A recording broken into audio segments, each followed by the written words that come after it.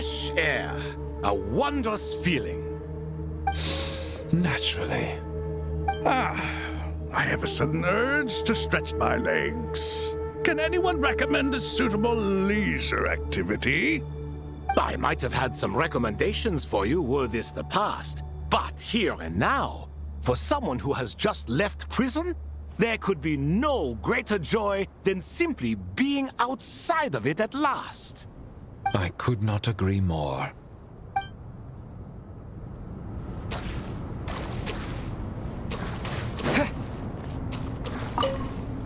As I thought, the so-called 7 pillars of King Deshret are as underwhelming as ever.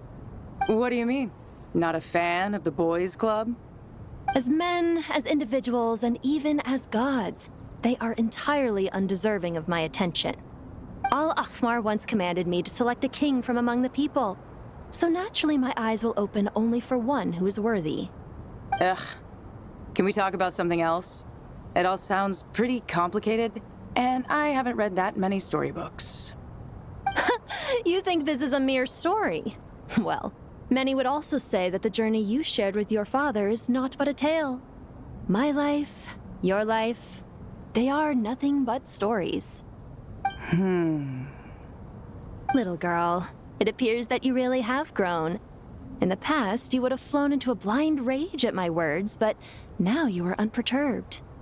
Oh, it's nothing. I just feel like you're right. Getting all pissed at someone for telling the truth is pointless. It only makes me look petty.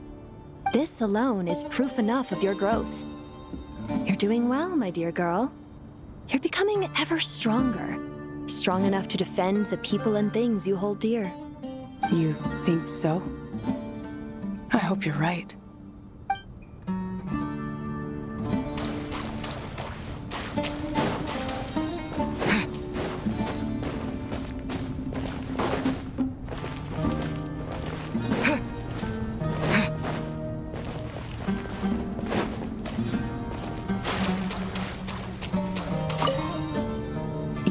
Be Sethos, the successor to the Temple of Silence. Hello. Yup. That's me. Nefer, right? That's what I heard the others calling you. Judging by your outfit, I'm guessing you come from the desert too? That's right. Started off in the desert, went to the rainforest, then went from there to Nodcry, where I work as an intel broker. Huh. Well, this is interesting. You don't seem to talk about yourself all that much. Yet here you are, volunteering your life story to me. However abridged. Maybe I'm looking to make some new friends. I like making friends too. I'm easier to talk to than Sino and a little more streetwise than Tainari. Which is why you came over this way, giving me the chance to strike up a conversation with you. Was I that obvious? I think you did fine. You were mindful of my attitude and hoped to lure me in through sentiment. Lure you in isn't exactly how I'd put it. I see it more as an invitation. An invitation to what?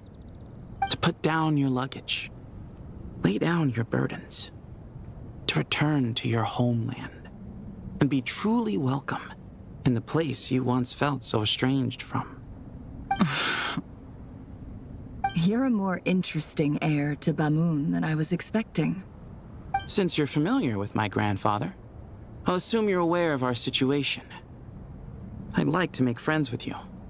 And I think you'd be a great asset to us. Not to mention the power you and I both hold. Originally belonged to the same organization. Aha. There we go. Now we're getting somewhere.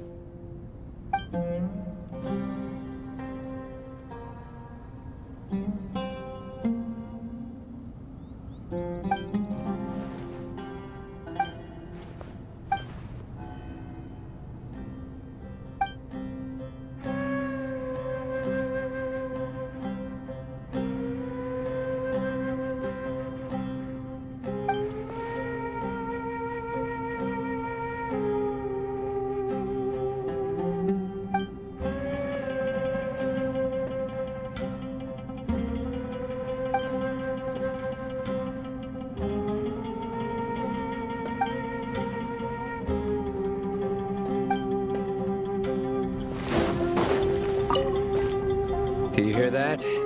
Sounds like your teacher is scolding mine. Huh. Classic. Did you see her?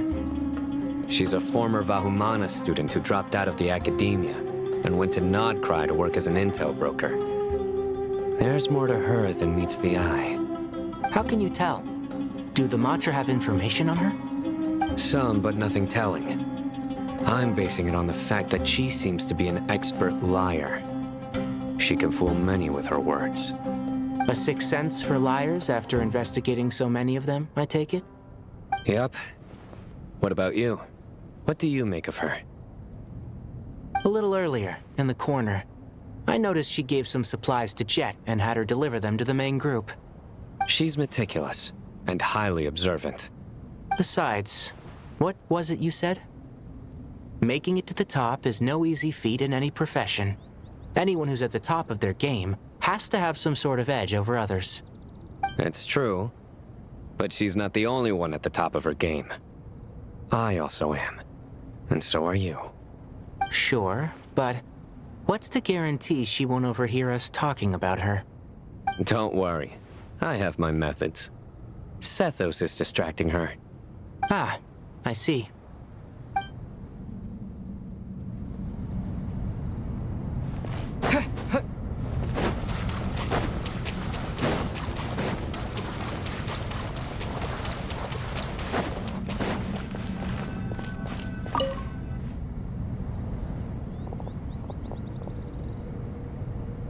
You must be the ones tasked by the Academia with renovating Aru?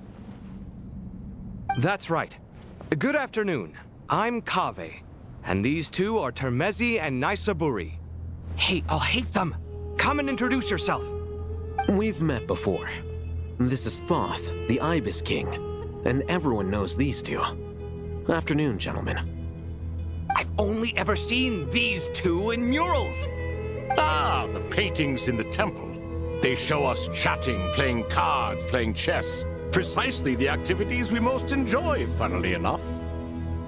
No, only you enjoy playing chess. We were just humoring you. I wouldn't go that far. Back to the matter at hand.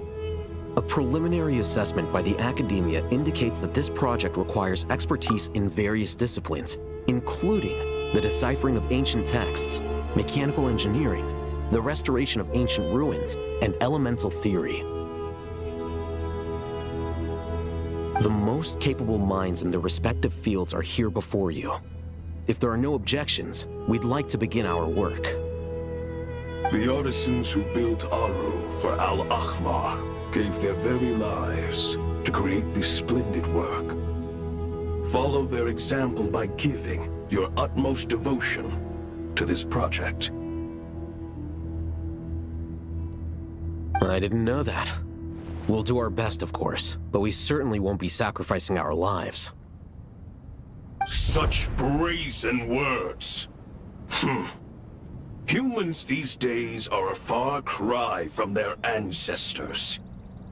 No, that's not what he meant. Please, don't mind him.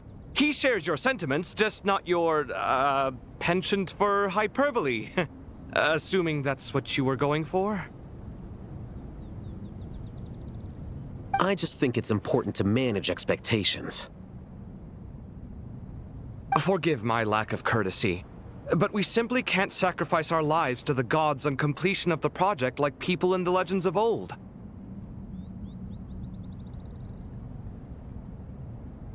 Here's a first draft of the project proposal for your perusal.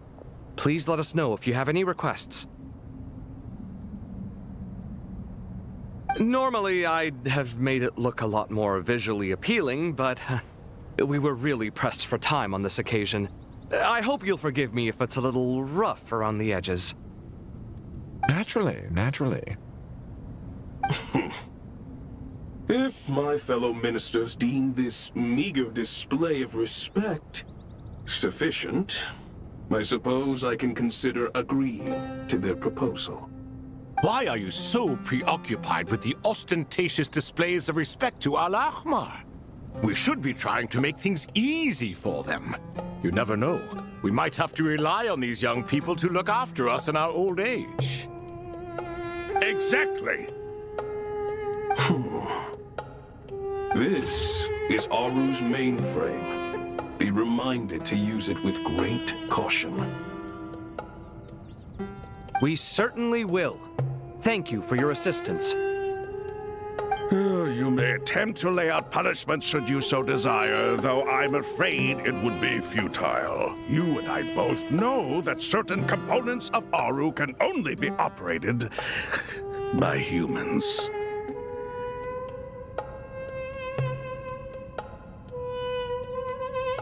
King Deshret always believed in humanity.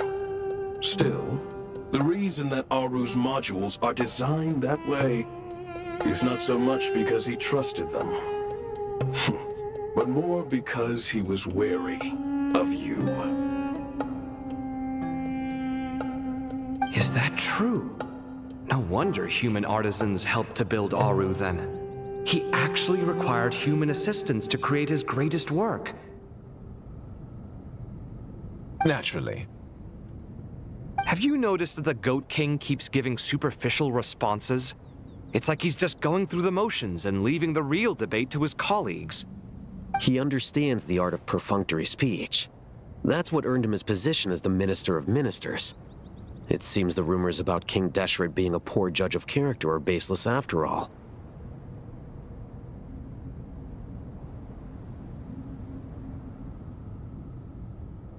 Excuse me for being blunt, but it sounds suspiciously like you're putting yourself on a pedestal and mocking me. You're mistaken. And while there's nothing strictly wrong with making every conversation about yourself, it's not exactly a positive tendency either. You? Whatever. I knew it'd be like this working with you. All right, let me past. I need to look at this console. It's your job to activate it after all. Let's begin. Everyone, please proceed with the external checks and preparations as per the procedures outlined in the engineering plan.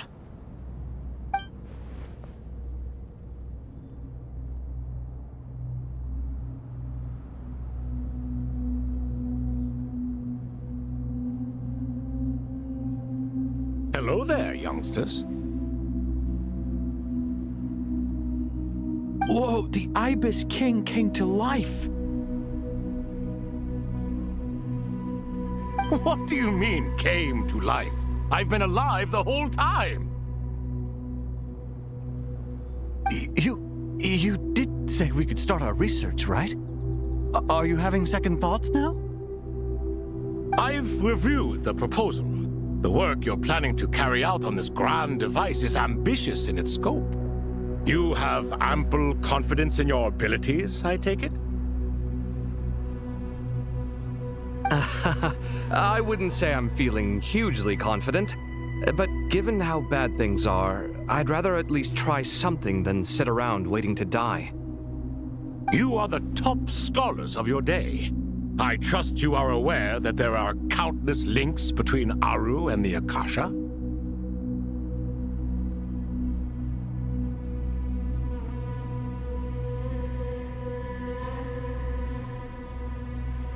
Aru and the Akasha? But...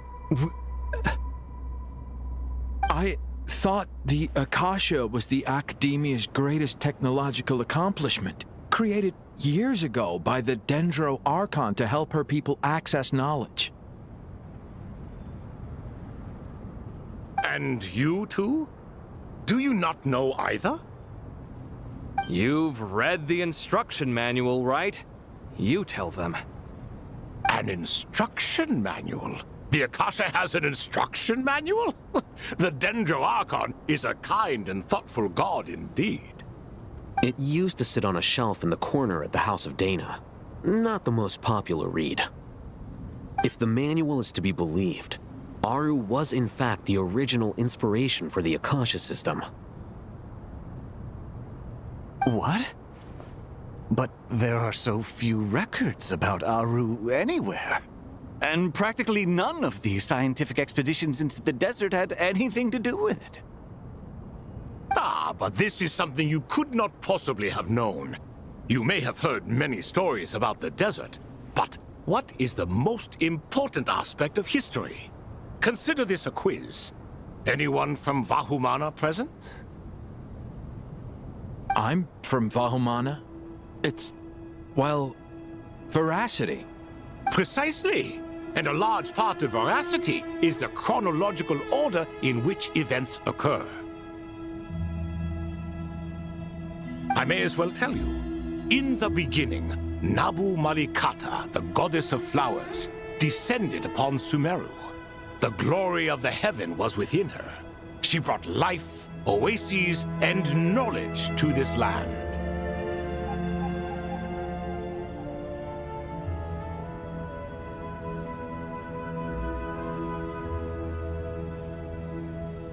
Then she created the Jinn, enlightened them, and ordered them to serve her. 2 other gods also walked upon this land where wisdom flowed in abundance, and the 3 met beneath the great green trees.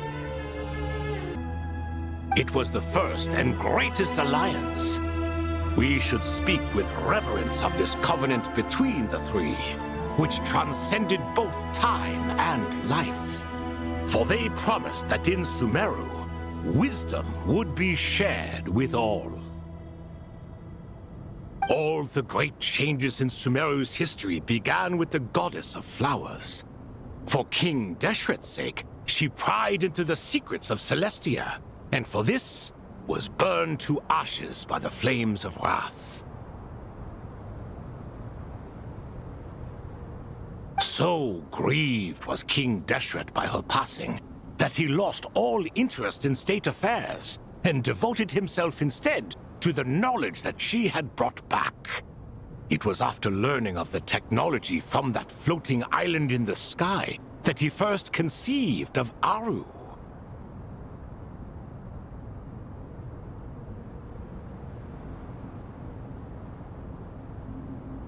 And so, the Akasha was inspired by Aru, while the basis for Aru itself came from Celestia's technology.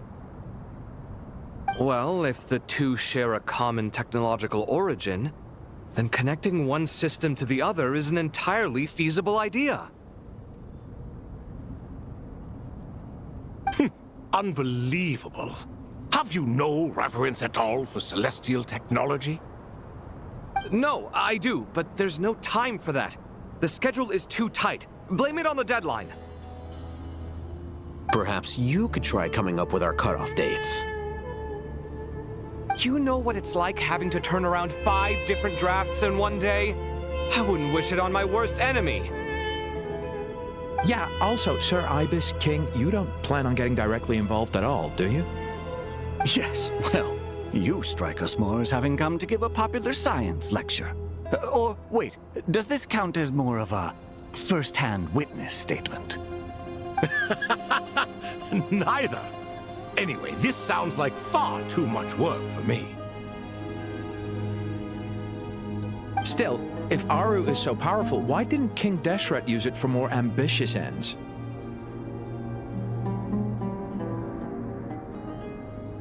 Because it was never fully completed. King Deshret had grand plans, but he perished before they could come to fruition. In the beginning, his wish was to create something that could rival the very world itself. The Lord of Flowers sacrificed everything for that ambition. What he desired, she bestowed, and thus was knowledge brought into the world. Her courage and sacrifice had to be honored with the most splendid of monuments, or King Deshret would surely have deemed it a grave injustice. And that monument, built from knowledge and technology, etched with a sacrificial and courageous love, even in its unfinished form, it deserves to be treasured. At that time, King Deshret said the following to the Lord of Dendro.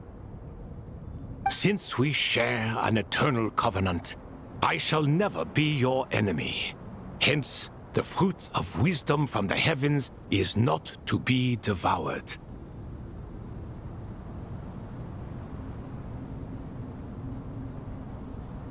Remember, it is not that I lack the power to become the enemy of wisdom. Yet you and she have taught me much and shown me kindness. For this, I cherish you both. In the end, Aru was only used to store a portion of the souls. It was but a primitive form of the masterwork the king had envisaged. His final hope for Aru was to return to the past, when she yet lived.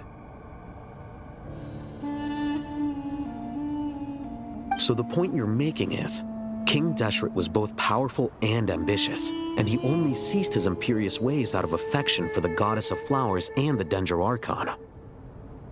You could see this as an act of mercy, but you could also see it as the sentiments that lay between these three gods placing constraints on him. This was, after all, the foundation of the alliance between them. This explains why Aru was both a prison and a monument, and why the answer to the three questions was time. You have to be careful who you get involved with, or you invite all manner of misfortune. This is as true for gods as it is for humans. Love is the same. It is both a prison and a monument. All right, let us pause the story here for now. Seeing as you've been so diligent, I'll offer a little help. Who's in charge again? Is it you two? Ah, yes, me and him. Now then, close your eyes. Wisdom hides in the space between the tangible and the intangible. It is to convey the incommunicable through the simplest of mediums.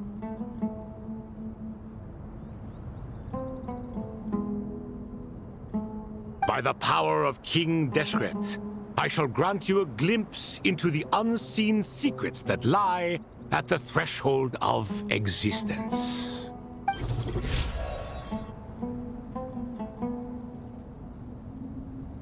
Where did this come from? Is it a new mechanism? It looks more like some form of externalized information. You've rendered it visible? Just as the Akasha allows you to access a greater range of knowledge, the power of our king permits one to perceive ingenuities that do not belong to this world. This is no ordinary mechanism. It reflects the internal structure of Aru. Whether you choose to increase or decrease, keep or discard. Come, use these to achieve the outcome you desire. Looks mechanical to me. Better let me handle it, just in case. But wait, how do I get up there? Turn around. So that's where the elevator is.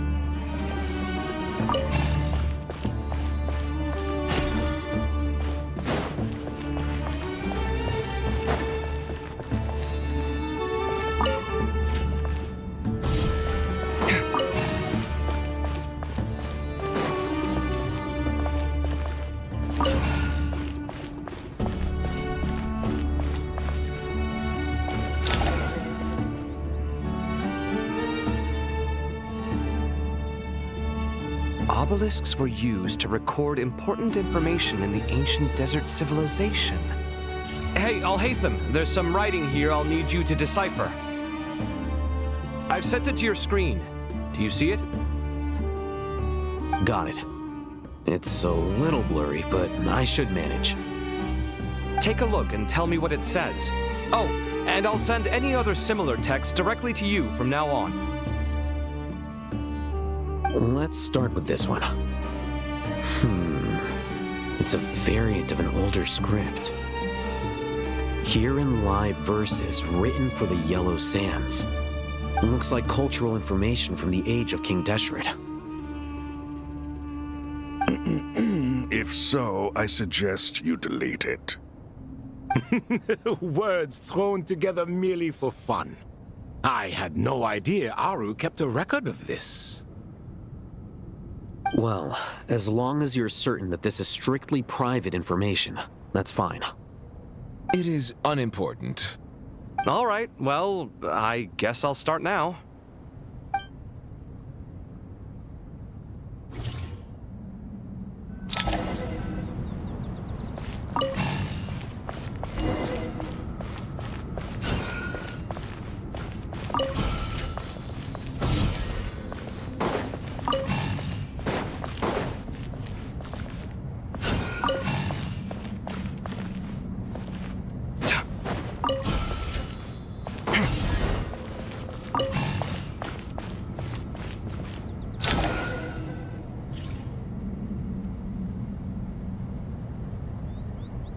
Found some more. Sending them over to you now. These are all reports about the Gurubad conflict.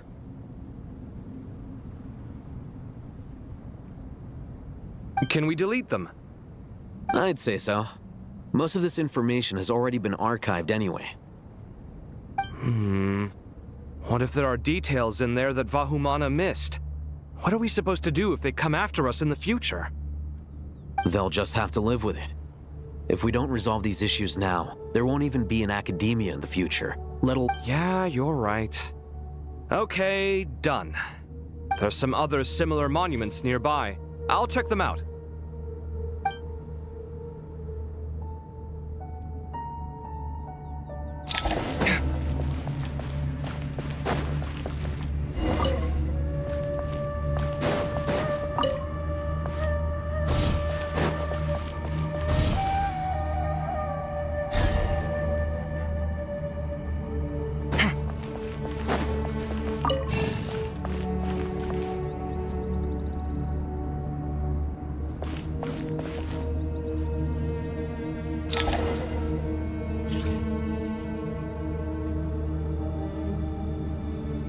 Another monument.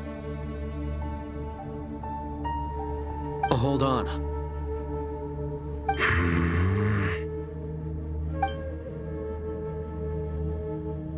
You're still reading it? How long is it? It records the development and governance of the Oasis civilization. Most of it concerns the Jinn, but it also contains records left by the artisans who built Aru.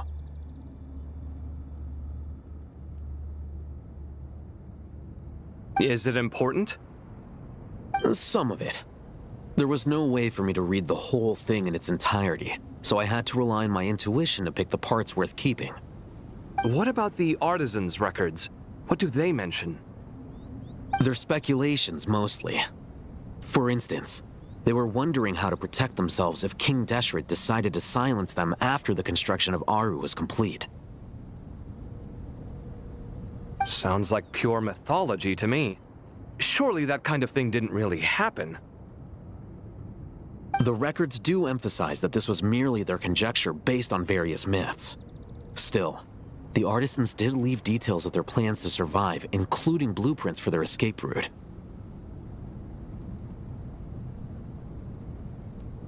Even that got recorded? Okay, well, I'll make a copy of this first before I delete it.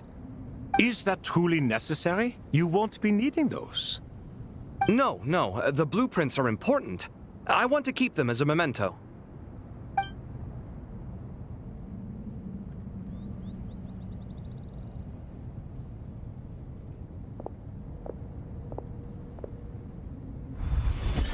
I think that should just about do it. meets the requirements of the contingency plans, so we should be good. I gotta say, it's the strangest feeling, this cross between reality and the intangible. It's like drifting between life and death, or in and out of a dream, using my own hands to manipulate illusions that are forever out of reach.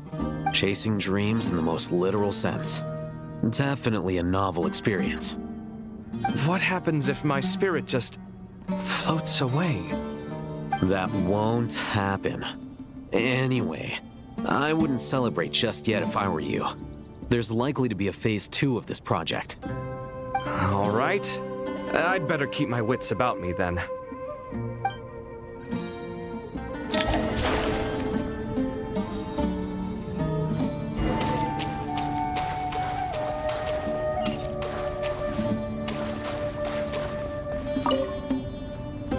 I expected that the outside world no longer respected the ancient gods, but even so, I do find the tone of these youngsters to be dreadfully impolite.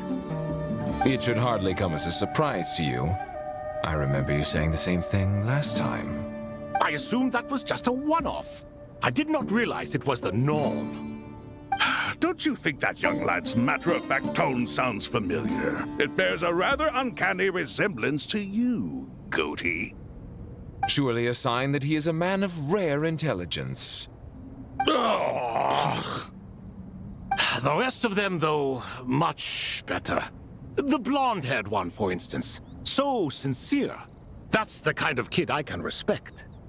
Oh, really? Well, what about your disciple, Nefer? She's about the furthest from sincerity that a person can get.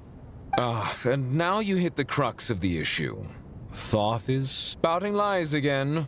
He cares nothing for sincerity. He likes Nefer simply because her personality is just like his. Thus, in giving his approval to Nefer, Thoth is simply validating himself. You have some nerve saying that. There really is no helping you two. Shut up, chess rookie. What nonsense is this? How dare you tell me to shut up? How can you engage in such banal chitter-chatter at a time like this? Aru has been opened. The glory and splendor of a bygone age is about to sweep over the earth like a flood. And you're here squabbling like petulant children. All three of you are insufferable. King Deshret was merciful, indeed, giving you a chance to be released from prison. I say, you should have been locked up for good.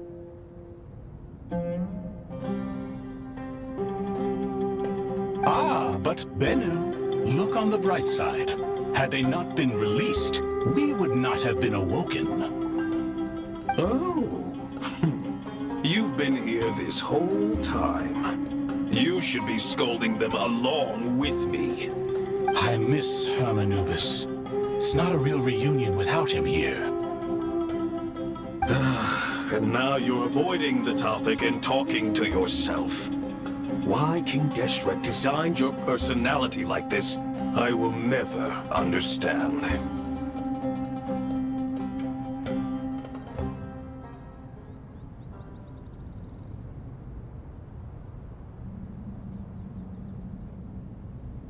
Isn't this simply proof that our king supports my free will? Oh, look at those two rust buckets. Suddenly, you two do not seem so bad after all. Here, here. If being stuck together for thousands of years fosters no friendship, I cannot say what would. Naturally.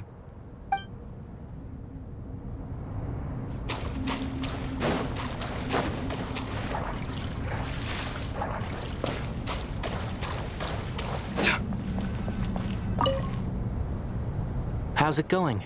Are things progressing smoothly? Well enough, I suppose.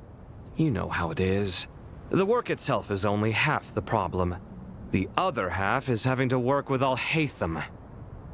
I'm sure the feeling is mutual. Honestly, though, I thought you two had already worked things out. As if. Turns out working closely together is the best way to expose any tensions lurking beneath the surface. Besides, I just think that some people never change. Agreed. Case in point, you didn't make sure I was out of earshot before you started complaining about me.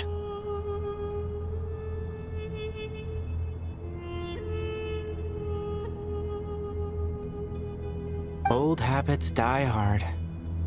Actually, this is for your own good. Maybe if you spend a little more time listening to what other people have to say, you might actually realize that you're the problem. Naivete is another old habit of yours. I had assumed that you both volunteered for this project, like us forest rangers. But now I'm getting the sense that wasn't the case.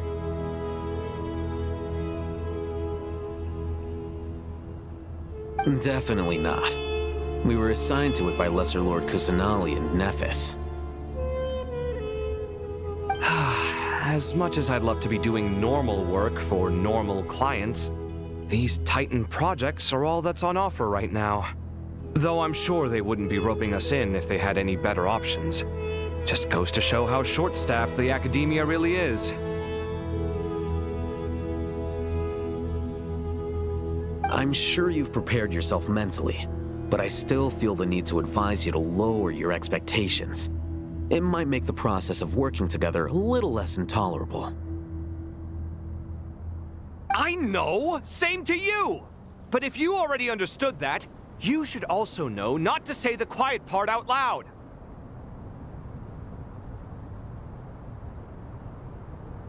Why don't you come help me with my forest patrols? Might help you avoid any further disagreements.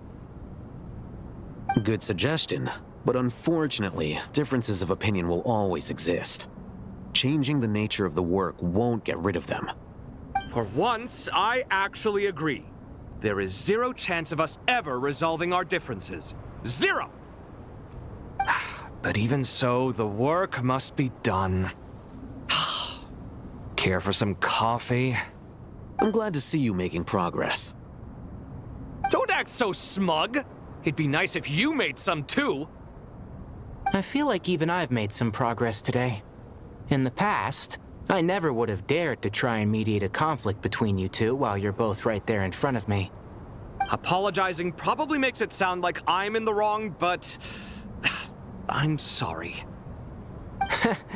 I was just kidding. Truth be told, I don't have any work to do at the moment, so I'm just here to kill some time. How's Kale? She's studying with Nicole.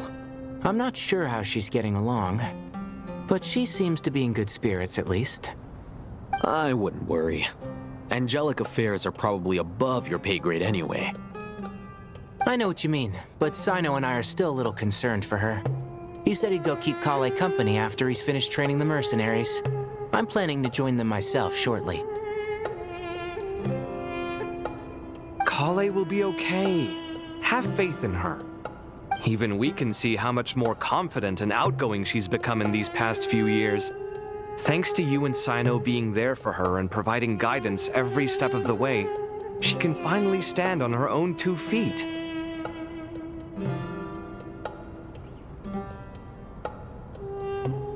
On her own 2 feet. Does it feel bittersweet? Watching the younger generation grow up and move on? No, not yet, at least. I was just thinking, I wish there was more I could do for everyone. She'll be fine. Yeah, she will. Just try to relax.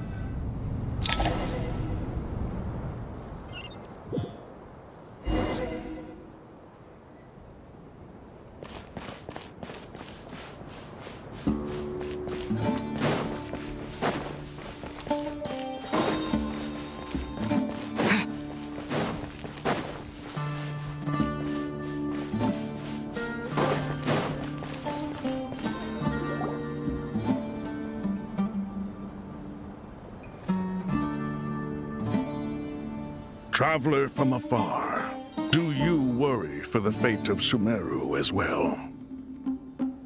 Whoa! It's Sobek the Crocodile King! Greetings, Crocodile King. Please be at ease. I'm just here to chat with you about Lesser Lord Kusanali. Sounds like you really care about her. Yes, although to be exact, it is a mixture of both concern and curiosity that I feel. Speaking of Nahida, Paimon was wondering how she's doing. Wait a moment. What is it? I tried calling out to a pep, but there was no response. This can only mean that she is focusing all her energy on taking care of Lesser Lord Kusanali. All the gods who served King Deshret seemed super surprised to hear that a pep agreed to help Nahida. Guessing she made a bad impression on you or something.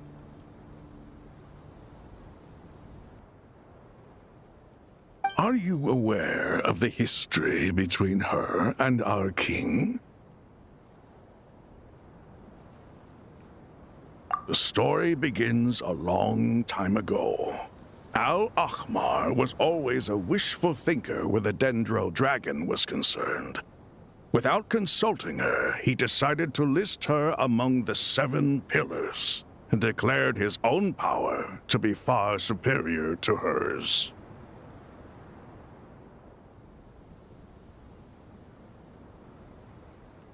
That was when our king was at the height of his power. Ibis Goti and I were no match for him, and so we chose to submit and serve as his ministers. But not a pep. No, she never thought much of him. To a pep, Al-Ahmar's pride and sense of superiority were nothing but ignorance and hubris. In fact, they fought numerous times, but usually the battle ended in a draw. In the end, King Deshret coveted the power of Celestia, only to end up corrupted by knowledge. His final act was to trick the dragon into swallowing him whole, leaving her to bear the torment of his sins.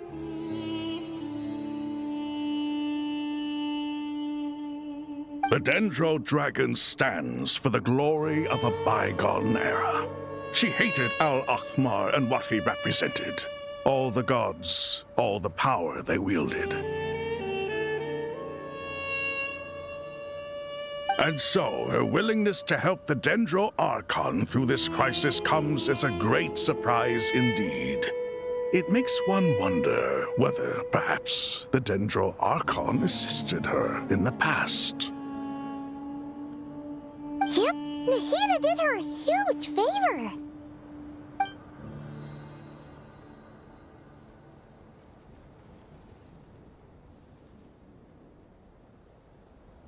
So Lesser Lord Kusanali put an end to the Dendro Dragon's many long years of torment. As much as she loathes the 7, a pep knows kindness when she sees it. No wonder she was willing to make an exception. Yeah, that's the sense we got from dealing with her, too. She is not incapable of coexisting with other living things. Rather, she actively chooses to avoid coexistence. And this despite the fact that she symbolizes life itself. How ironic. All of this being said, I wouldn't expect too much from her if I were you. Nothing will change her hatred towards humanity and gods. We'll keep that in mind. Anyway, how much longer do you think Nahida needs to stay with the pep? For all we know, the Fatui might still be in the desert. Just to be on the safe side, why don't we grab anyone who isn't busy right now and go look for her? I'm alright, Paimon. Huh? Was that Nahida's voice? It seems the treatment was effective. Since when do my deeds require your evaluation?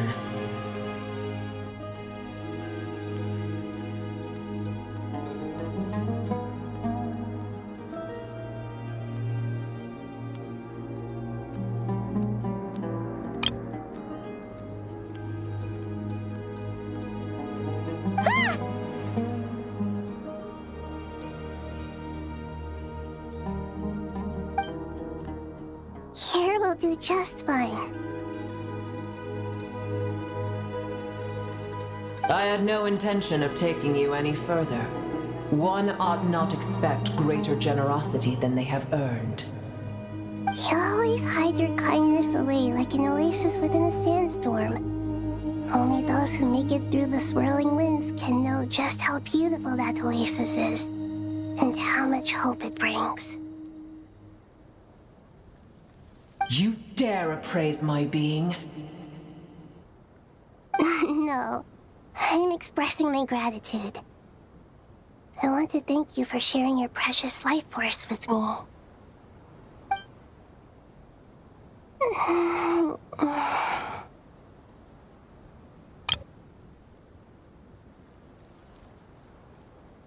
Awake already? You are more resilient than I thought. Pep. I feel much better. Thank you. Gods and their gratitude mean little to me.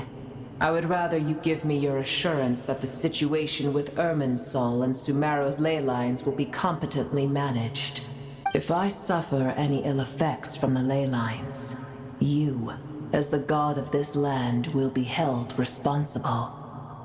And you would not enjoy being held to account by me. I understand what you require, but I would assume this task even if you did not demand it. Sumeru is my responsibility. I must resume my duties as soon as possible. A farcical notion. God of Sumeru, I hope you realize how unextraordinary your strength is. And yet, maybe it is precisely what defines me. A god of wisdom is not meant to rule by force.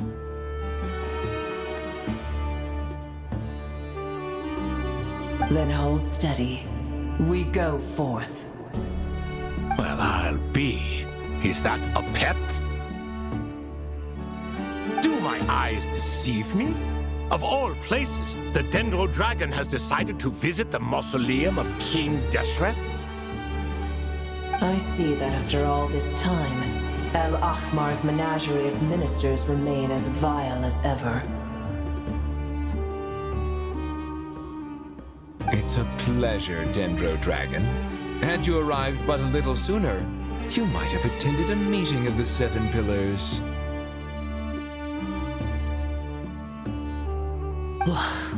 What a nauseating thought.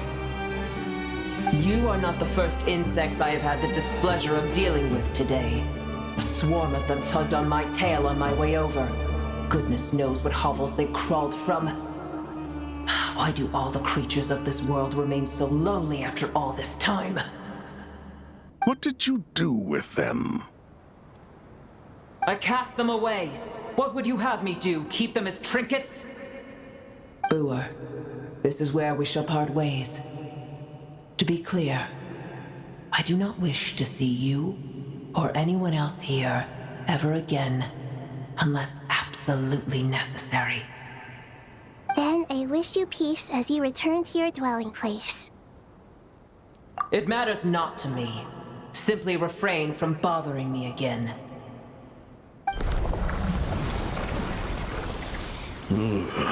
A force to be reckoned with. At times like this, I feel glad that she has no interest in any of this. Hold on, just hold on, okay? We're almost there.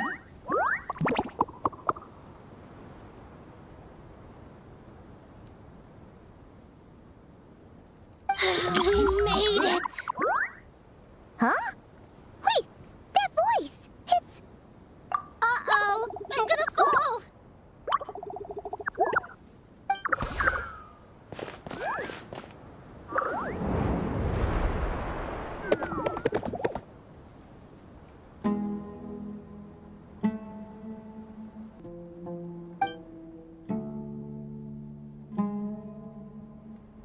Well, that's a relief. A pair of safe hands indeed. The Dendro Archon's familiars. They are the last thing I expected to see here. Huh? Wait, what are the Aranara doing here? Don't you guys hate the desert? Obviously I was worried about the Dendro Archon. I've been supporting them with my Pari powers the whole way here. Oh, you seem pretty nervous. Is it because there are too many people around? Not just people. It's all these non-human beings, too. It's hard on them. I can't believe you made such a long and dangerous journey just for my sake. I appreciate your support so much. Thank you all. I'll have to ask everyone to wait while I help our new arrival settle in. Once I'm done, I'll gather everyone to discuss our next steps. Traveler, Paimon, shall we find a place for our friends to stay? Awesome! Let's go! Well, first I have some questions.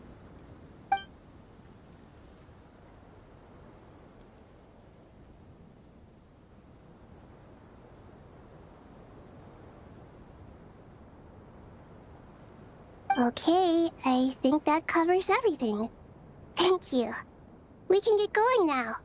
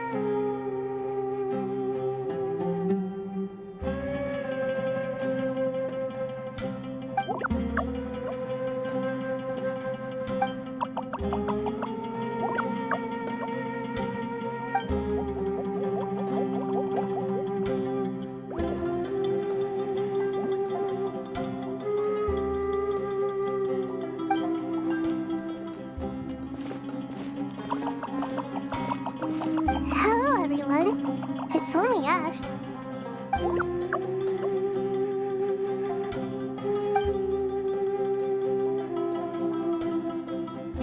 It must be very tough for you coming all the way out here, especially since you don't like the Veluca. Is everyone back in Vanarana doing well?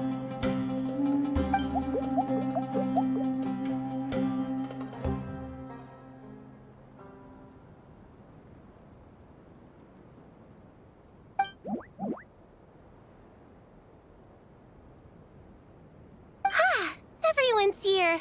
Good. Are you okay? You look like you were about to pass out back there. Then you're forgetting who I am. Don't underestimate me.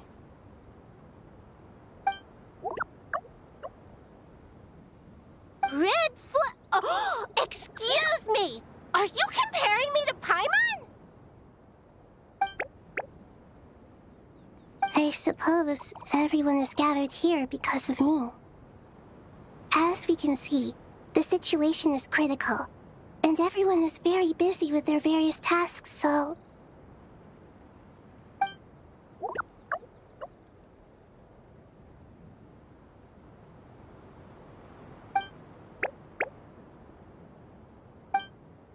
La la la la la.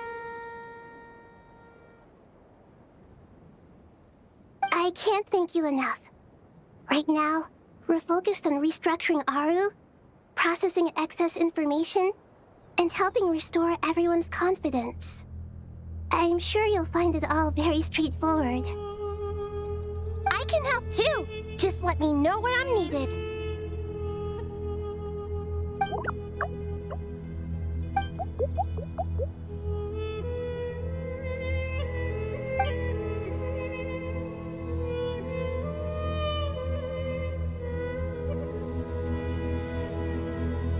Up to no good.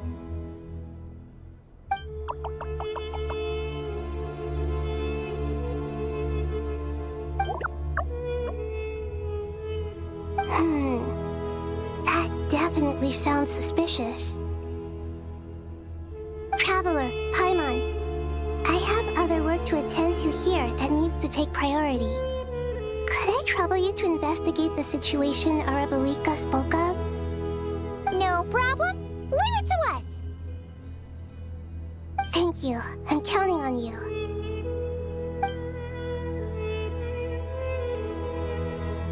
There's one other thing. If you are to work alongside the people of Sumeru, you will need to make yourselves visible to them. Is that acceptable to everyone?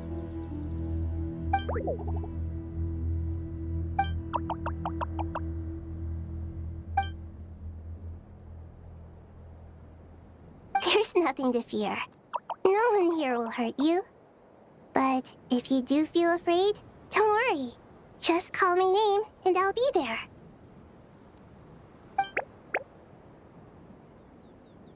Very well. Now, I shall bestow a small blessing upon you all. Whenever people see you and interact with you, from the moment their gaze meets yours, they will experience the most beautiful of dreams.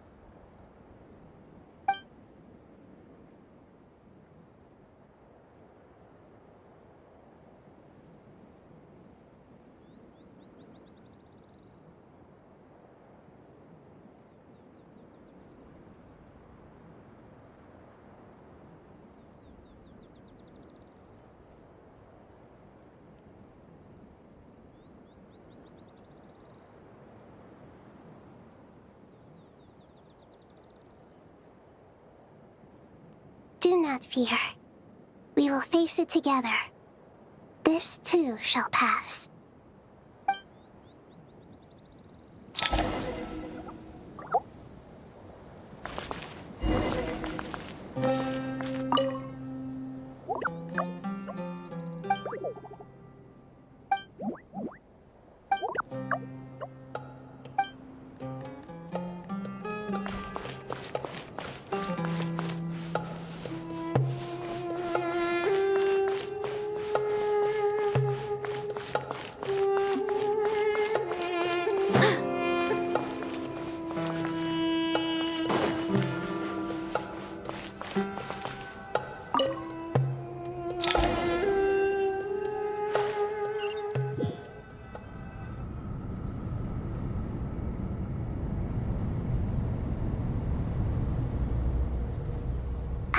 Everyone's here.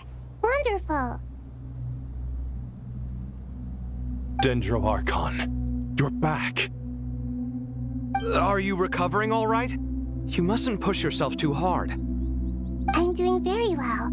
Thank you for your concern.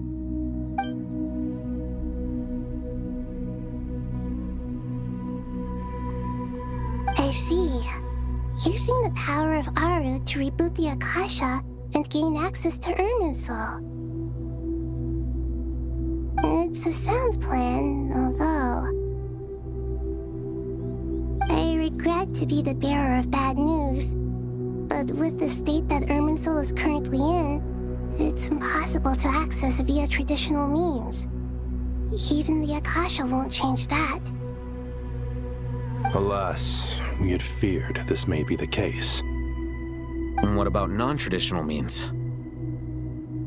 Non-traditional means? Are you saying... Desperate times call for new measures.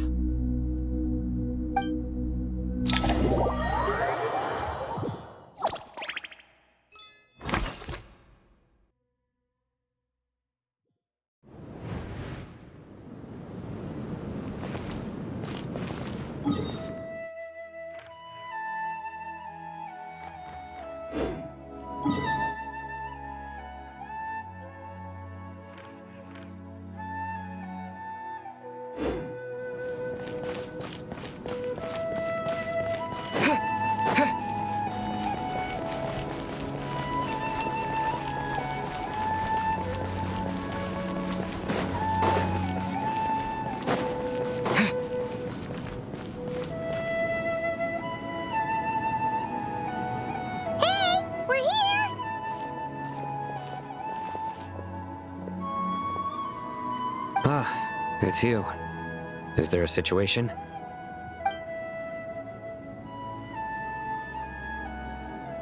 The Aranara have good intuition when it comes to people. In other words, there may well be a traitor among us.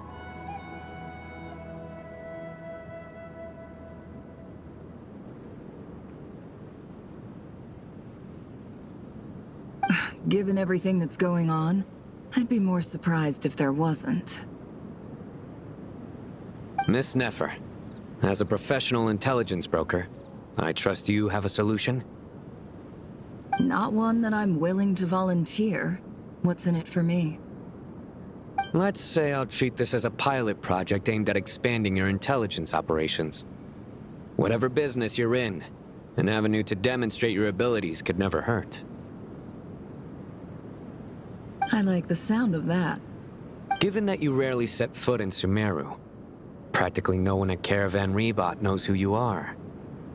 I take it you've read the files on everyone in the area?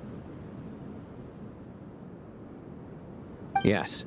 I also skimmed the list of evacuees, and am more or less up to date on where everyone stands. Any initial suspects? Limiting the scopes to males whose recent activity could be viewed as suspicious, I've identified 3 names. The Aranara saw 2 people talking, but currently we only have 1 suspect. The other person was probably just a messenger, and in all likelihood has already left Caravan Rebot.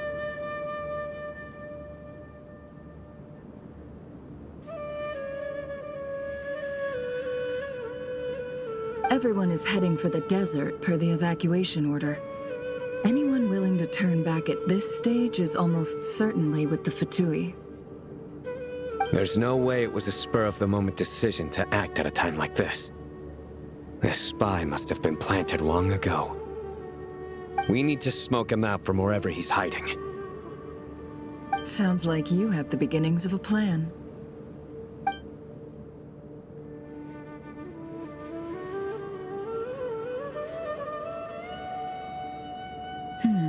I see. Your suspicions are well-founded. I'd be watching him too if I were you. So far, we still lack solid evidence that he's been bribed.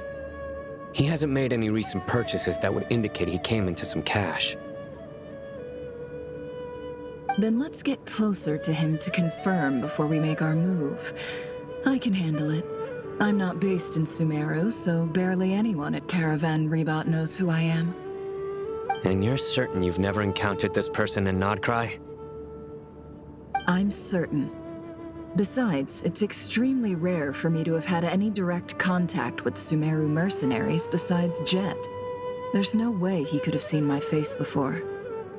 Sino, stay out of sight and wait for my signal. If he raises any red flags, I'll bring him toward the main road. Understood. I'll take it from there. Excellent. Well, it's a pleasure working with you.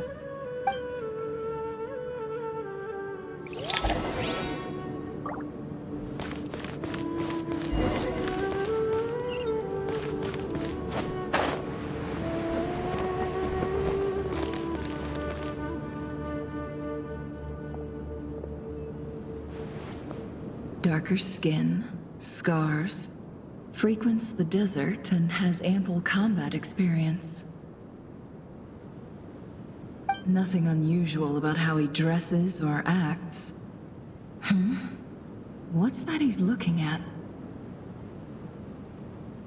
A coin. Interesting. Could that be how his contact paid him? Conveniently discreet for someone trying to hide any unexplained income. And yet it could be highly valuable.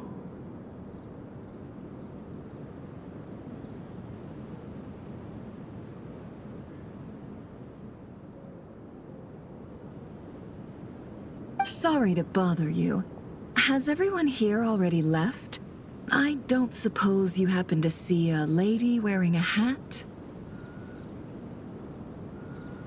Ma'am, what are you doing in Caravan Rebot all by yourself?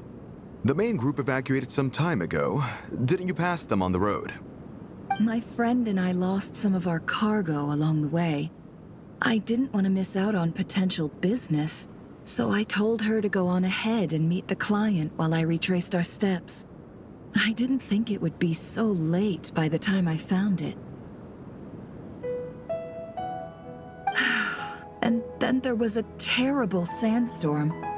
I guess I must have taken a wrong turn, because I didn't see any large groups on my way here. Forgive me for asking, but just to be on the safe side, could you describe this friend of yours? Sure. She has blonde hair, and she was wearing a hat and a white dress. You'd definitely know if you'd seen her. Yes, I think that does ring a bell. Ah, my apologies. During this exceptional time, the Core of 30 are under orders to be extra cautious when dealing with unknown people, whoever they might be. I understand. Well, sir, is there anything else you need to know? If not, I'd better try and catch up with them. Hey, wait! They left a good while ago now. You'll never catch up with them on your own. Why don't I give you a ride? I'm here to collect the last few people anyway. We have plenty of carts, so one more won't be a problem.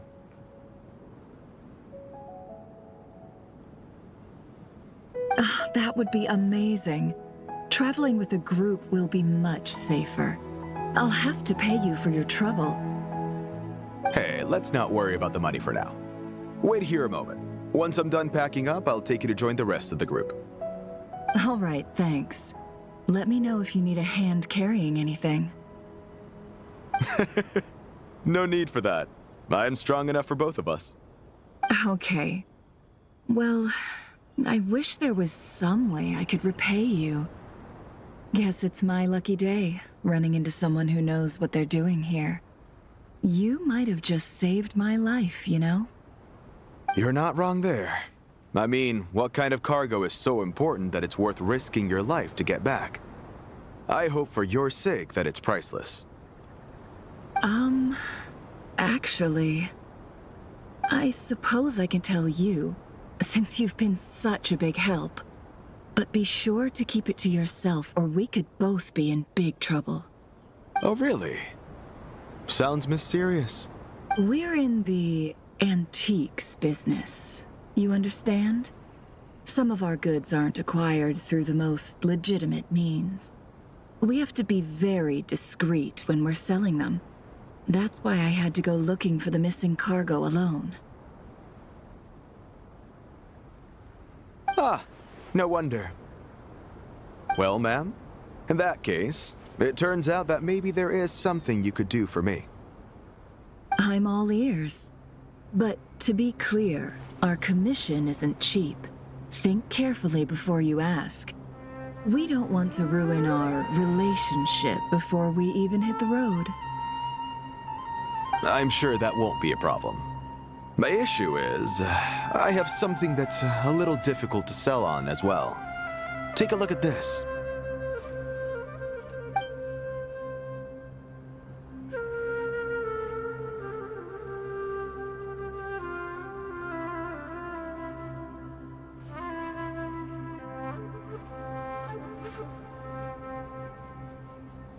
Pure gold. That's quite something. How'd you come across it? Dig it out of some ancient tomb? If you look hard enough, there are many treasures to be found in the mausoleum of King Deshret. It has no distinct Snezhnayan markings. That'll be why he's going with that story. And he clearly doesn't want to arouse suspicion, so he's on the lookout for an opportunity to make a quiet trade. Surely you have an existing business partner. Won't they take it off your hands? I hope I won't be attracting the wrath of my competitors by helping you sell this. The shop I used to work with is having cash flow issues at the moment after losing some money. I'm under enough pressure as it is without having to deal with them. On the off chance anything went wrong, I'd never get my money back.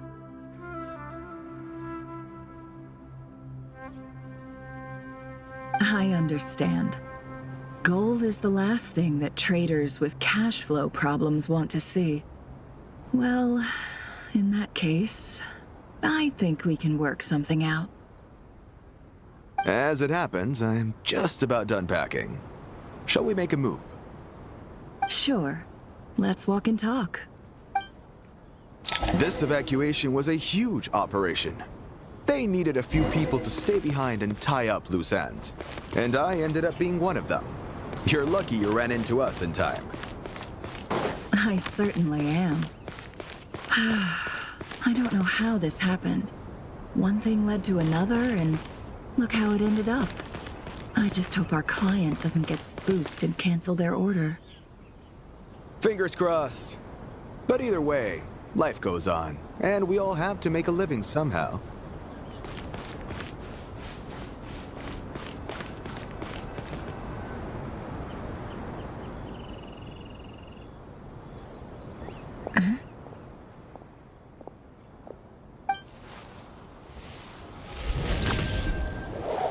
Hands where I can see them.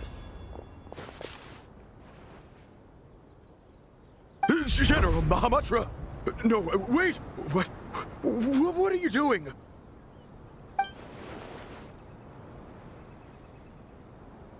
This is the coin? Good. Sadly, you won't have the chance to spend it. Nicely done. Looks like Sumeru's Matra are a well-oiled machine nowadays. Unmarked gold coins are quite difficult to trace. Thanks to you, we have secured the evidence. Here's what's gonna happen.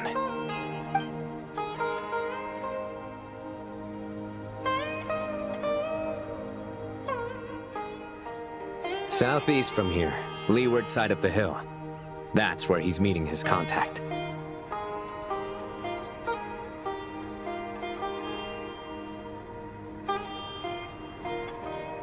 Great work. Candace tells me your interrogation skills are highly effective. Hers are quickly catching up. She's improved a lot in recent years. Looks like it's over to you for the next step. Because I'm quickest on my feet? Because you know how to trail a target. Plus, it'll be easier to monitor their activity from the air.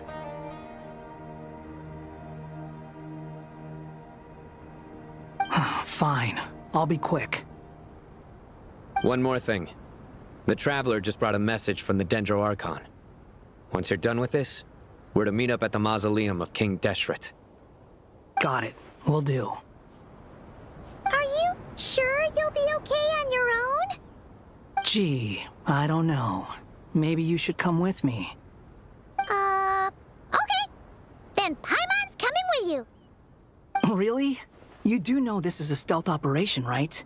Meaning, you have to be quiet? Paimon, are you sure about this? Well, Paimon at least wants to give it a shot. Like everyone says, if you never try, you'll never know.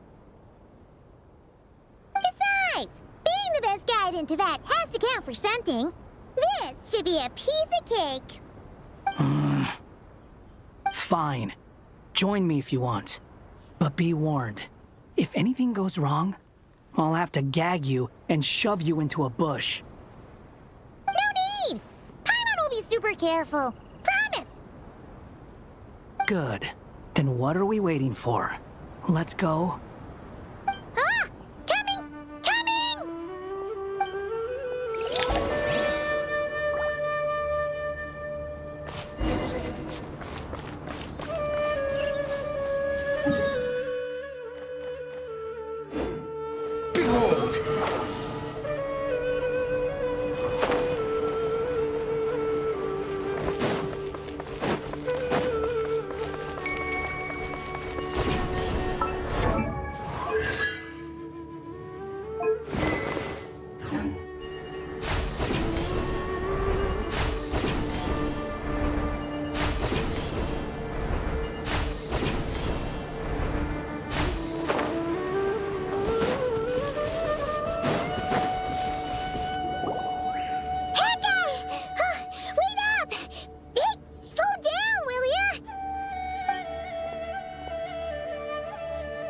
We're here.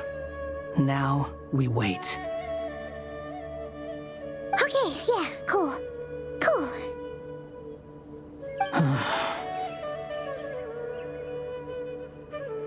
What's on your mind, Paimon? Huh? Nothing?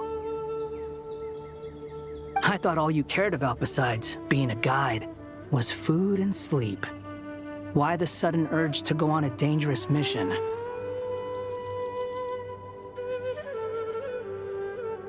What's that supposed to mean? Paimon's been on plenty of dangerous missions before. But never on your own. You hardly ever leave the Traveler's side. Just saying. I'm kind of at loose ends right now. So if you did want to share, I suppose I'd have to listen. If not, suit yourself. Makes no difference to me. That guy? Do you think Paimon is useless? What? Where's that coming from? When we were in Notcry, Paimon suddenly realized something. Even though Paimon's with the Traveler every single day, whenever we face real danger, she can't do anything to help. Paimon doesn't get like this very often. She just got really scared when the Traveler got kidnapped that time. What if he never came back? What would Paimon do then? And the more Paimon thought about it, the more useless she felt. But Paimon doesn't want to be a burden. Paimon wants to be a friend who's actually useful. Does that make any sense? You know, that feeling of just being completely useless and... Oh. Paimon probably sounds so ridiculous right now.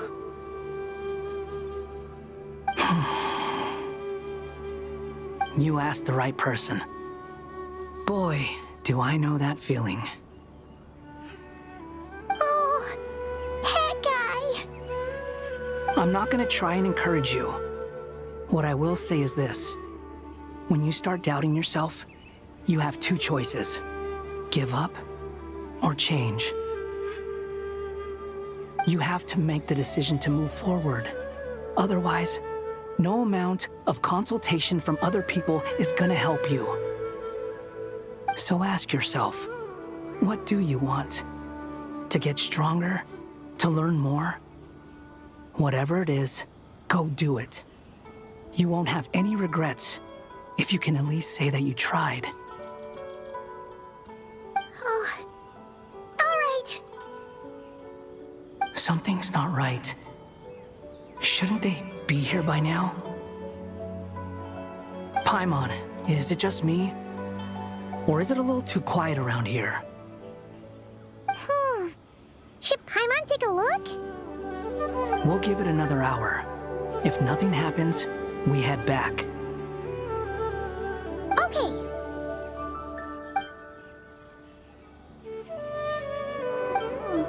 How strange. We've been here for ages. Where the heck are they? Have we been stood up? What is it? Did you think of something? Something feels off about this whole situation, but I can't quite explain why. We know for sure that the guy Sinocot had something set up, yet somehow his contact is a no-show. So, either the handler got caught, or, more likely, they decided to cut our guy loose. But how would they know to do that? Wouldn't they at least send someone here to check things out?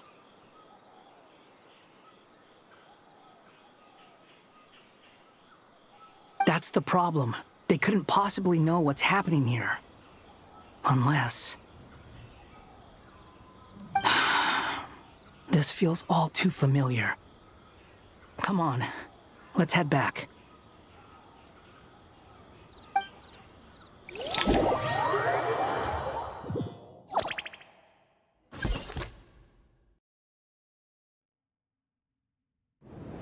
Even While this isn't a formal meeting, I'd still like to start by saying how grateful I am to each and every one of you. Thank you all for coming here and standing by our side. Chesipank and Bennu are currently assisting the scholars with the maintenance of Aru. Please forgive their absence. As for Hermanubis, may he rest in peace. We remember him with great fondness. There have been times when I imagined what it might be like to meet you all. Now that it's really happening, I feel quite emotional. Time has taken many things away, but that which remains is all the more resilient. I must say, there is one thing that rather surprises me. You appear to be in good spirits, Lesser Lord Kusanali. But even so, I can sense that the life force given to you by the Dendral Dragon has far from fully resolved the problem of your vitality. Oh no! So even Apep's power didn't work? Don't worry, Paimon. It worked very well indeed. The issue is how closely I'm tied to Irminsul. Until the problem with VII is resolved, there is no way I can fully recover.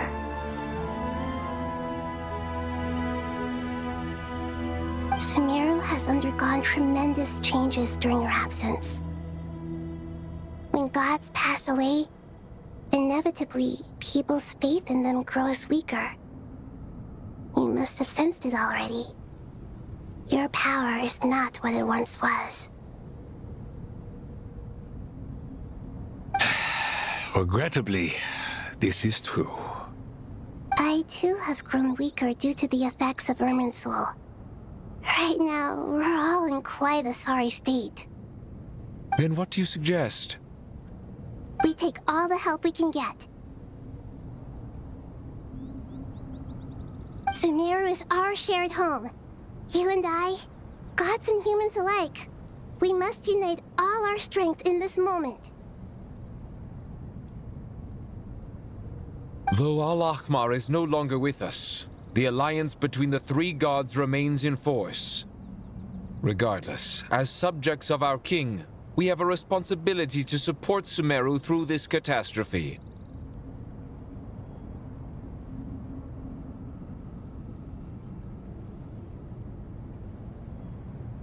Not to mention that it was the people of Sumeru who released us from this prison of Aru. Times have changed, and the people of today possess greater wisdom than those of the past. You really know how to give a rousing speech, Koti. Now then, let us learn more about your plan. The brightest minds of the Sumeru Academia are busy opening and renovating Aru. They claim it has something to do with Irminsul? Correct. Irminsul has existed in Teyvat since the very beginning. But during the Age of the Dragons, it did not possess the significance it holds today. After the heavenly principles arrived, the power of the Light Realm was divided into elemental energy, and Irminsul was refashioned as a device that records and preserves all information. Since then, everything in this world has been inextricably linked to it.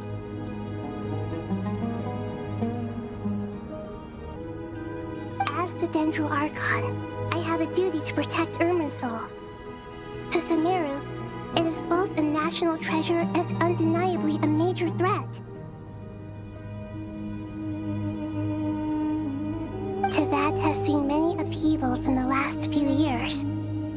The most recent of these was a major crisis in Notcry, which forced Sumeru to be even more vigilant than usual. I made sure to monitor all the pathways through which an outsider could potentially transmit themselves into Irminsul. But despite my efforts, a major problem still arose within.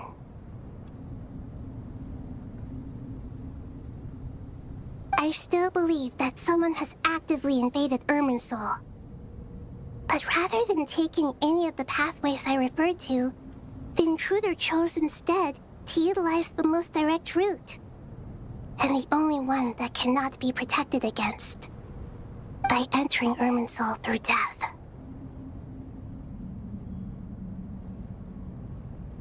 I see what you mean. You cannot simply stop all deceased souls from returning to the ley lines because of a potential invasion that could occur at any time. That's right. As important as it is to guard against external threats, I couldn't allow myself to stop the souls of the departed from finding peace. Please, understand how difficult this predicament was for the Dendro Archon. Defense has never been an easy task. After Irminsul was invaded, my authority was quickly restricted. Soon after that, the tree began denying access to any connections. I'm sure you feel responsible, but you are not to blame. No one can predict every possible disaster. There will always be trials and tribulations for the world to endure.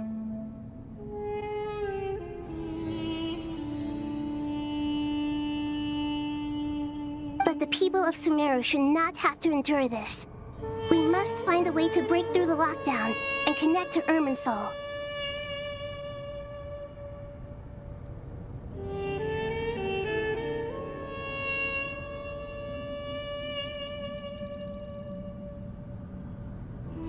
And this is why you need Aru. Yes. The only thing in Sumeru capable of rivaling Irminsul in terms of overall function and performance is Al-Akhmar's legacy, Aru.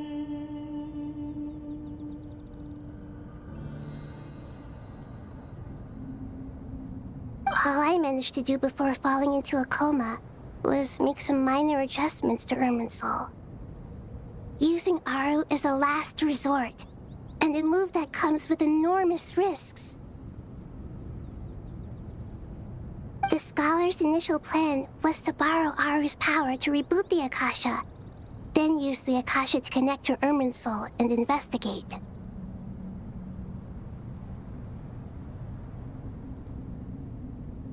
Unfortunately, Irminsul has suffered far greater damage than they first thought, rendering that plan futile.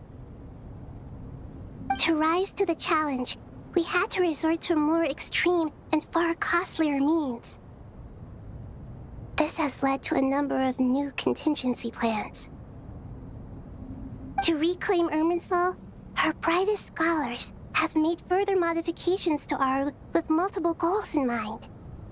I thank you all for giving them your blessing in this endeavor. Human wisdom has clearly improved over the millennia. You have not only our support, but that of the Jinn, the Aranara, and the Pari. Together, we will do everything in our power to save Irminsul.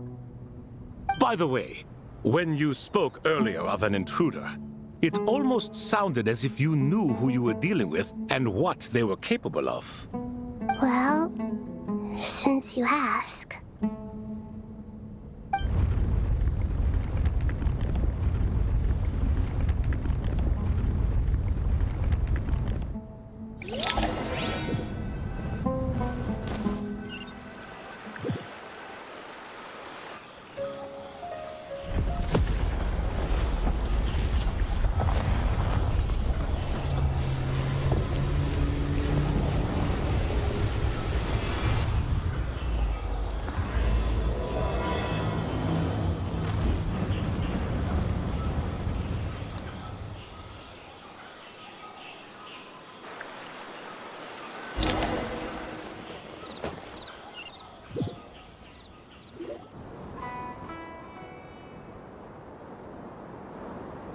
Master Tainari! What is that?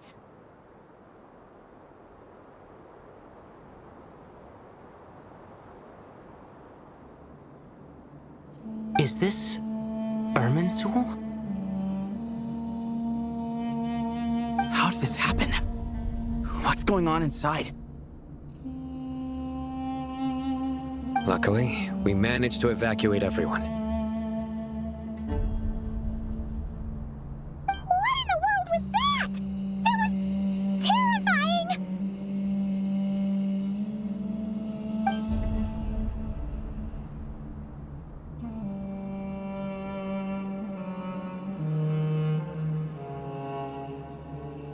Oh my.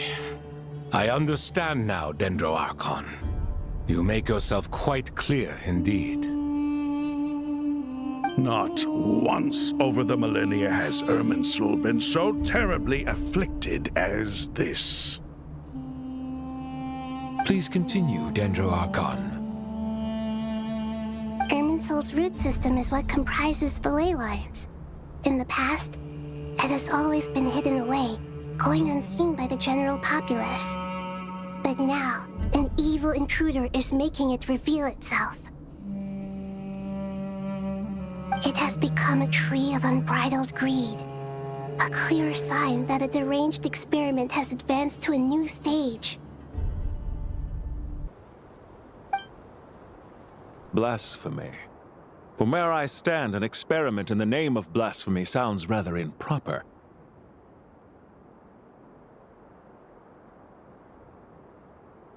But if we are to honor Dottores' will, this is what we must do. The birth of this tree proves to me beyond doubt that this incident is connected to him. But to explain the situation in full, there is someone I need to tell you about.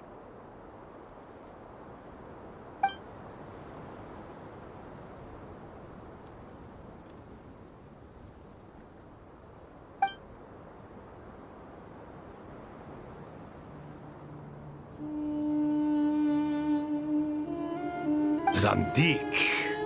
So it was him. I saw him in the desert once. A man of supreme arrogance. So this is where it has taken him. But didn't Dottore die and not cry? How is he still able to do all this? He must still have loyal followers amongst the Fatui. Even so, I'm still unclear as to how he has been able to wield such a profound influence over Irminsul. I can confirm that Fatui forces have arrived in Sumeru City. Furthermore, Irminsul seems to be undergoing some kind of mutation. Evil branches are beginning to grow. Things that do not belong to this world are slowly but surely materializing.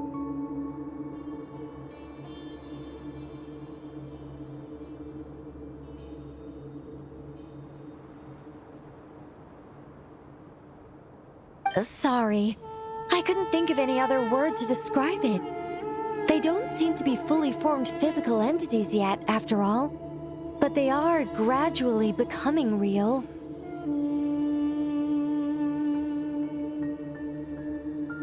A baleful tree climbing up into the heavens. Speaking of Dottore, I have some information on that front as well.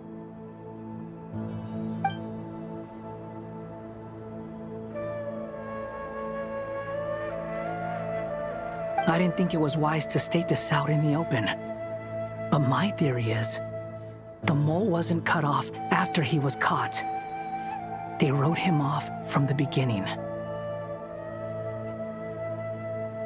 You mean, the Fatui never intended to follow through with him? Then why plant a mole at all? It's hardly a conventional strategy, and the rationale behind it is pretty twisted.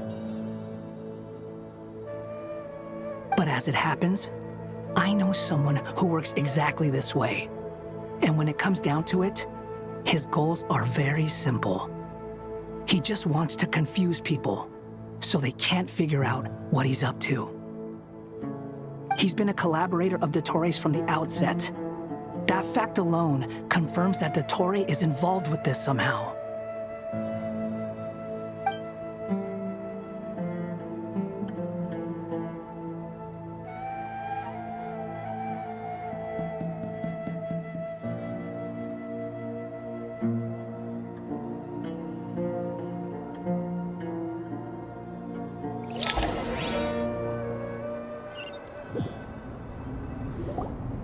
There is still much to be done. Everyone, please remember our core strategy.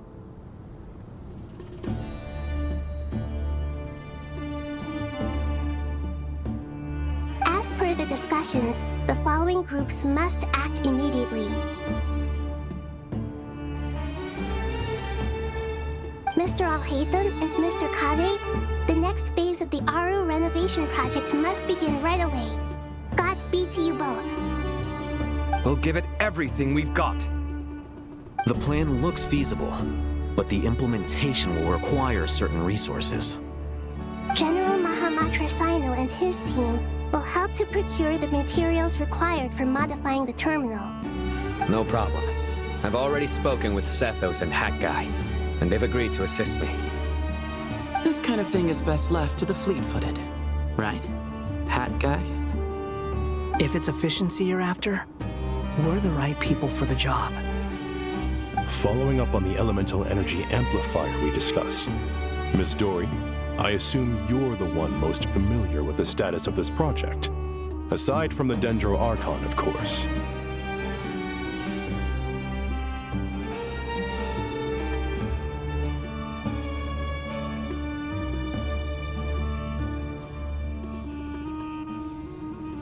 Yep, that's right.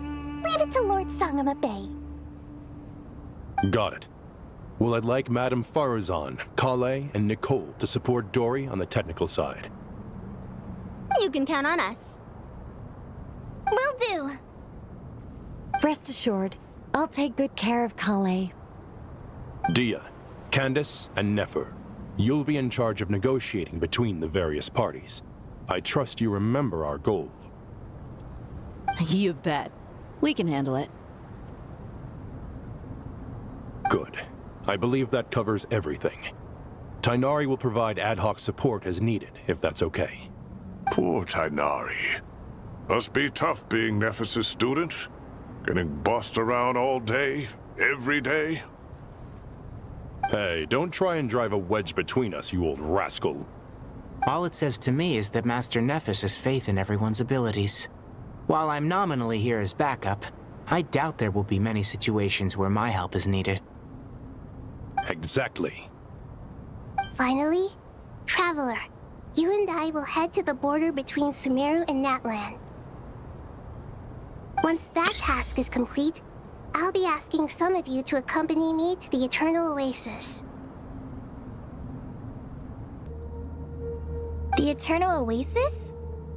I thought that was just a legend. So it does exist after all. Regarding your trip to Natlan, under normal circumstances, a meeting between our two nations would be a far more formal affair. Unfortunately, Sumeru is all but completely cut off from the outside world at present. So regretfully, we won't be able to give the Pyro Archon Mawika the grand reception that she deserves. My apologies for the inconvenience. No point putting too much pressure on yourselves. That goes for everyone. Right.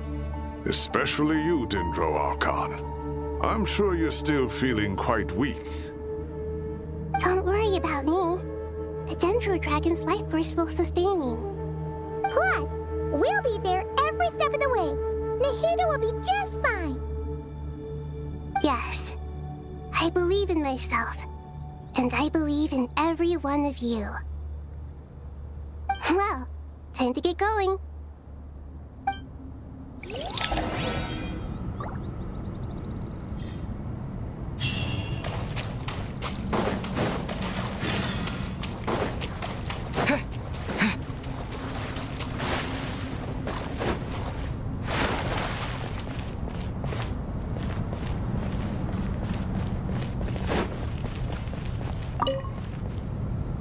To what extent we can implement the final plan depends on how successfully the Akasha can be modified and configured.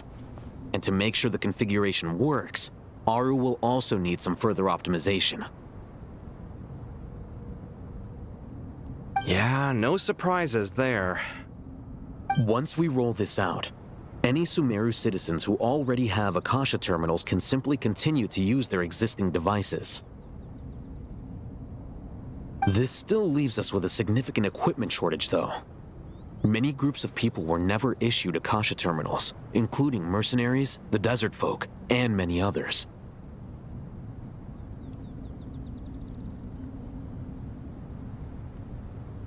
We'll need a supply of rare materials for the renovation of Aru and the production of new terminals. Right now, the best place to source these locally is from the primal constructs within King Deshret's mausoleum.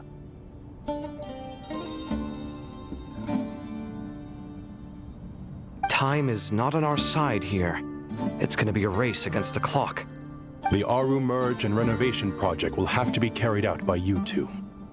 Everything's riding on this, so failure is not an option. Best of luck to you both.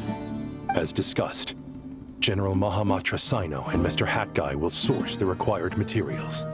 Mr. Sethos is quite familiar with the layout of King Deshret's mausoleum. With him accompanying them, things should go quite smoothly. I have every confidence. In the meantime, we may as well take a breather. Makes sense.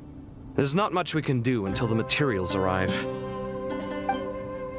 Get in formation and stay close. What is this, boot camp? Knock it off. It's just Sino being Sino. You know what he's like. Everyone clear on our mission objective. Look at the excess primal constructs, dismantle them, and extract the required materials. And King Deshret's 7 pillars agreed to this? If they're just sitting there doing nothing, we might as well put them to use. Thoth's words, not mine.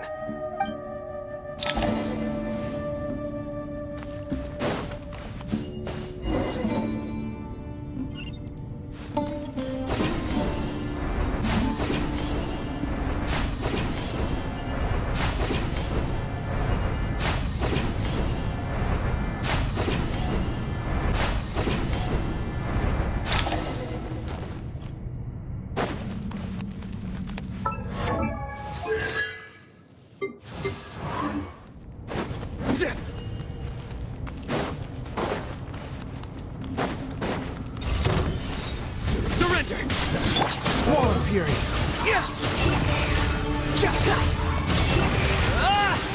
dead!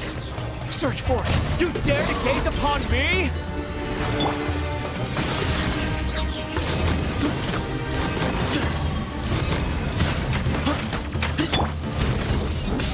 The wind rises.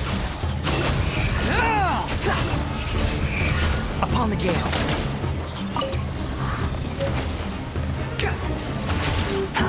Use some space.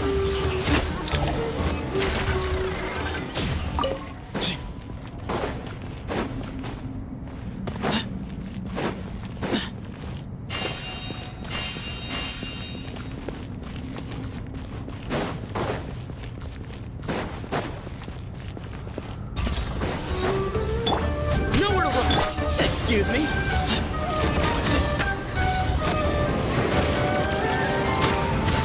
Squall and fury. Know your place. Surrender. Through me, justice is served.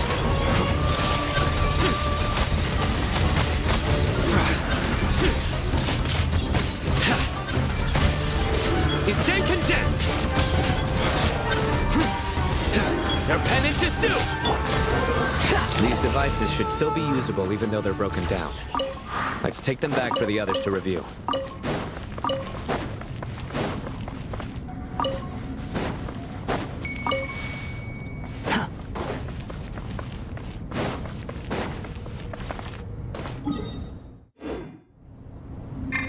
Quit following me.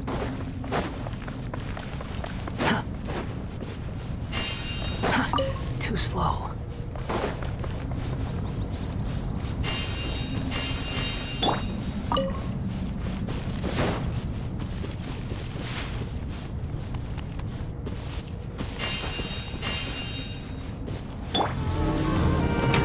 Way ahead of you! Sage's wisdom!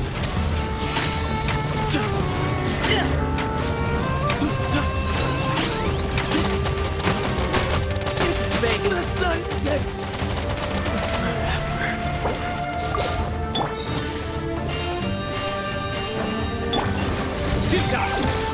Your sins weigh upon your soul! Guilty! Your penance is due!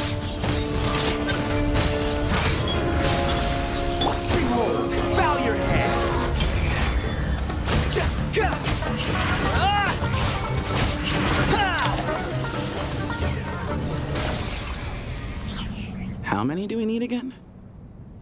Enough to make an Akasha terminal for everyone who doesn't own one. I remember you telling me how revolutionary these Akasha terminals were.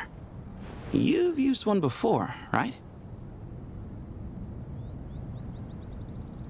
The Academia declared the Akasha to be the most powerful and comprehensive wisdom dissemination system in history.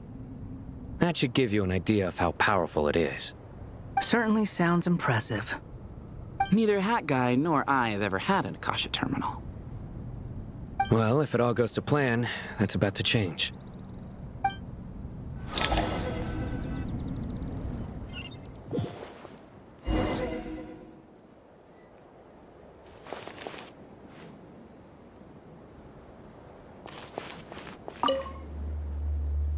Oh, goody! Thank you so much for handling the delivery. What a long way it was.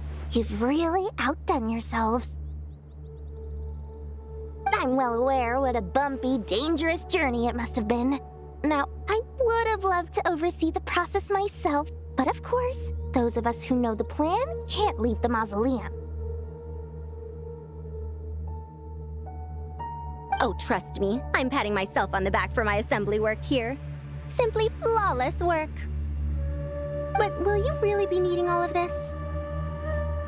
According to our plan, yes, this is the quantity required. I have no complaints about the quality either. Only the price. So expensive. I heard you covered a lot of the funding out of your own pocket. Oh, that's an exaggeration. The Academia provided most of the funds. I just offered a small token of my goodwill. Of course, the real tragedy is how little profit I'm making on this.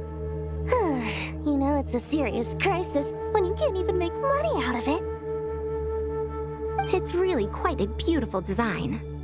And I'm intrigued by how such a diminutive device is able to output the power of the Light Realm. Did you attend the lecture on Light Realm energy, Madame Farzan? I don't believe I saw you there. Of course I attended. I was just a little late, so I had to listen to the whole thing from outside the back door. Ahem. Anyway, I have a perfectly good understanding of Light Realm, elemental and abyssal energy, as well as the relationship between the three. Good to know. Master told me in private that the conversion process between Light Realm energy and elemental energy involves highly classified knowledge that shouldn't be disseminated too widely. But even so, the scholars still shared said information.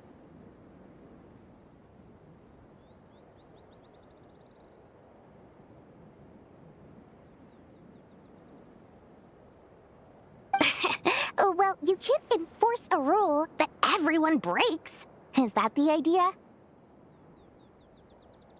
At first, the Dendro Archon was reluctant to explain it in great depth for safety reasons. Later, she came to terms with it, and simply informed my master that we would all have to face the question of survival together. To protect someone from such dangers means keeping them in the dark, but for someone to know and embody the wisdom within, they must understand its very essence.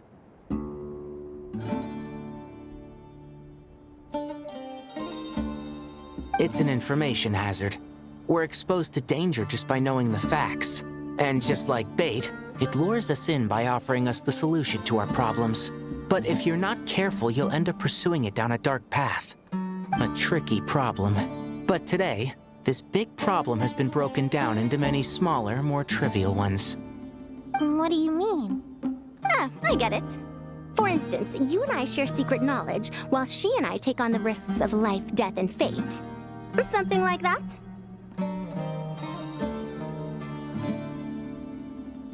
Hey, what? That is not what I call a trivial problem.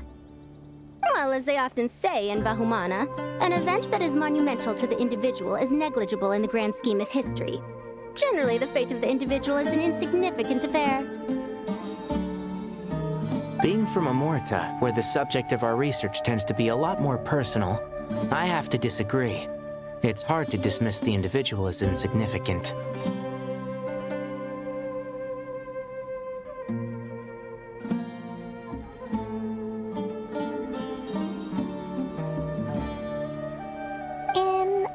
other words, the big problem of survival has been broken down into many small, interconnected factors, and each one of us represents one of those factors?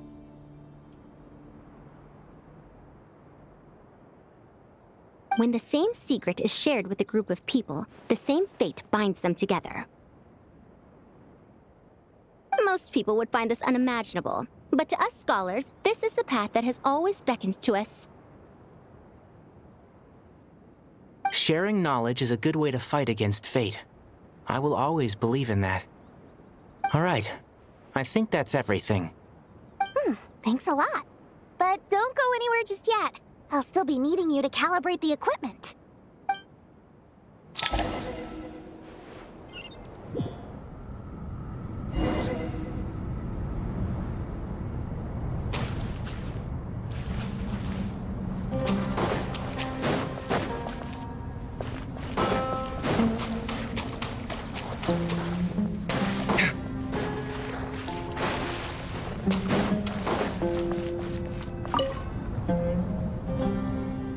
Okay, the materials are ready. We can proceed with the next phase. Al-Haytham, how are you getting along? Most of the information in Aru is written in ancient desert scripts. Some of this is written in a tribal language, while other parts seem to be a variant of an Oasis script, based on the glyph forms.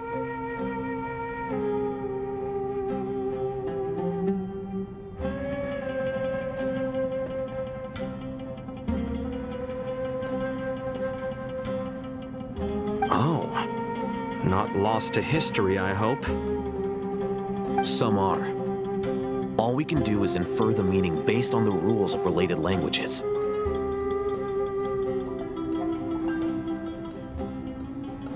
Although, this section actually fills in some of the missing historical record.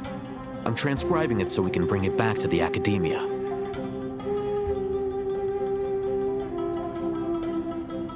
After Aru started up, 2 more lines of text appeared here. Can you read them? Humans may not read what is written by the gods, except by not reading. Victory should not be easy to attain, for it symbolizes divine wisdom. Knowledge must not waver, for it has external borders.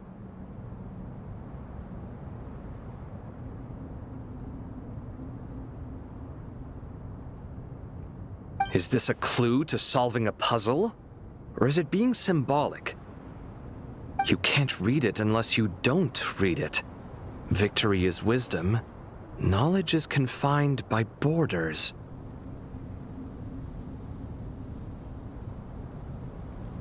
Wait, I think I've got it. It's a metaphor, isn't it? It's talking about...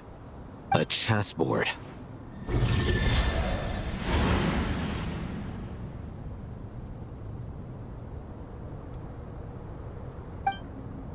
You were right. The youth of today are skilled at solving riddles. Have the secrets buried in the desert not been unearthed over the years all the same? Since Aru is a place reachable through wisdom, this day was bound to come sooner or later.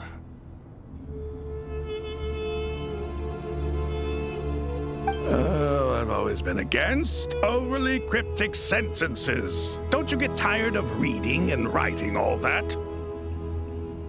Ah, it's you 3. Just in time. We've been delving deep into Aru, and now this board has appeared. I've heard this was how you'd while away your free hours. You must be quite the experts by now in that case. It is true.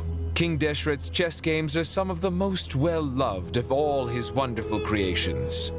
If you have ever been to Safhe Shatranj, you may well be familiar with the chess pieces you see here. Is this chessboard supposed to be another visualization of the interior of Aru, then? Naturally. Visitors, everything is ready. Only by completing the challenge on the board in accordance with the rules will you be permitted to overwrite Aru. 1 second. It's not dangerous, is it? Dangerous? Why, yes, of course. I should be the one to go, then. Wait for me here. Sounds like the self-confidence of our present company has rubbed off on you. Don't be ridiculous. I'm your upperclassman, and that means I have to look out for you. I appreciate the sentiment, but a game of chess typically requires 2 players. Besides, I'm sure they won't let things get out of hand. Keeping things relatively safe is in your best interest too, isn't it?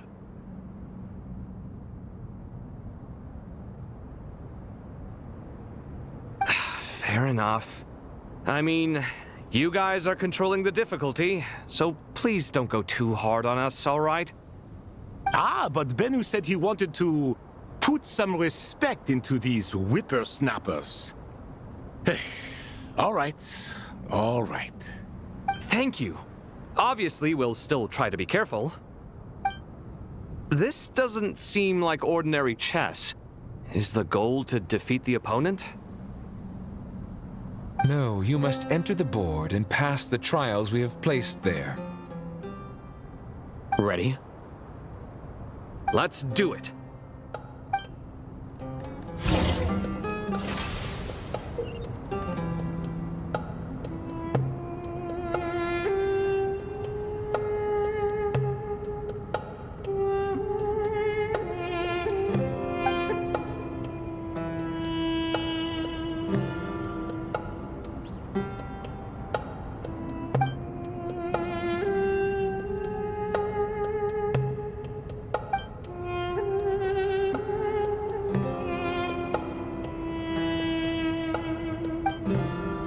The first trial is posed by me. I don't think this is gonna stop us.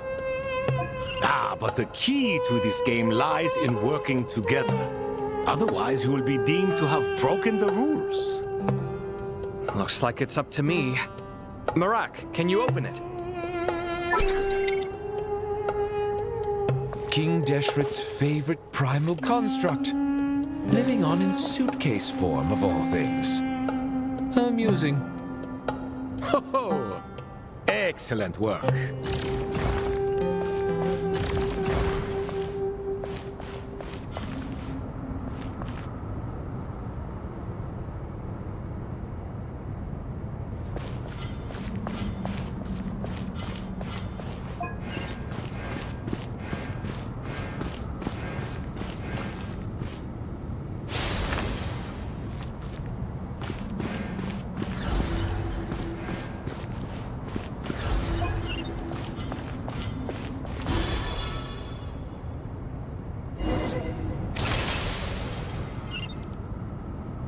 Now is the time for my trial. Now, don't be nervous. I'll make it nice and easy for you. Really? Thanks in advance. We appreciate it.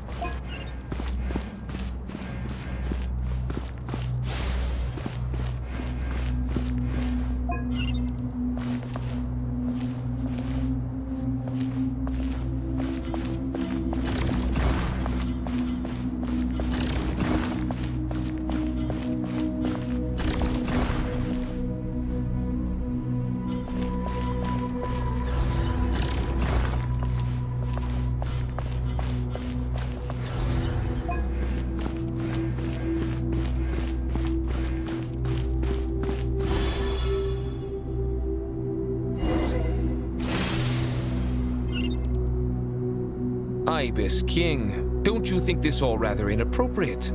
You may as well be handing them victory on a silver platter. Do not expect me to follow your lead. Ha! Suit yourself.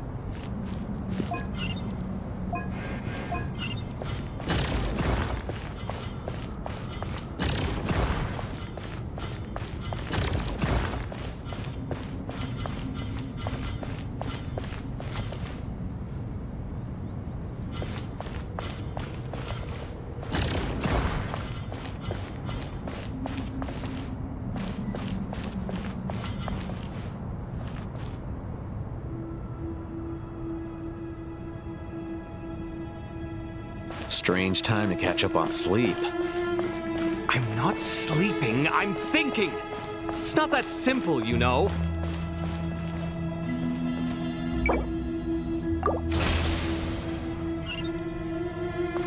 Ibis King, don't you think this all rather inappropriate? You may as well be handing them victory on a silver platter. Do not expect me to follow your lead. Ha! Suit yourself.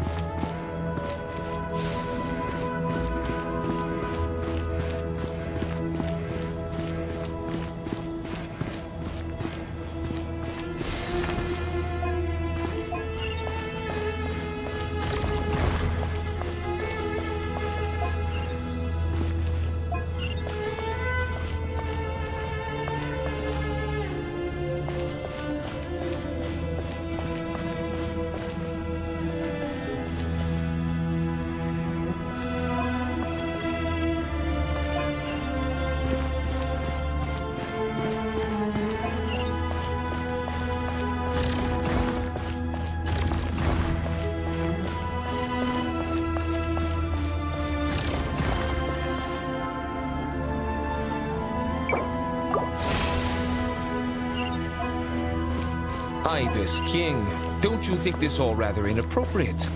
You may as well be handing them victory on a silver platter.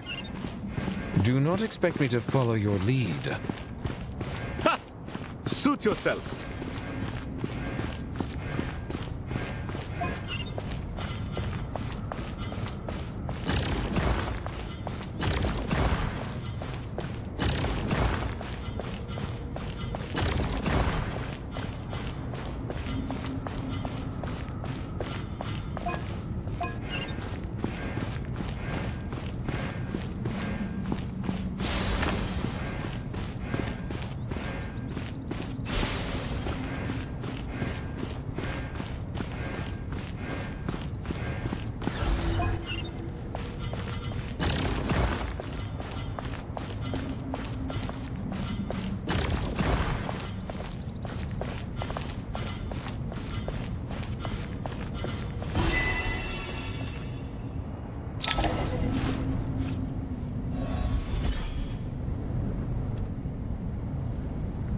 Done.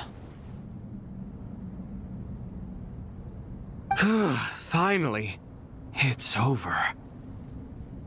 But seriously, that was incredible! Standing on the chessboard felt completely different from standing on solid ground. And also...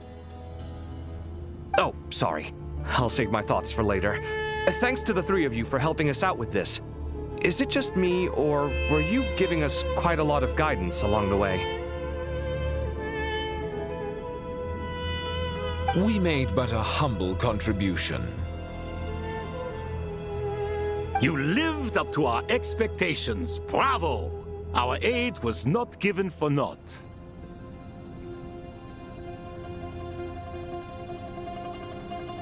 In addition to the existing functions, I'd like to ask you for another favor. Since Aru's interference shield can cover the entirety of the mausoleum, it should be possible to extend its range even further. Perhaps you can find a way. So, building upon the existing functions to... Ah! I'm with you! Imagine for a moment.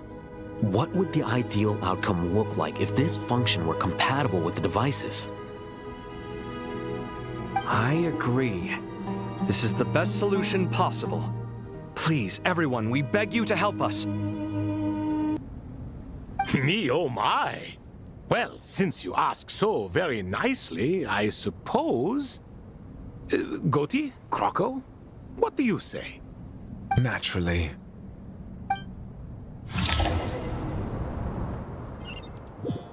Time to go! Let's go find Nahida!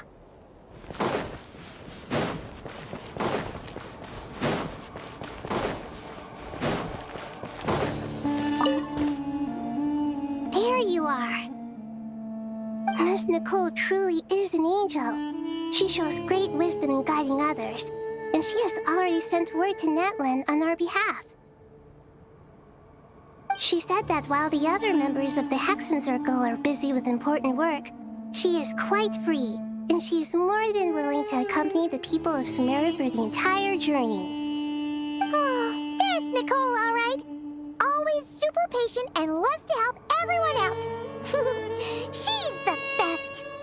She is. So kind and enthusiastic. Well, time for us to get going. Let's head out.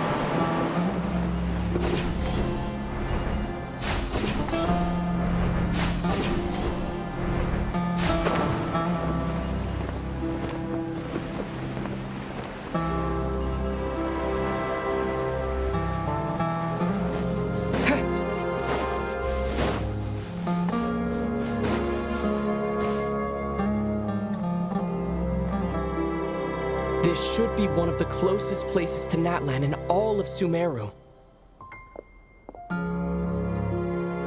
There's the barrier Nicole and Nefer mentioned. It completely cuts this nation off from the others.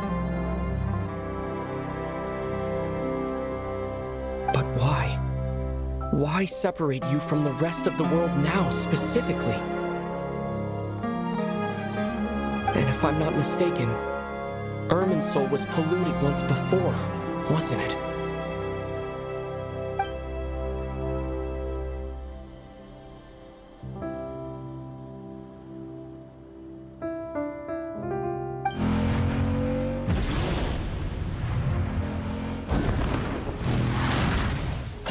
Good question. I'm wondering the same thing myself. That voice. Mawika! You got here pretty quickly. Hello, traveler. It's been a while. Hello there. Hello, Dendro Archon. Mawika, I apologize for asking you to meet at the border on such short notice. I also apologize for not being able to greet you in person. The form in which you see me now is one carried by the Traveler. The real me is inside the mausoleum of King Deshret, and I am reaching out to you with my mind from here. Irminsul has been infiltrated by the Doctor. We must be on our guard, as he can spy on information in the world from within the tree. Fortunately, there is no record of the Traveler in Irminsul, and you are still within Natlan's borders. My records will be preserved in the Night Kingdom, rather than the ley lines. As long as the Night Kingdom remains disconnected from the ley line cycle, the Doctor has no way of knowing my movements.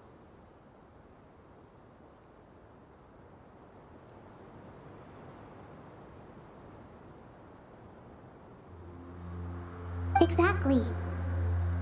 So by meeting each other in this way, the meeting essentially never happened. No wonder Paimon didn't come. You were concerned that her activity would be recorded by Irminsul. The Natlanese have heard about the situation in Sumeru. With the borders sealed off, merchants have been forced to stop their shipments. It's pretty serious, and you're the ones bearing the brunt of it. I'd like to address the question you raised at the beginning. I can offer a brief explanation, although it will sound rather cruel. I don't reach this conclusion gladly, but Irminsul predates the heavenly principles. It existed long ago, when the dragons of Natlan were at the height of their power.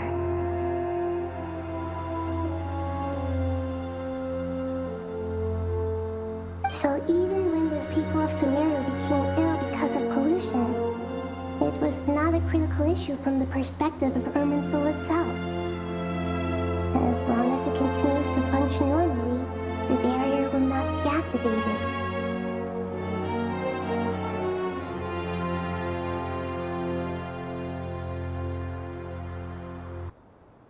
But this time, the Doctor's invasion has directly affected the tree. That is what caused the barrier to deploy. The Heavenly Principles established a rule that when Irminsul is plunged into grave danger, a portion of power will be reserved to isolate Sumeru. That way, even if Sumeru is destroyed, the outside world at least has some time to catch its breath. We'd certainly need it.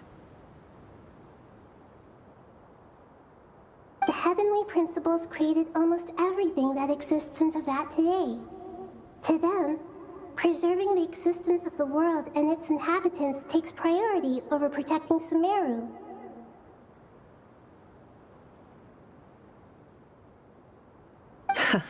Meaning, protecting Sumeru now falls to you. Yes.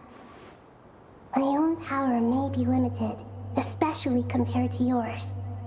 But that doesn't mean that we're just gonna sit around and wait for the end. If necessary, I will utilize any and every means at my disposal. Nicole of the Hexen Circle didn't say exactly what this meeting was about, but after hearing everything you've said so far, I think I can guess where this is going. That's right. Nahida and I discussed it at length.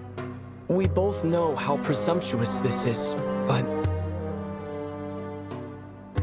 You need the Pyronosis, don't you? Yes, you guessed correctly.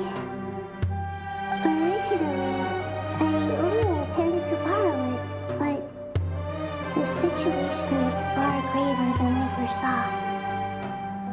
So instead, what I ask of you is to please give the Pyronosis to Sumeru.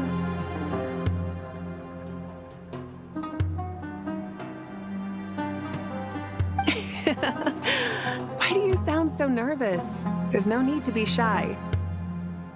Surely a gnosis is pretty important to a god.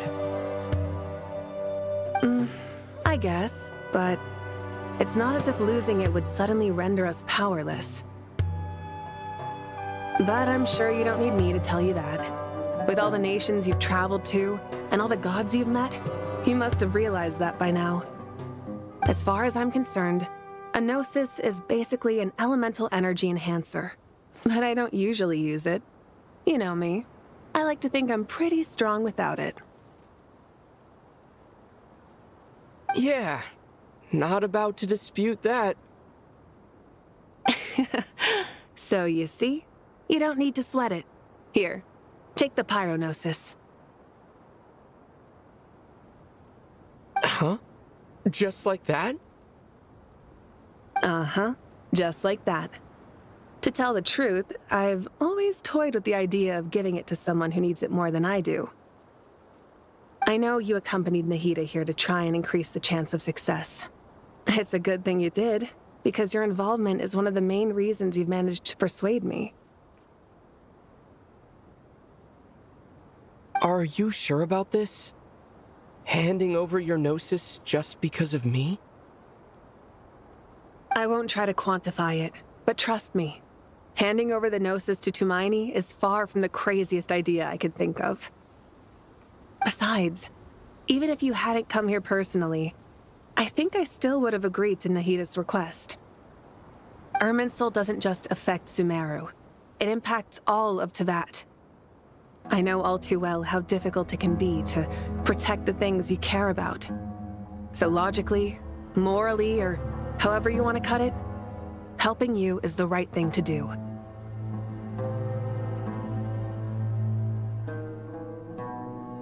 You don't need to tell me the specifics of your plan.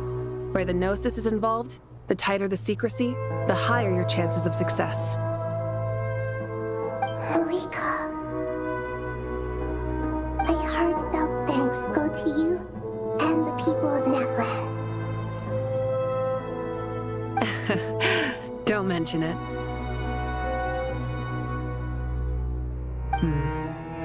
But now, for the hard part. How do I actually give it to you? The Irminsul barrier is right in the way.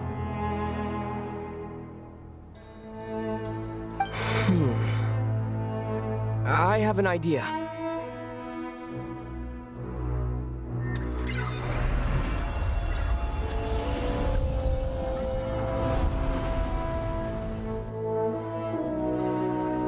Just as I thought. Incredible. What did you do? Just made a lucky guess. This seems to happen quite a lot. Things that apply to everyone else don't seem to apply to me. I figured the same might be true here. Irminsul usually produces effects based on the records it holds. Since the Traveler is a descender, Irminsul contains no records of him, and thus has no way to impede him. Is that right? You really are full of surprises. Catch. Whoa! Thank you, Mawika. Thank you for trusting us with something so important. All right. No need to get so formal. It's not like we're strangers. Besides, there's still one problem. You might be able to pass through the barrier, but I don't know about the Gnosis. Any other surprises for us, Traveler? Let me try something. I have the Pyrognosis in my hand. It feels strangely ordinary. Not particularly heavy, and yet this tiny thing symbolizes the mighty authority of a god. I need to think hard about my memories of Pyro. My memories of journeying through Natlan. All those important experiences I've had.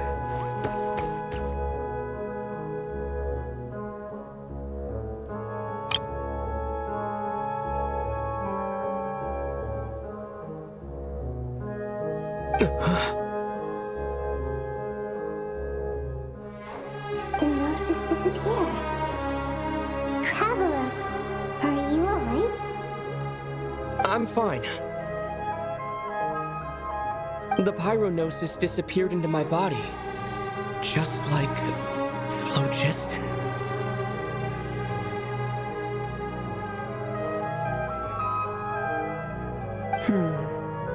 Maybe it resonates with you because you've mastered the power of phlogiston. You might not be recorded in the ley lines, but you're still our Tumaini.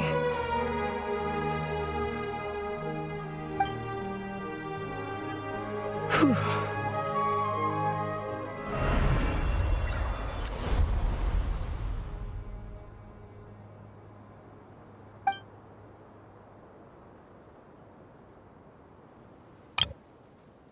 Please allow me to express my gratitude once again, Mawika.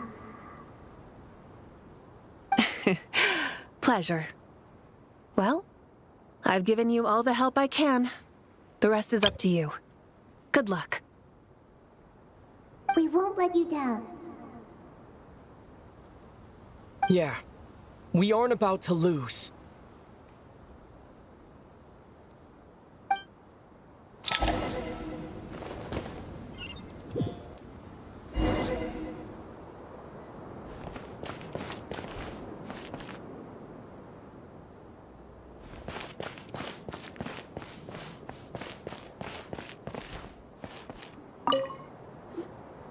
Traveler, Paimon, how are you feeling? Paimon's a teensy bit nervous, but only a teeny tiny bit. Seems like she's gotten way braver over the last few years, huh? Of course. After all the adventures you've had with the Traveler, I'm sure you've gained a lot of experience and grown as a person. I'm doing all right. What about you, Nahida? How are you holding up? With the negative effects of Irminsul, I'm a bit like a piece of fruit that's been burrowed into by hungry insects and left to rot. I'd be lying if I said it was nothing.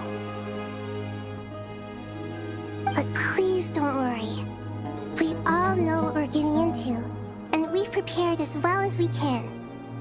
I believe in everyone. I believe in you. And I believe in myself. Stoking the fire inside oneself is certainly one way to live, but knowing when to rely on one's companions is also a form of great wisdom. I've been quietly learning little things from everyone, like plucking tufts of fur from a sumpter beast. Me too. With the constant traveling, I'm always learning and growing. That's the journey of life. I think there's someone else here who would share that sentiment. Don't worry about what I think. I was just passing by and happened to overhear your conversation. What are you talking about, hat guy? This is the top floor. No one passes by the top floor. Says who? You can fly just like I can. I don't know why, but I feel a little more relaxed now.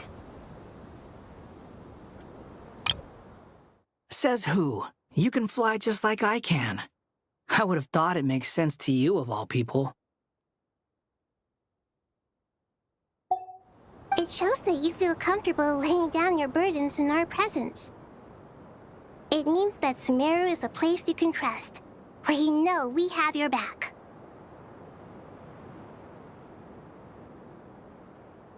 And we feel exactly the same way around you. That's what it means to be friends.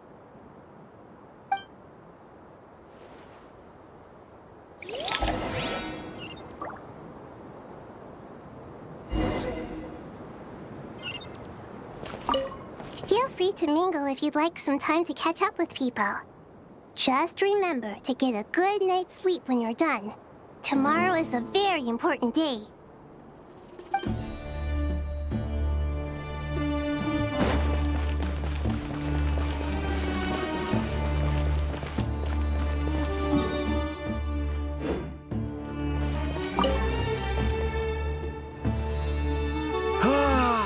It's finally done. Ugh, but I have a nagging feeling that there's something I've forgotten. Oh, there you are. Everything wrapped up on your end?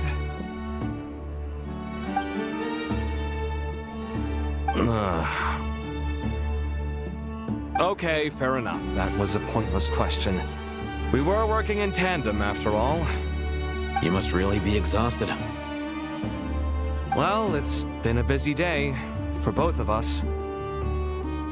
When work ends, you clock out. No looking back. Yeah, we're definitely due a break. Probably a little late to start drinking now, though. I'll stick with water. Here, this one's for you. Thanks. You want a bite to eat? I can grab us something. Or wait, I think there's a stove nearby. Let me take a look. Are you nervous? A little, yeah. Unlike you, it seems. How are you not feeling at all nervous? Because everything that happens next is beyond my individual control. I don't worry about things I cannot influence. What do you mean, cannot influence? You're the one who came up with half of the strategies we ended up using. There's only so much I can do. I was only doing my duty.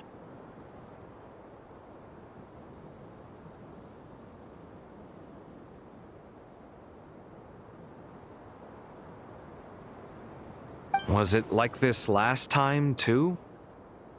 You mean with Azar and his accomplices? Yes and no. The situation back then was easier to control, but we weren't as prepared as we are this time. So the enemy is stronger, but so are we. I still vividly remember the way you interrogated me in the library after the fact. Where were you when Sumeru needed you most? If your memory is so vivid, you might also recall that it was you who came looking for an argument. You're often the one who initiates these things, you know. I came for a conversation! I didn't know it was gonna turn into an argument! Anyway, at least I showed up this time. So, what do you think? What do I think? I think we're certainly better off for it. It's good having me around to help out, huh? Absolutely. As a citizen of Sumeru, you displayed a remarkable sense of responsibility in the face of disaster. Certainly feels that way. I just shudder to think how the world would have ended up if we hadn't gotten control of the situation. So, do you think this is what impending disaster looks like? The sky is so clear, and there isn't a whiff of decay or destruction in the air. It's hard to imagine that the fall of humanity could happen on an ordinary day like this. Awful things happen all the time. Sometimes people can stop them, and sometimes they can't. What you and I have done is increase our chances of stopping this one. Lofty ideals may provide no defense at all against nihilism, but perhaps little decisions can. Oh, nothing. It's nothing. I hope everything works out tomorrow. It will. As long as we stick to the plan, our chances of success are good.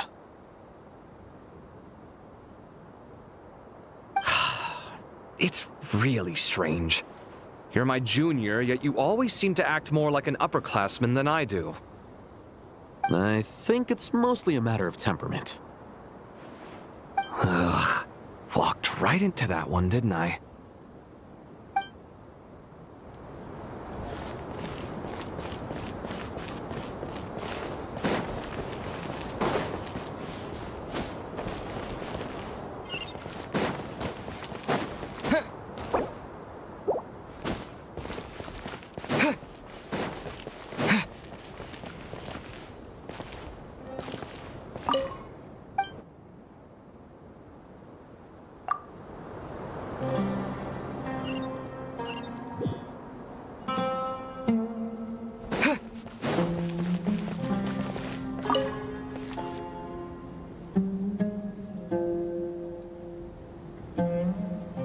Look at the time. I should head back.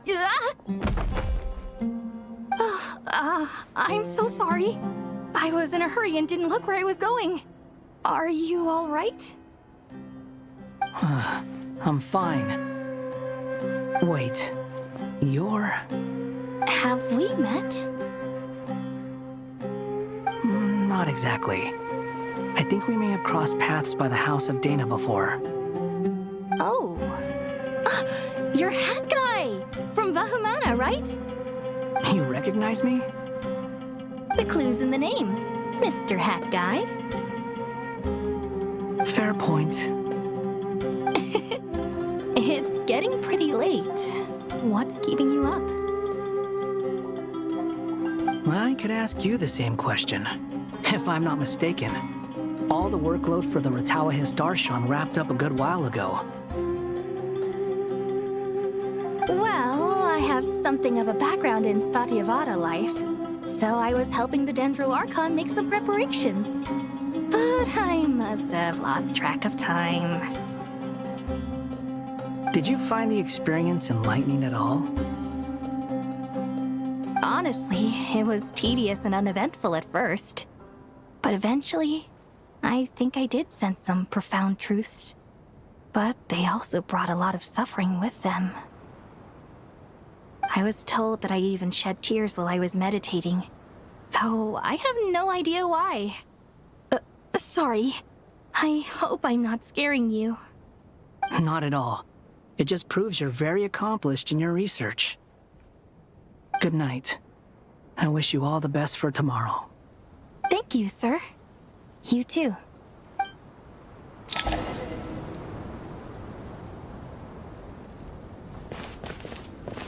Good night. Thank you, sir.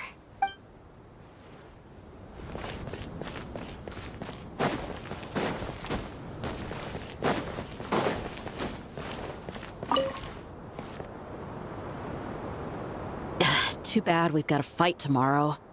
I could really do with a stiff drink. Let us pray instead. Prayer. now nostalgic. Lord Sangama Bay. Came to get some fresh air too, did ya? That's right. Actually, I was hoping I might run into you, Dia. I wanted to let you know that I've stocked up on that perfume you said you were so fond of. No, really? I'll take 2. Any chance of a friends and family discount? I knew you'd ask that. And I'm afraid to say that... Surprise! It's free of charge. That's very generous of you, Lord Sangama Bay. Does this mean you've made a fortune in Nodcry? Nope. Turns out it's not that easy to turn a profit there. I even ran some assorted losses. But anyway, that has nothing to do with why I wanted to give you and Dia a small gift. Remember that merchant caravan you two rescued in the desert last month? That was transporting my goods! No way! I had no idea that was your shipment. Explains the, eclectic mix of goods, though. Lord Sangama Bay's investment in the desert and generous stockpiling of goods has helped many people over the years. The shelters you funded especially have made life a little easier for the children and the elderly.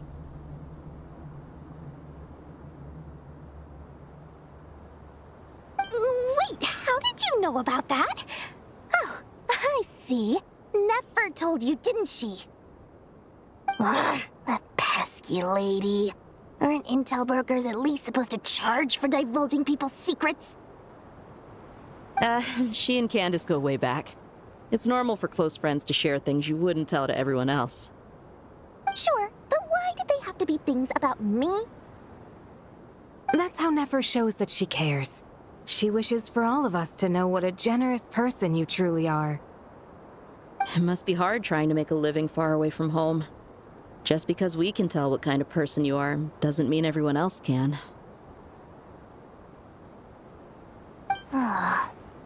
Well, maybe her intentions were partly good, but I don't think that's the full story. I'm sure she enjoyed knowing how much it would annoy me. I'm telling you, Nefer's got a mean streak. Definitely with you on that. Does praying help you stay calm? Defending one's home is a just cause. My heart is filled with a mix of anger and hope. Anger. You know, being able to get angry is a good thing. It shows that you're in touch with the real world, and that you have the passion to pursue something you believe in.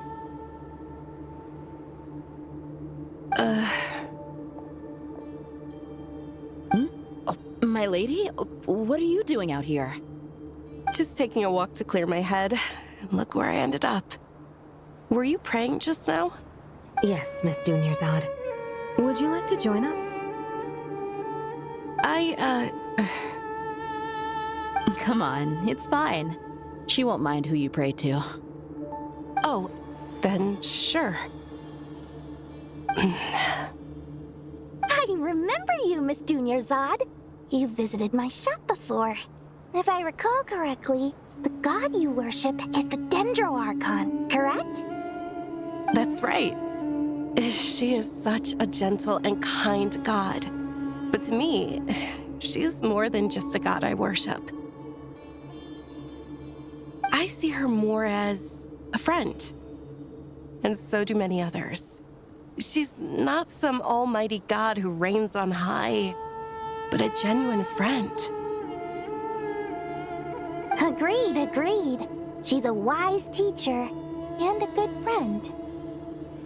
I spoke with several people during the evacuation. Everyone's aware that tomorrow's battle is one that ordinary people can join too. A battle to fight for our friends and our homeland. Oh, it makes me glad. I can finally do something for those who protected me. You've grown so much since we first met. Oh, a compliment? Ooh, more please. Thank you. My lady, you've always been a remarkably strong and ambitious person. It's indisputable. And that's not just a compliment. It's a statement of fact. What are you praying for? Our beliefs may not be entirely the same, but we both wish for the same thing.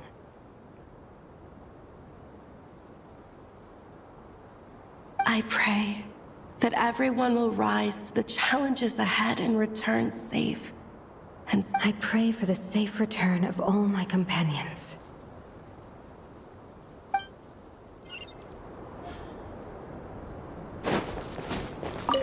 What are you praying for? Our beliefs may not be I pray for this.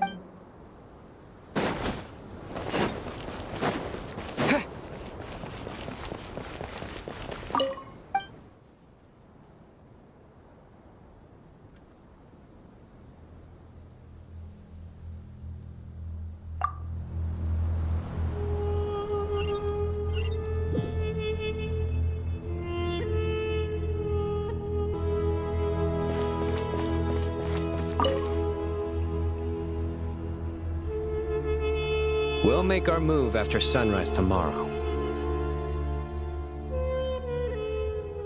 Good. Is everything ready? As much as possible. That'll be enough. Don't let the pressure get to you. We'll take things one step at a time. That's how we've always done it. Master Tainari! Mr. Sino! So this is where you were. I brought some juice and some water. Would you like some? I know how easily you get dehydrated in the desert, so you should definitely have some water. In which case, I'll have the juice.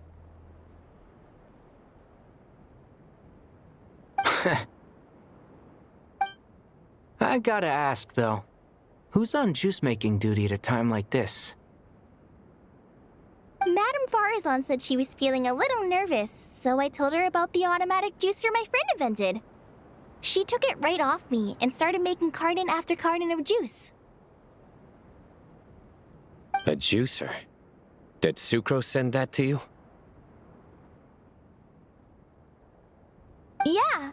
I hadn't had the chance to try it out before this incident occurred, but I couldn't bear to leave it behind in Gandharvaville.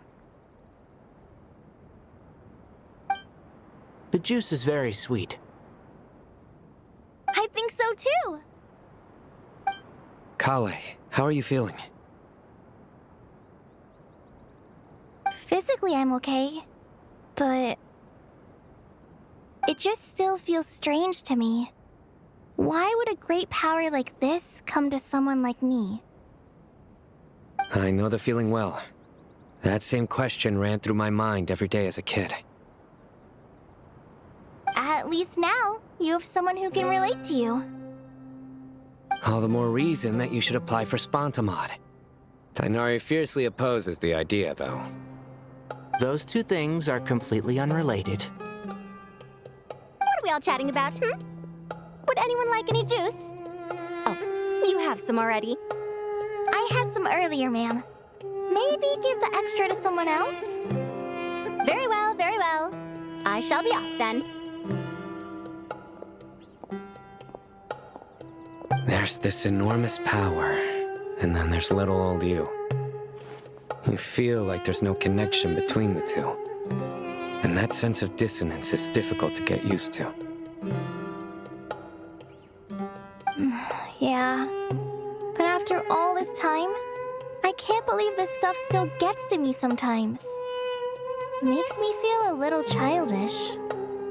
Kale, just because we normally keep the conversation light doesn't mean we can't discuss deeper issues.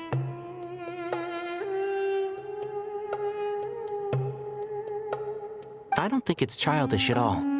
You were the victim of a terrible crime. It's normal to struggle with the fallout from it. You have absolutely nothing to be ashamed of.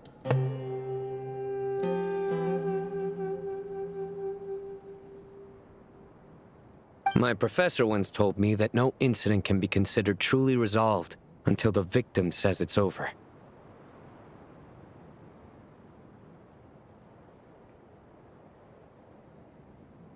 Your rage and your pain are completely justified.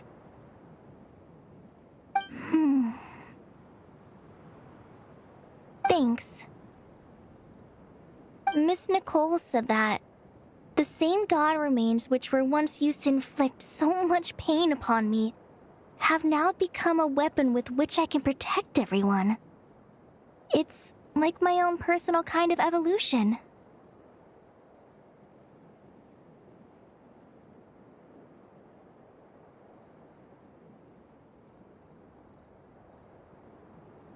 Every innocent person who's been hurt needs time to realize that it wasn't their fault.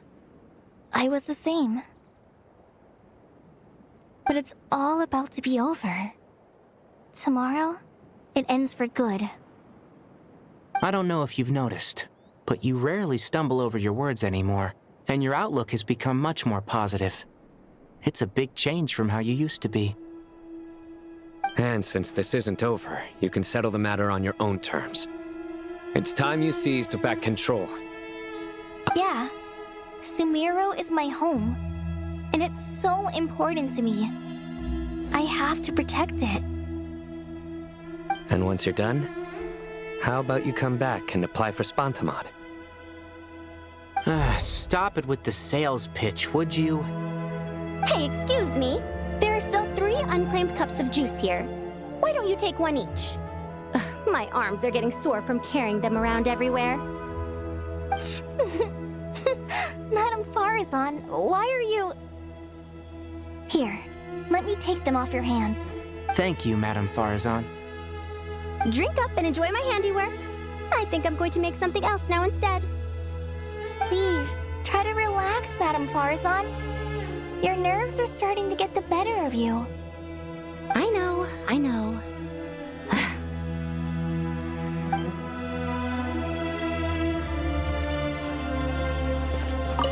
Drink up and enjoy my handiwork. Please. I know.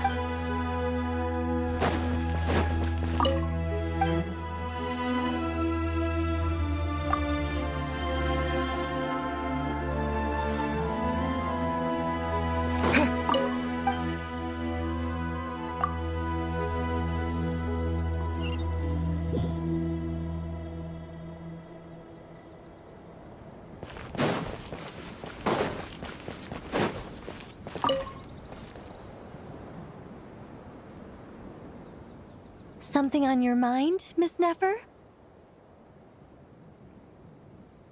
Nothing in particular.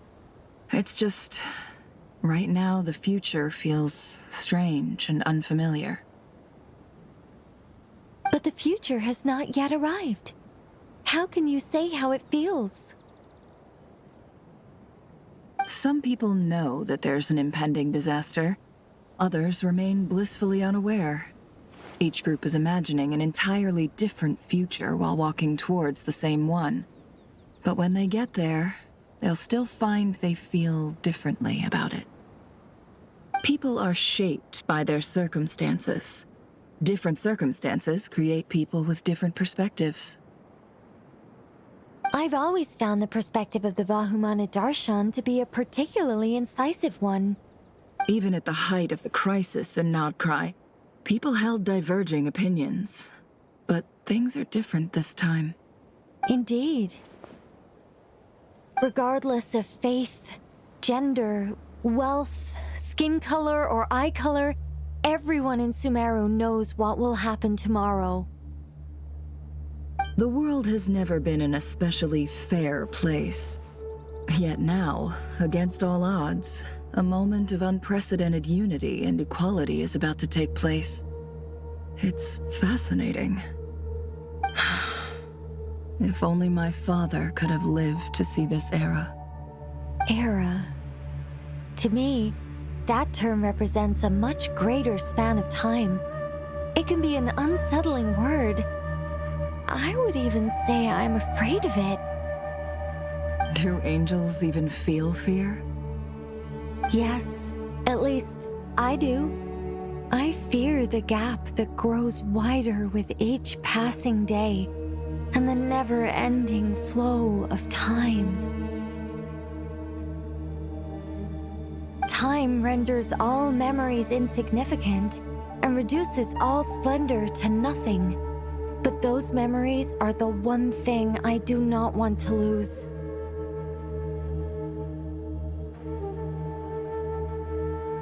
You're very human in that regard. If angels draw too close to humanity, our wings burn away in the bright flame of awareness, and we fall to the earth. After spending so long among humans, I have lost much of my former glory.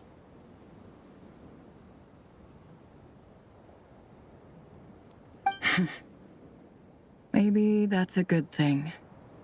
You're more human than some humans are. I've been talking to Kale a lot in recent days. We seem to be in completely opposite situations. I suppose that makes us good case studies for comparison. Case studies for who? Myself, I suppose. After comparing the two of us, I suddenly discovered that I desired more than before. It was a gentle, pleasant sensation. Just as most people pursue glory and miracles, I too am pursuing miracles of my own.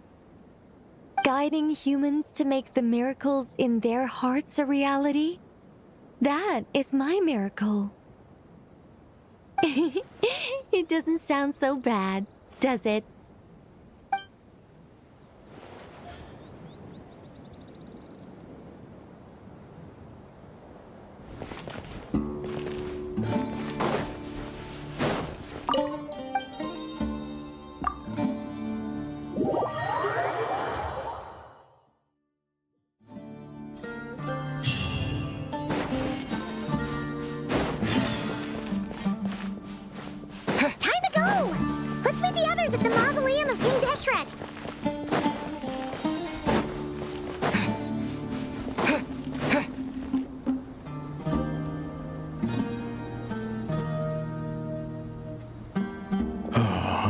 Felt this way in a long time. Standing up high, gazing out at the rolling dunes, one cannot know what freedom truly means without first losing it. The golden slumber truly lives up to its name as a dreamland. Though desert sands exist there too, no mirage, no matter how glorious, can compare to true beauty. Dendro Archon, what is on your mind? I was wondering whose counsel I should seek on the questions in my heart. What kind of questions? So many. More than can be put into words. As I once said to a friend, we look, we see, and we comprehend. But the question still troubles us. What are the many disasters that this world faces, but the sum of all irresolvable questions? The biggest question you should be asking is how to seize victory. Yes. Although, I would express it differently. I must not fail. And so the question I am most curious about now is whether the path to victory will be an arduous one.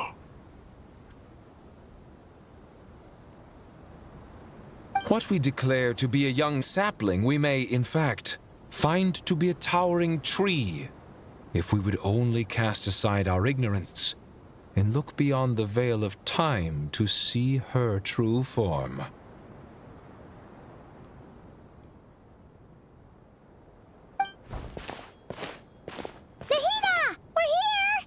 Just in time. My preparations are almost complete. Ready when you are. We're here too. Miss Nicole! Miss Nicole! You run so fast! I thought I'd get a lot of exercise as a forest ranger, but I can barely keep up with you. Sorry, I got a little carried away. Lesser Lord Kusanali? The equipment is ready, and the modifications to Aru are all complete. As discussed during our meeting. Accessing Irminsul via the Akasha is no longer feasible at this stage. There are other options, it's just... they're a little more extreme, and more technologically demanding to implement. Maybe you should take it from here. The architecture and functionality of the Akasha terminals overlap considerably with Aru. There is reasonable evidence to suggest that one was developed based on the other, or that they both utilize technology of the same origin.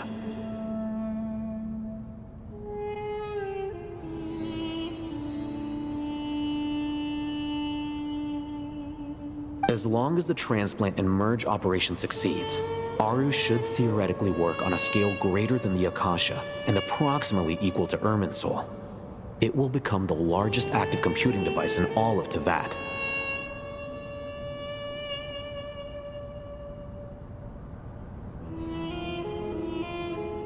A system this powerful is capable of a lot of different things. In the past, the Akasha was primarily used for one-way information transmission, but I suspect it could also serve as a central bridging hub. In the pursuit of greater knowledge, some scholars have attempted to connect their consciousness to Irminsul through the use of terminals, incense, and meditation.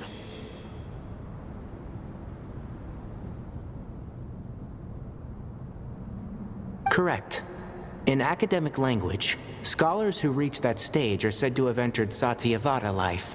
Hypatia has performed this practice many times in the past, and she was once under my care for a period of time. Right. And this at least proves that there is a zone within Irminsul that can be connected to. That's right. Providing wisdom to the people is one of the very reasons for Irminsul's existence. I think I understand where you're going. Please, continue. In that case, I'll skip to the conclusion then. We need to further modify Aru, merge it with the Akasha, manufacture terminals, and distribute them to every single person we can reach. Every person? Even the desert folk? Yes, everyone. I've already calculated the amount of raw materials we need. So you mean we're going to get new Akasha terminals? Yes, but this time the people of Sumeru won't be using them to acquire knowledge, just to connect to Irminsul. That's the key. When we evacuated the city, we brought all the important assets from the House of Dana, in case we ended up needing them. Fortunately, this included the Akasha system's main terminal.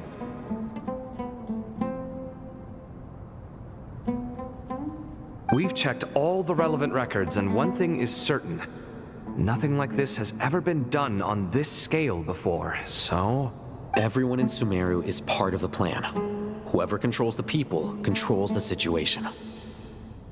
Since this function of Irminsul was introduced, it has only ever been made available to scholars, who don't constitute a particularly large group of people.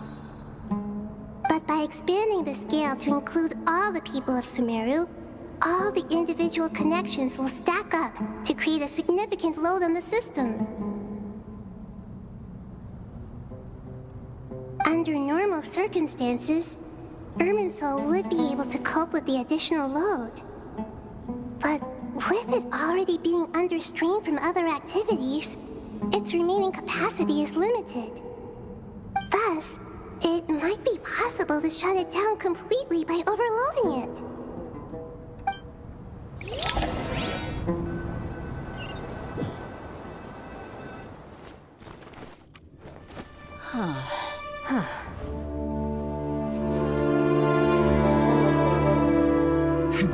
Counting down. 3, 2, 1. Are you ready? Ready!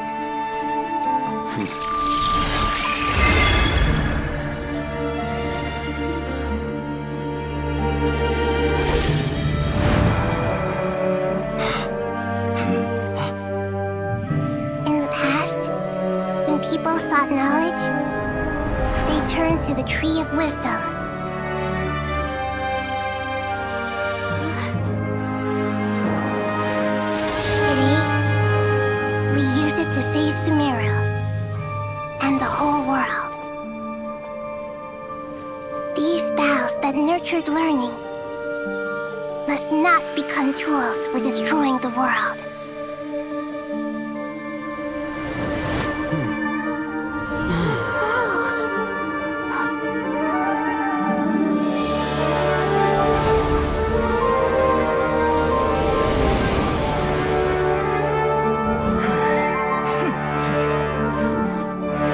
Stop.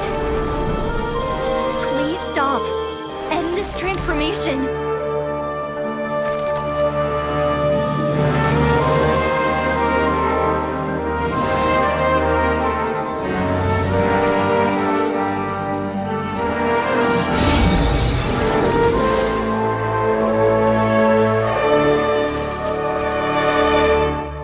You would shut down Irminsul just to stop me? You fools. I have all the time in the world.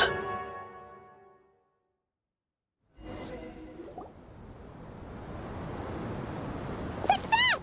The evil Irminsul tree is stopped growing! Great!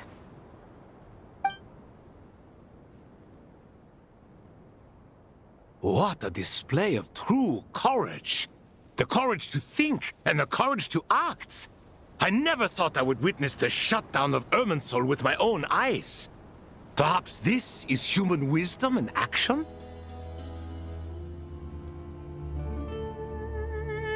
Indeed, only humans could do such a thing. Gods are few and far between.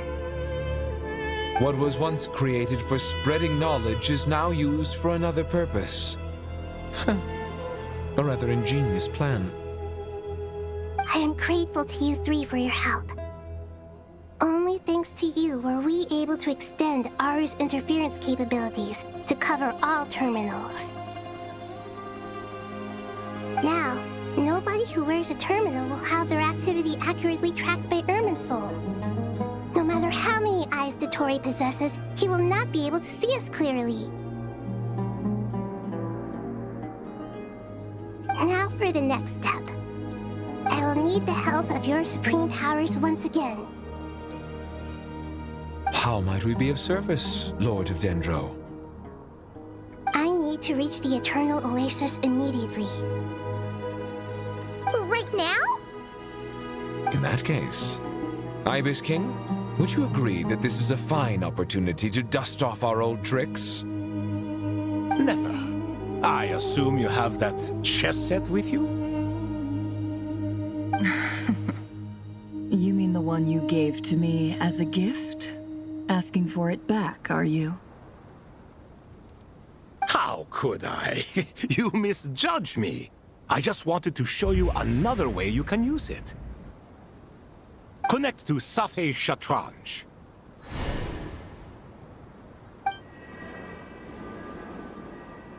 Safei Shatranj? You mean that place in the desert? Thoth's chess set gains its power from the chessboard laid out in the desert by King Deshret and ourselves. All ceremonies conducted using the chess set must be activated via Safei Shatranj.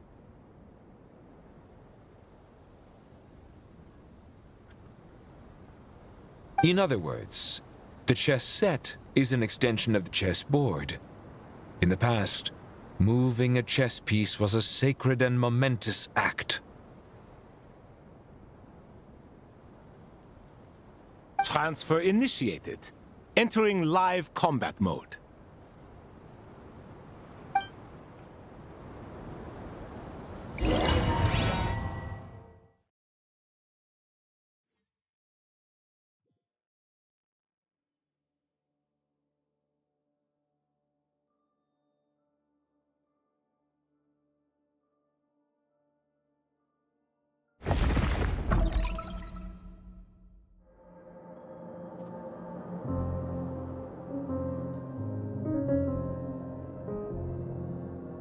We haven't heard a single word from our spy in the desert.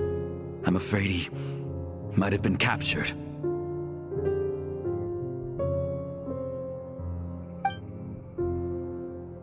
Never mind.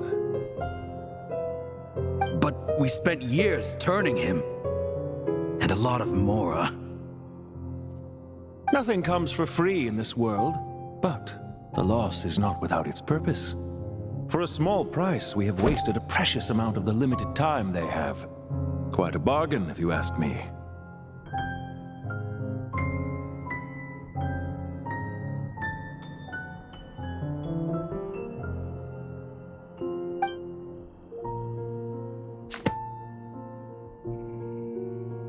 Understood.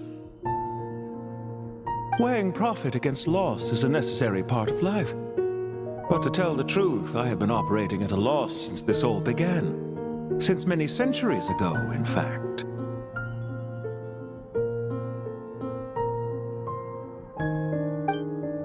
For instance, why would a banker act as the executor of a will? If you hadn't deposited your personal belongings at Northland Bank, I would have no reason to be here right now.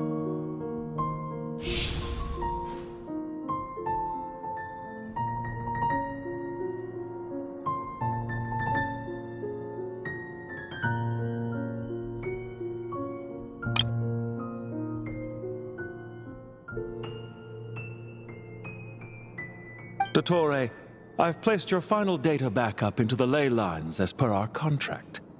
I trust we are now square for the safe deposit fees you paid.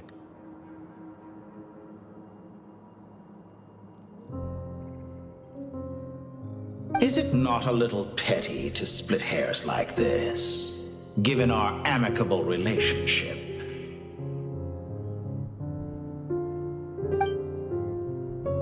I consider sound bookkeeping a matter of principle.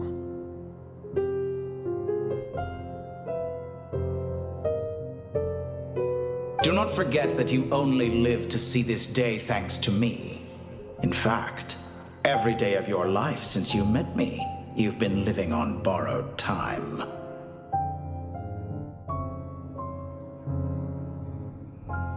Why, that's hardly a fair assessment. I will concede that my survival was perhaps at your whim, but I became a harbinger on my own merits.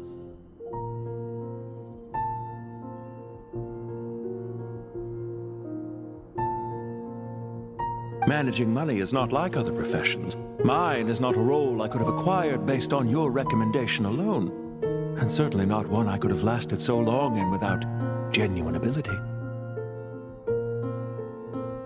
The information stored in the ley lines is quite comprehensive. Rest assured, I have not forgotten how strong your pride is. Well, I presume you have no sense of fragmentation while talking with me. How could anything possibly go wrong with such strict measures in place? The remainder of your soul was split in two, with one half sent to Nodcry and the other stored in the most secure vault of the Northland Bank.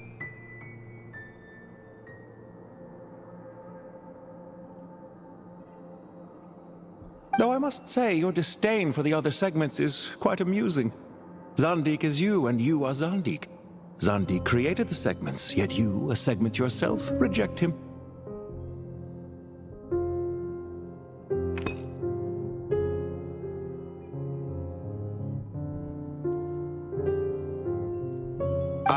That is, Zandik, created segments of various ages in his later years. To achieve this, he had to freeze time and part with a portion of his soul.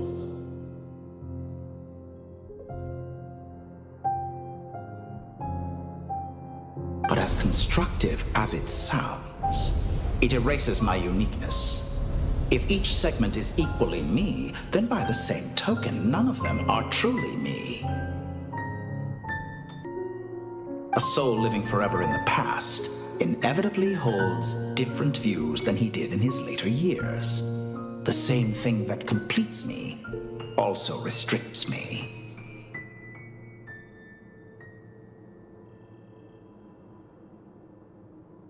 You too might ask yourself which stage of your life you want to be preserved at.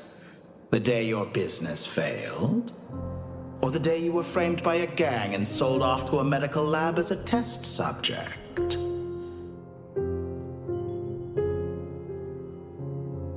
We needn't dredge up the past.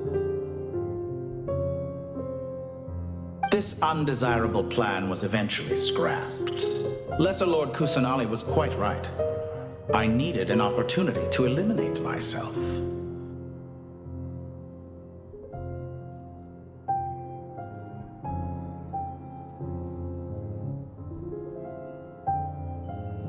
And after that, I concluded that there was no more effective plan than directly splitting the soul. Once the soul is transferred out, you will find that creating a physical body is far simpler than creating a puppet.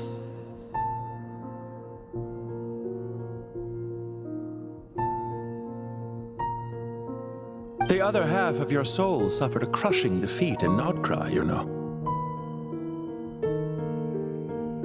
And yet in the process, I obtained the information I always wanted, did I not?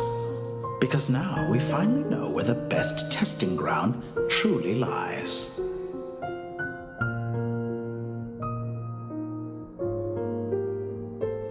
I once thought your ultimate goal was to ascend to godhood, but as it turns out, that was merely one of your experiments.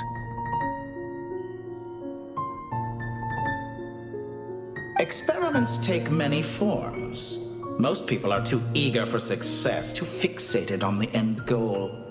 They forget that the experimental process itself is just as important.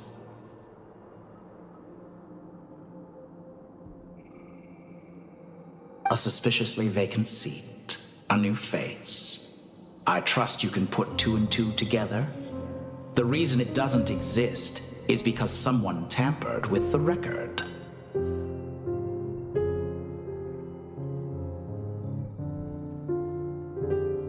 What can I say? After all your efforts, you really did uncover the world's secrets. So, is the new world you promised a lie?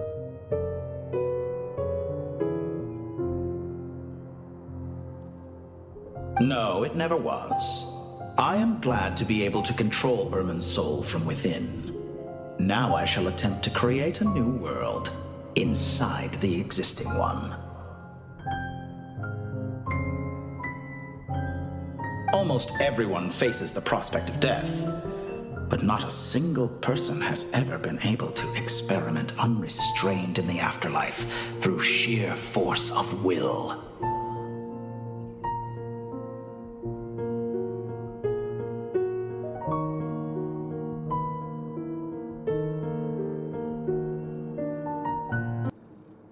I am the only one to have overcome this enormous challenge. Would I not be letting the world down if I didn't make the most of the opportunity to experiment? Clearly, the dividing of your soul did not affect the magnitude of your ego. Out of all the versions of you that have ever existed, this you is the most insane and the most radical. Is that why you chose to work with me? Which was it then? My insanity? Or my radicalism? Could I call myself a venture capitalist without a suitably ambitious plan to invest in? Yours happened to fit the bill quite perfectly. Well then, I must say, while I am surprised enough that you showed up at all, what surprises me more is that you chose to present yourself as my former subordinate, and not as the banker Pantalone.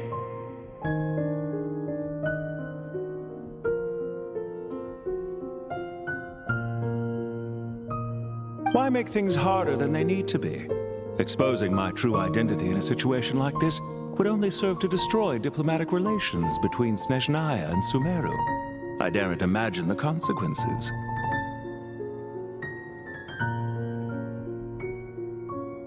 Showing up in the name of the original antagonist gives you the recognition you rightly deserve, while also being sensitive to Snezhnaya's predicament. It was an easy win.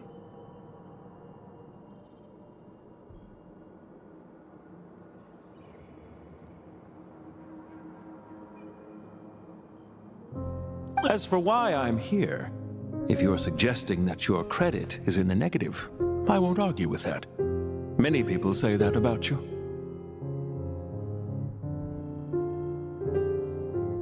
I'd argue that a significant factor in your willingness to cooperate is the fact that you have but a few years of life left after my death. Living and dying together has a way of binding two parties together rather closely.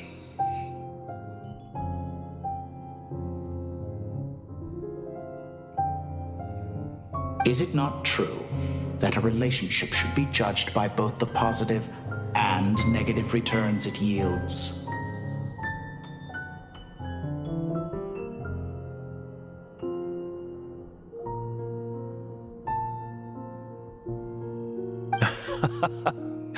So some of what I said actually made it into your head after all. It's true that I hope you don't die too soon, but don't you find that a strange thing for me to say? After all, you've already had quite a long life.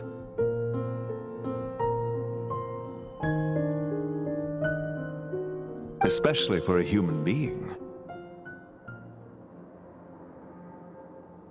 Let's not pretend that you're any more innocent than I am. Are we not the same in this regard? We both despise the existing laws of this world, and neither of us enjoy being under anyone else's control. Is it really so greedy to want the world to operate by a new set of rules? Of course not, my dear friend.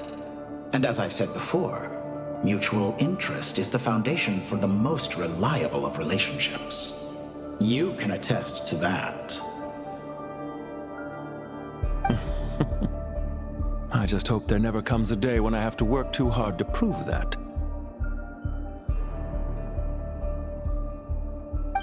Regrader, sir. People have been spotted approaching Sumeru City.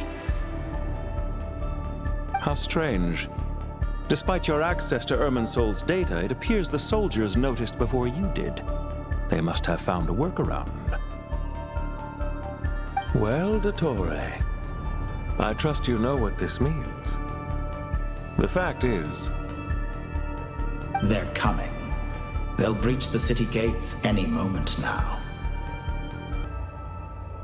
But even so, I would say Irminsol is a wonderfully convenient thing on the whole. If you do manage to create a new world, perhaps you could plant one outside my office, too. I'll consider it. What do you need me to do? Stall them? The experiment will take time. Stall them for as long as possible. Very well. But you're really asking for the moon here. Have you heard this story? There was once a guilty man, kneeling in the center of a church while an angry mob outside waited to bring him to justice.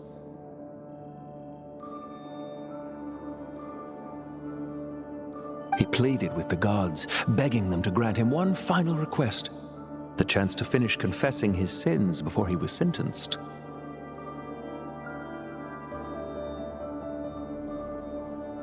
Many suns and moons passed, seasons changed, and still his confession continued, as if he intended to speak until the end of time.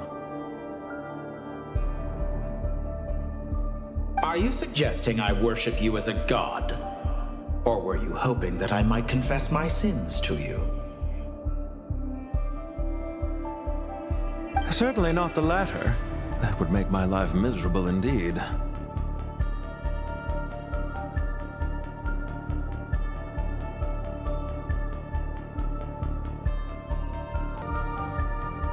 For someone who despises them so, you never seem to have any objections to me creating or becoming one.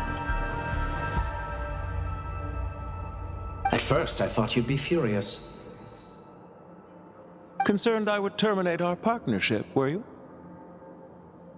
Not at all. You had reasons why our partnership must continue.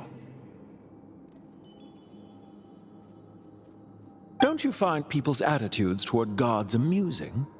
A god descends from the heavens and people worship it unreservedly, blindly following whatever rules are given to them. And yet, when they see an ordinary person gain godlike levels of power by virtue of their own hard work, they treat him with nothing but suspicion, even if he is a compatriot.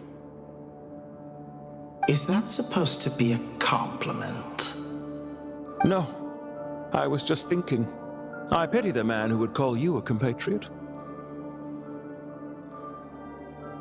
There's no need to be so self-critical.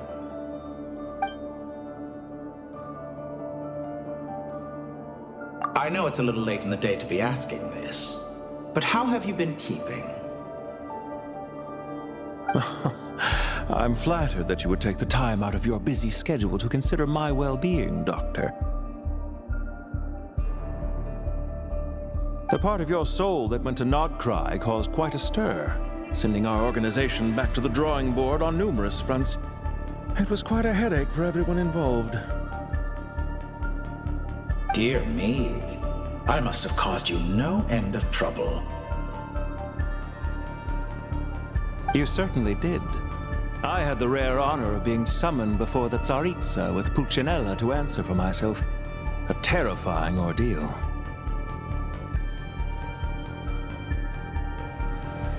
Don't worry, I pulled through. At most, it's a public relations nightmare. I made sure of that. Now I'm curious. How did you explain yourself? Oh, it was quite simple. I just pinned the blame on someone who wasn't there to defend himself. I could hardly be expected to defy the demands of someone as insistent as the Second Harbinger, now could I? How you slander me. You know full well that I am perfectly amenable to reason. There's no question that you are partly to blame for the ruin of my reputation over the years.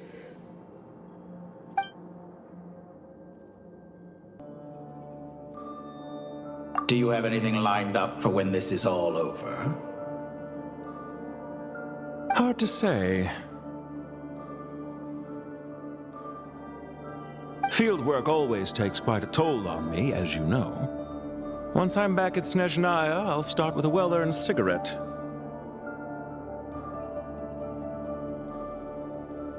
Why are you so eager to ruin your lungs after I went to the trouble of replacing them for you? If you have an issue with it, feel free to try to stop me. What's on your mind?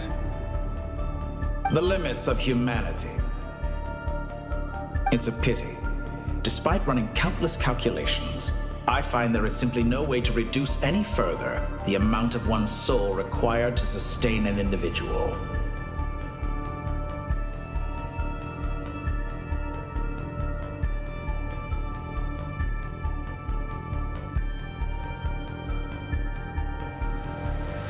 It's rare to hear you admit to being unable to achieve something. I beg to differ. For instance, as I've told you before, the original me was prone to motion sickness and couldn't make long train rides. Ah, yes, of course. One of the reasons you often sent yourself out on errands.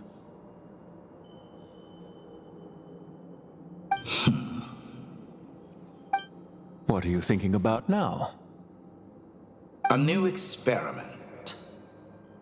In the event that my soul was depleted, say we extracted my data from someone else's memories, yours for instance, and then combined it with your intact soul as the base material, what would we create?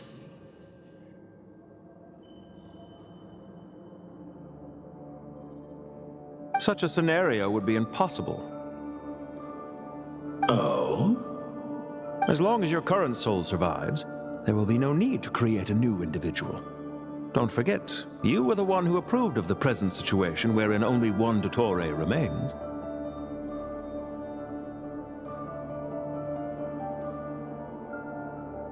And if you ceased to exist, who would be capable of performing this experiment?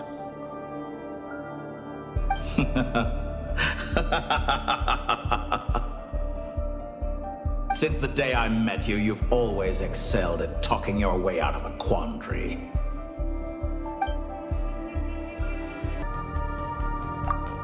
Isn't it a little too early to be saying goodbye?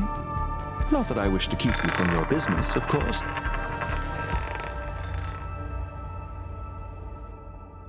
Very well. Let's leave the conversation there for now.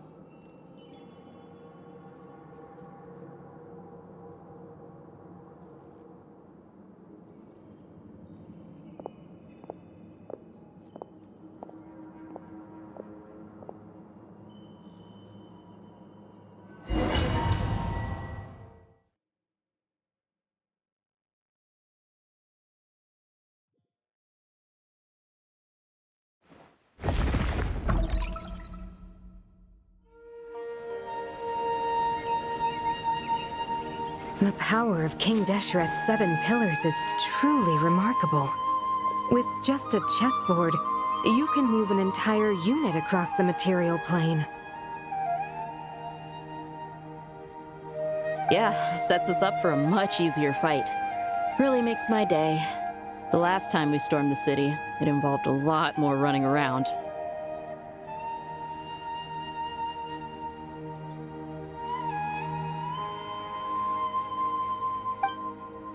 I wonder how many people can say they stormed a city twice in their lifetime.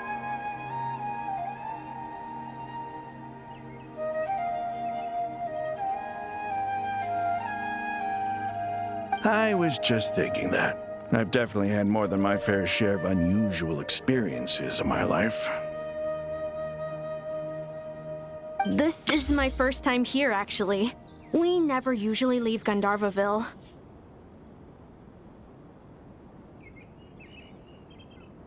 I hope this will be my last time. Does everyone have to chime in? Can't we just fight? What an amusing comment, my dear lady. Yet humans often alleviate tension via small talk, do they not? Whoa! Why is Candace's shield talking? Because the image on her shield is one of me. And I, of course, can appear wherever I wish to. Well, la-dee-da. Isn't that fancy? Could I get in on this?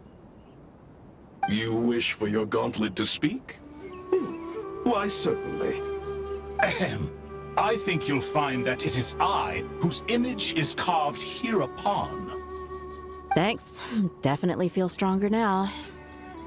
You're welcome, my lady. I am glad to lend you my power. Sino, what's the situation? There are troops stationed at every entrance. As we expected. A frontal assault will suffice. Everyone, stick to the plan. We'll take the main entrance. You head for the House of Dana's side door. Move out.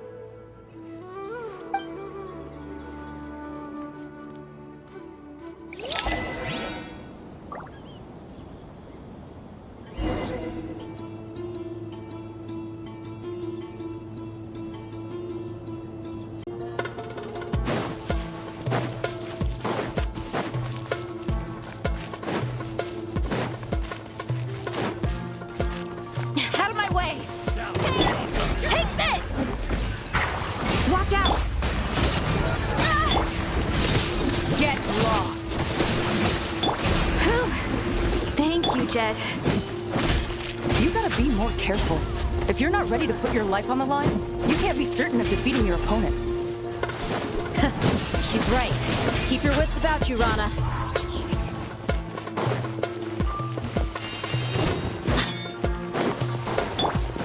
Yield! Look alive! Ha! Futile! Judgment is upon us.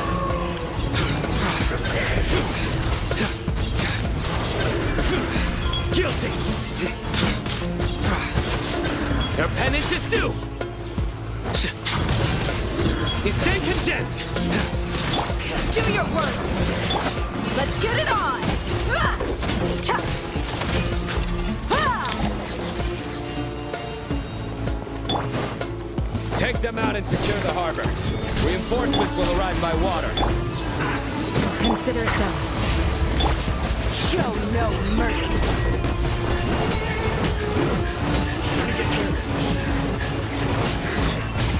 Look alive! Ha!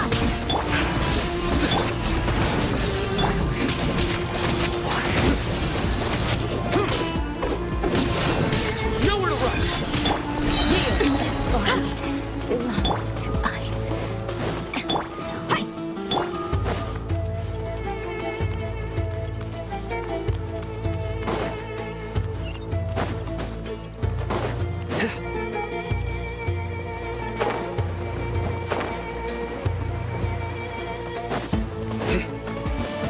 Looks like we're in for a tough fight.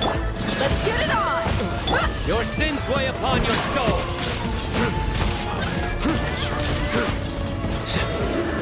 penance is due! No escape! Guilty! You stand condemned!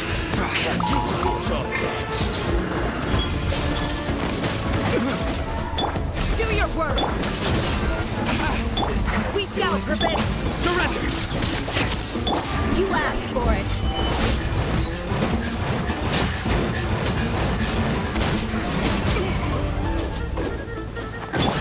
Nowhere to run!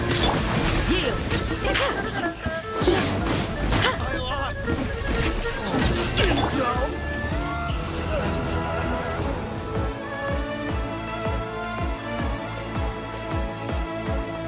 Waterway secured. Brothers!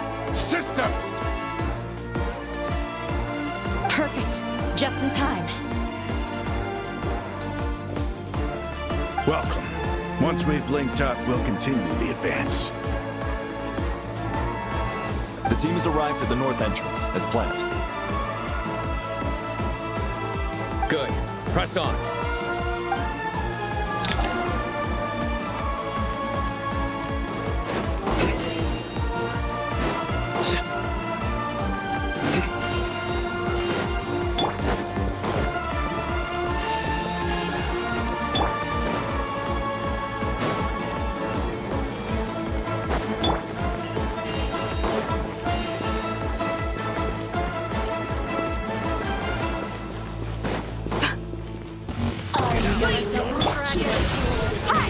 Judgment is upon you.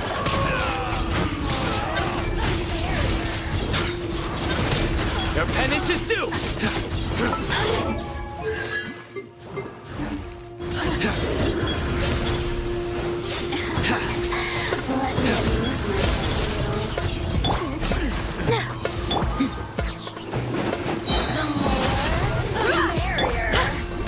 Do your worst! What a waste of time!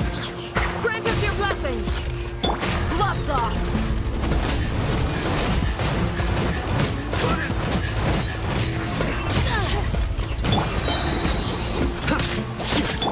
Please!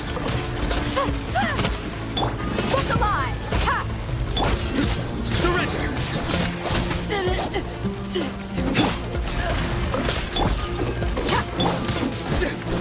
Futile!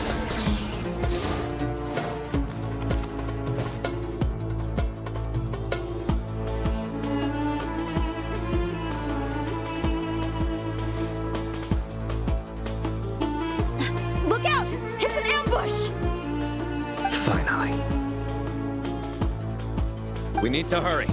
Take the middle road now. Mahamatra Sino, area clear. Don't relax just yet. More Fatui approaching from the right.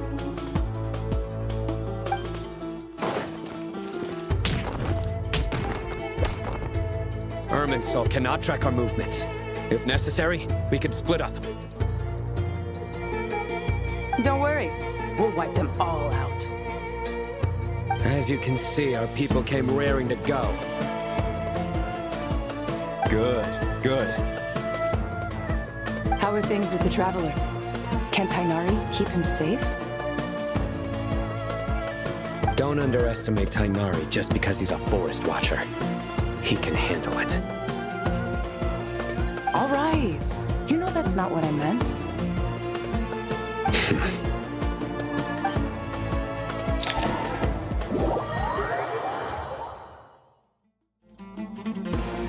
Sino and the reinforcements have drawn the Fatui's fire away. It's our turn. By using a cluster leaf of cultivation, we can pass through certain terrain silently. Good luck with that. We'll just fly up there. Huh? Oh, yeah! I forgot you could fly! Ready? Ready!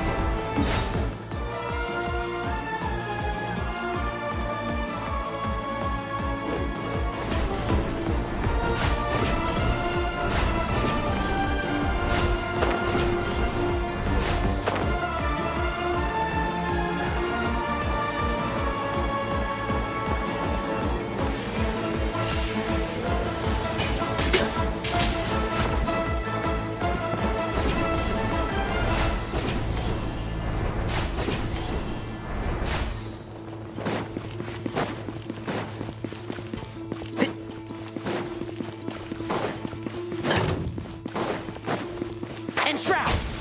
Time to ignite this! Behold!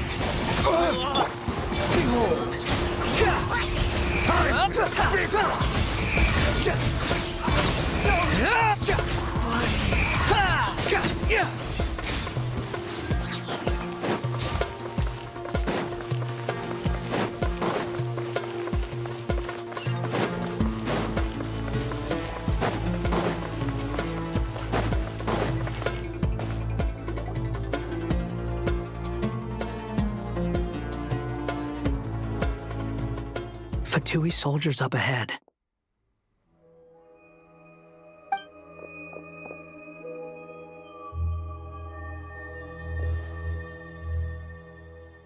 Careful. Prepare for battle. Hey! There's people over there. You have some nerve showing your faces here in the center of Sumeru City.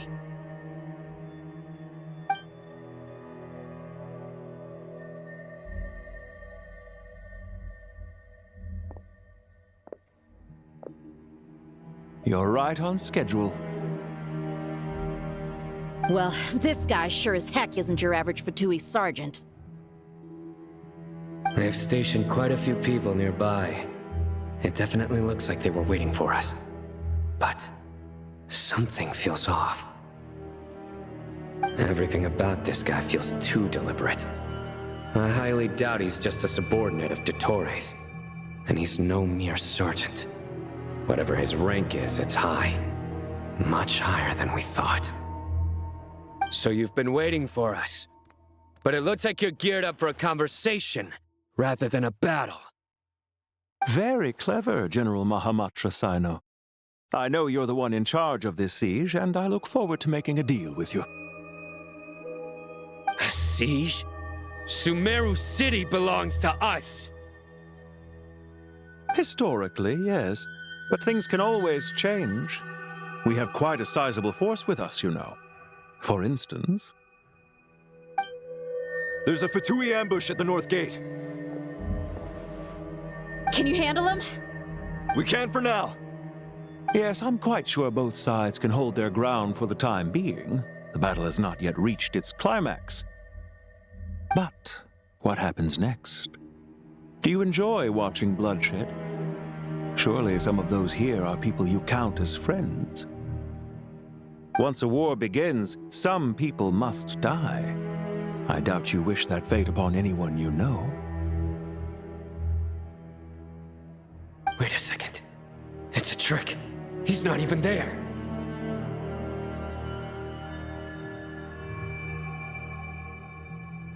Silence!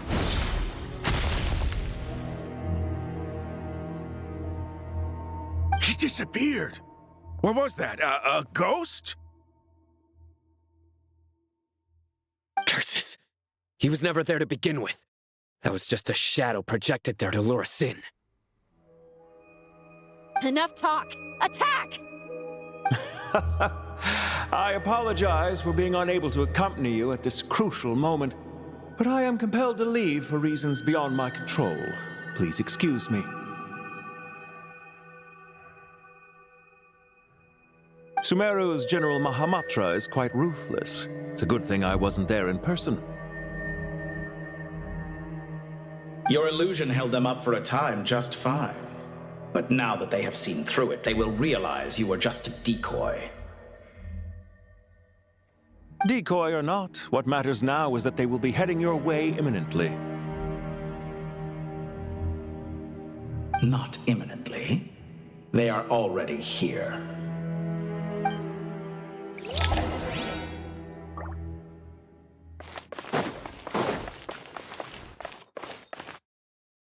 Such thing as pure freedom in this world. Even the wind cannot blow on forever.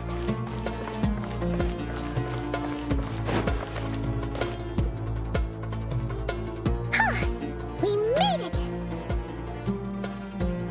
This is far enough. Tainari, you go help Sino. Don't worry about us. We'll manage from here. Are you sure you don't need me to stand guard? No need. Once the connection is established, we'll disappear from the sanctuary of Surasthana. Go help the others. All right. Goodbye for now, then. Please tread carefully.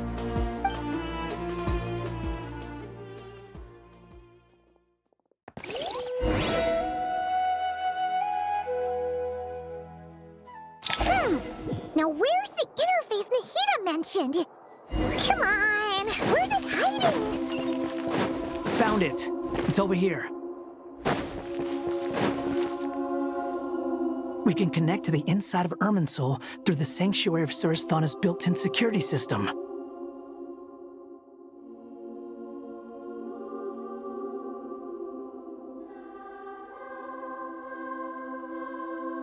You should be pretty familiar with the process. Is it the same route as last time? For the most part, we don't need to adjust any of the parameters. Then I should be fine.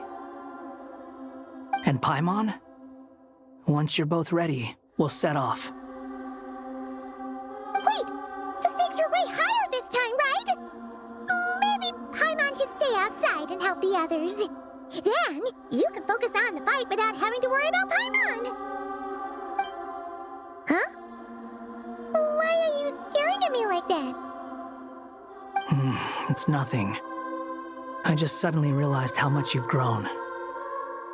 Hey, you've grown quite a lot yourself. Don't you two start getting into it again. Well, anyway, Paimon thinks she's pretty knowledgeable. Who's the best guide in Teyvat again? And don't forget, Paimon's a college student now. If we say Alhaitham's not a weirdo, it's hard to explain how he came up with the idea of you applying to the academia. But for all that he counts, you're doing surprisingly well in your studies. Just goes to show how important it is to have someone supporting you. And Paimon's not the only one. Let's not forget that you only became a student because of Nahida's personal recommendation. That's fair. I have learned a lot in Sumeru. Oh yeah, did you ever come up with that ugly nickname you promised me? What? No way! We're friends now! Paimon gave up on giving you one ages ago. Anyway, isn't Hat Guy enough of a nickname for you? Fine. Suit yourself. We need to go. Paimon, if you're staying, look after yourself. Will do. Paimon's gonna link up with Tighnari and Sino. You guys are the ones who need to be careful. We will be. Bye for now.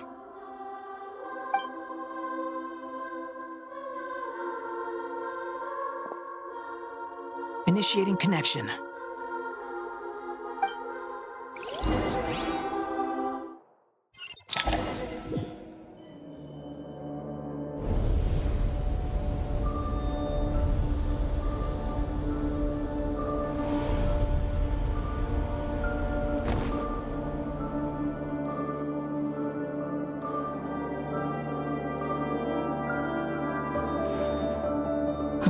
Well, here we are again. Come to think of it, I still don't even know where we're going. Thanks to our terminals, it should be impossible for Irminsul to read. I can... Don't tell me. Only you need to know. That way, whatever happens to me next, it won't affect your progress. Listen to me. Your safety is just as important as mine. Don't even think about sacrificing yourself for the greater good. We came here together, and we're leaving together. All right, if you insist. I won't argue with you.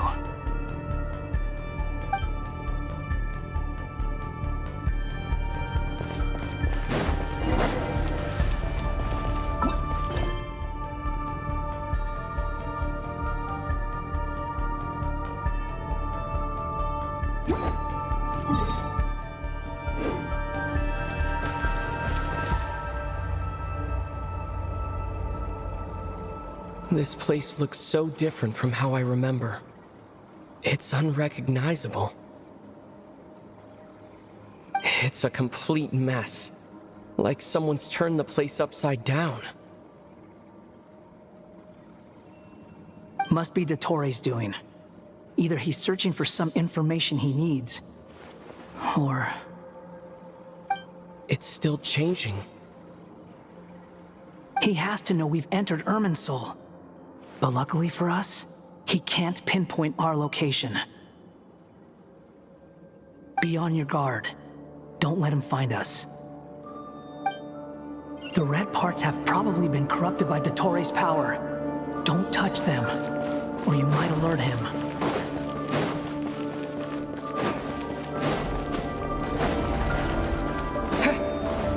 He's looking for us. Tread carefully. That wall could be a problem. Fortunately, it looks breakable. Give it a shot.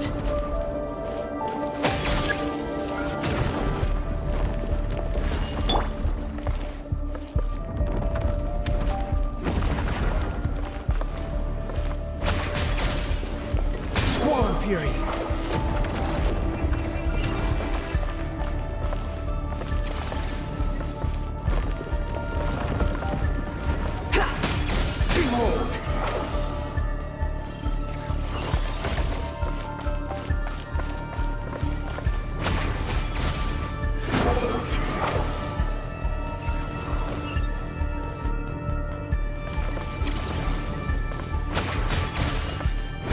Upon the gale.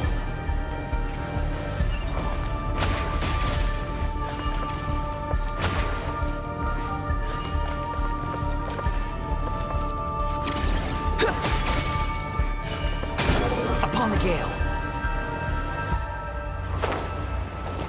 The same old trick again? Are you kidding me? Let's handle it just like we did before.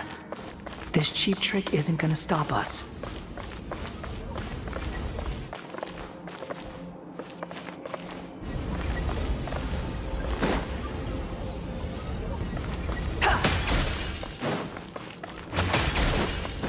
Following me.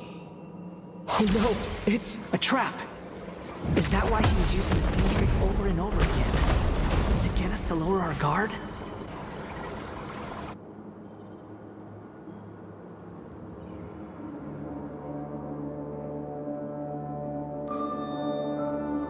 I'm trapped!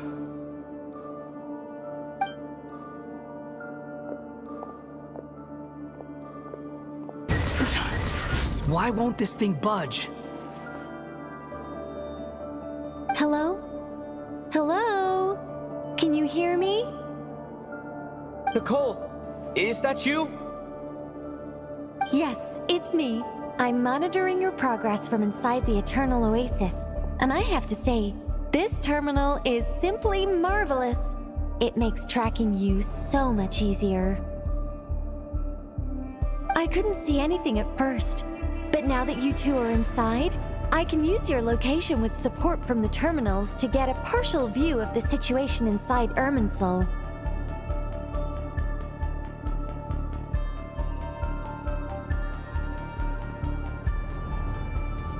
It's not the clearest image, but it's better than not being able to help at all. So, here I am. I can't intervene directly, but I can help to guide you out of the jam you're currently in. So please, just follow my lead. Dottore in his current form is a blight upon both Irminsul and the Ley Lines. Pay attention to your surroundings.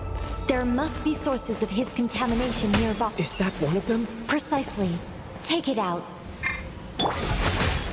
Good work. But we're not done yet. Stay close, and let's see if we can find any others like it nearby.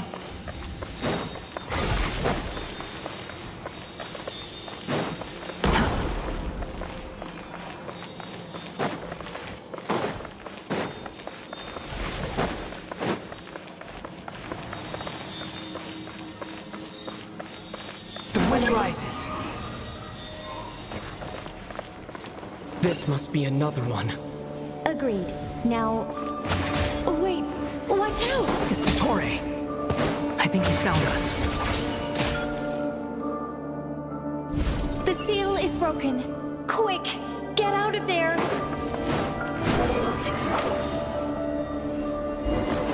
And where exactly do you think you can run to? Wait, what is that? Pursuers! That's gotta be it! Run!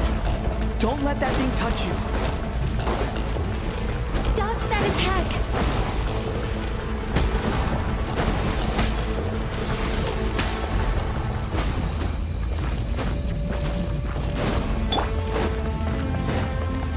There's more than one path. Which way do we go? To the left! Trust me! Fleeing like vermin. What a pathetic sight. Hey! Watch yourselves! Stay focused! There's a cliff ahead. Jump!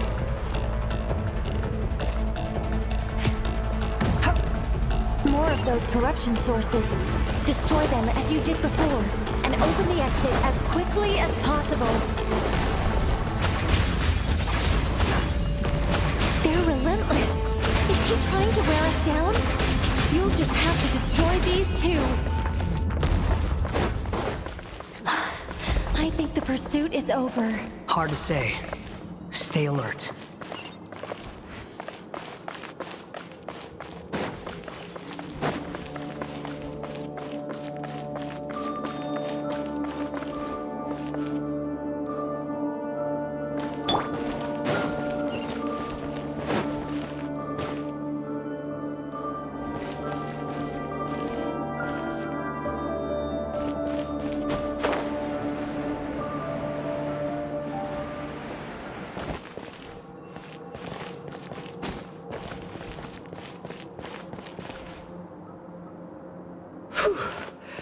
I think we've made it to relative safety. Goodness, that was tough.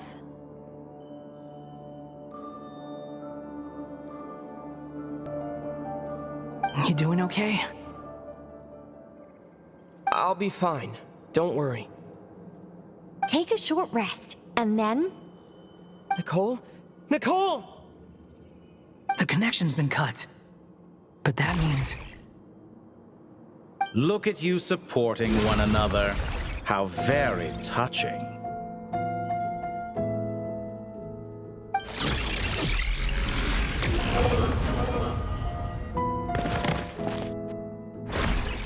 Dottore! Took you long enough to find us. You're more useless than I thought. Oh, really? I think I deserve a little more credit for my methods than that.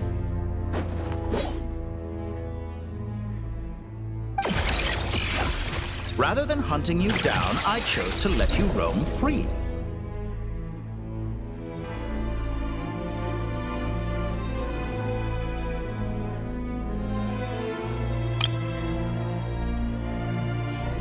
I indulged your presumption that I was unable to track your movements. Played along with your clever little plan. Fleeing is for animals, but I rather enjoy watching you flee. Some things lose the will to run altogether as soon as you put them in a cage. If that's true, then why did you come looking for us? Because I wanted to observe you up close, of course. Don't misunderstand me. I'm not here for a fight. Is it so unusual that I wish to greet my old acquaintances in person?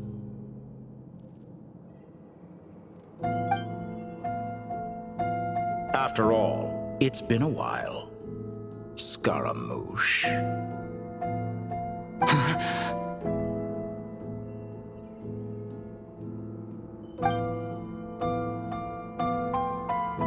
Why are you so afraid? I have done nothing unprecedented in discovering the truth. Nor did I go to any great lengths to uncover your story. You made a bold series of moves in deciding to erase yourself. And with the power of this great chronicling device called Irmin's Soul, you were able to achieve something quite remarkable.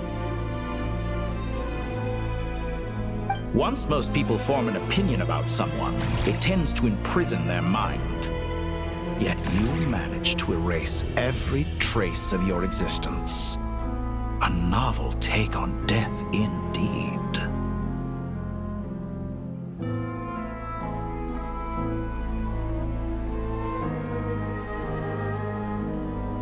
However, this meant that you stood out to me all the more when I saw you in Nodcry. I didn't even have to go looking for you. Just the sight of you was enough for me to intuit the truth. For someone in my position, connecting the dots was a trivial affair. It would have been more surprising if I hadn't managed to piece it together. You seem very pleased with yourself for figuring it out. I'm sure you'd even be more delighted to learn the full extent of your crimes.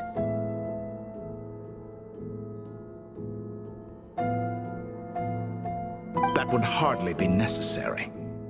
Besides, isn't there something that concerns you more right now? Something that fills you with dread?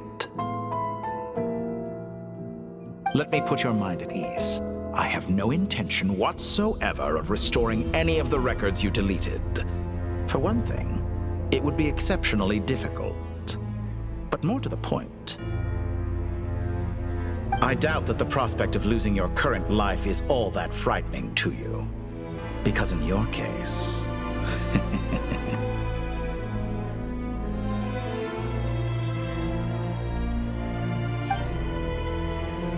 the cruelest twist of fate is that you'll never again have the chance to make up for any of your mistakes, isn't it? Dottore?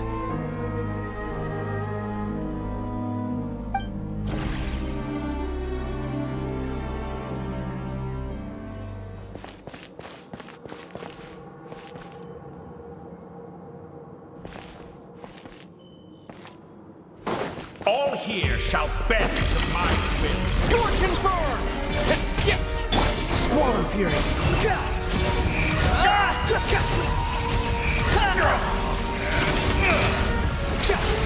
That's far. I'm afraid you'll need to do better than that to take me down.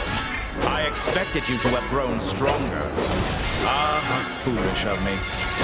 I forgot that you lack any means to increase your power. You will pay for everything you've done! Oh, will I now?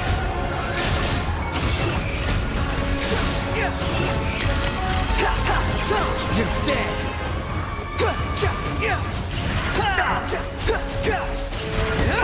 So you fear me after all?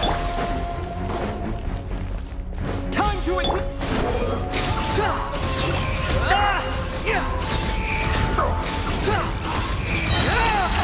You dare to gaze upon me?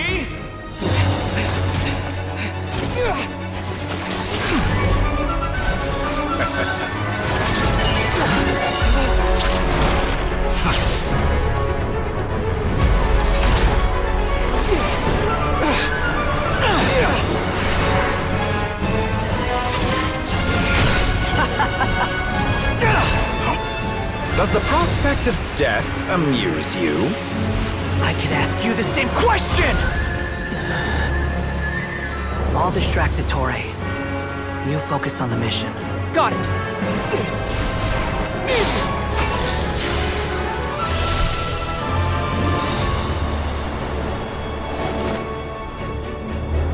For the hopes and dreams of the masses. Open the secret door on this enchanting night.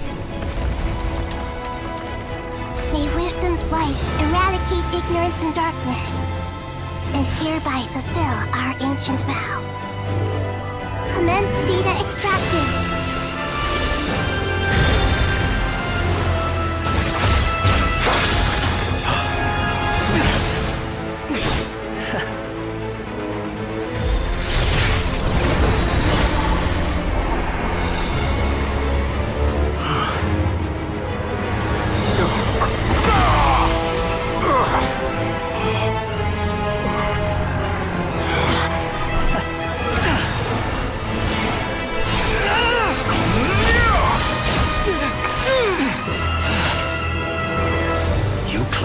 outdated ideals and stand in the way of progress.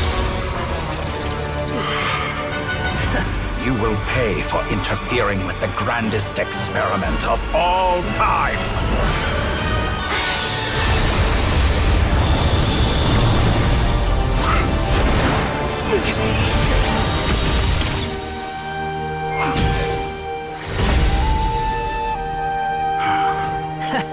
Good timing.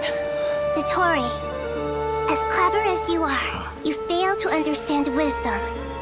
Wisdom takes many forms, but the path you have chosen eschews them all. Huh.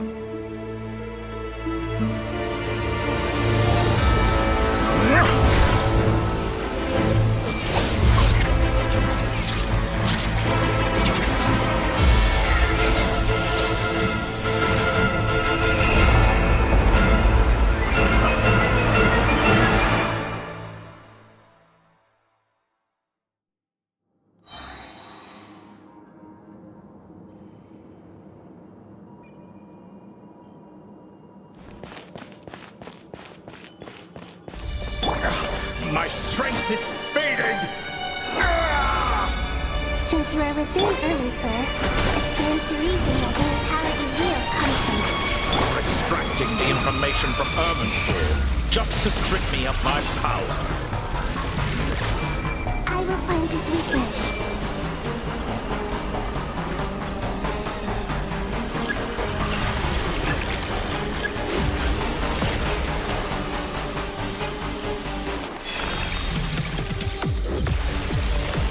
Everyone hop in!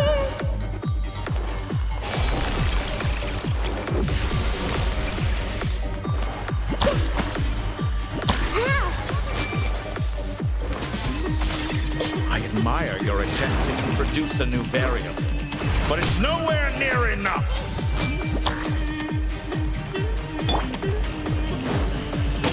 Time to ignite!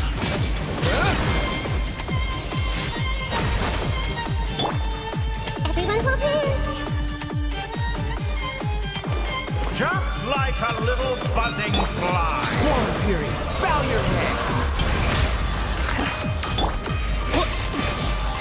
This makes me really A pet trick. The wind rises.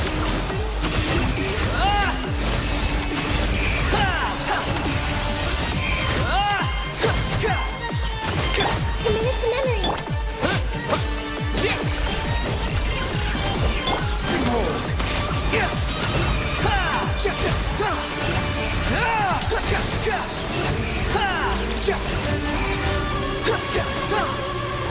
Burn all before you. Blade of the final blade. I see everything! You won't destroy. We're so close! Just hold on a little longer! I'll hold him up. Traveler, Hat Guy, the rest is up to you. We certainly have a knack for surprising each other, don't we? I'm just getting started.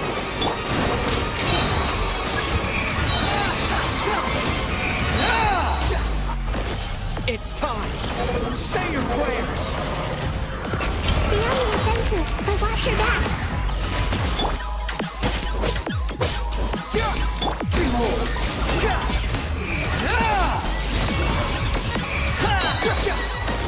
It's time! Say your prayers!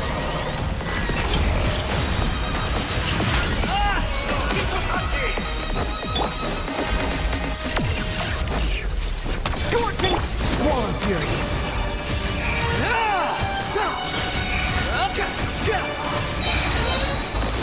It's time! Say your prayers!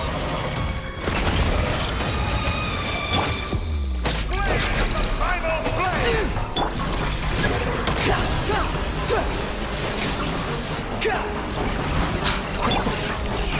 Finally. Time for you to die. Excited? Time for me to die? It's time! Say your prayers!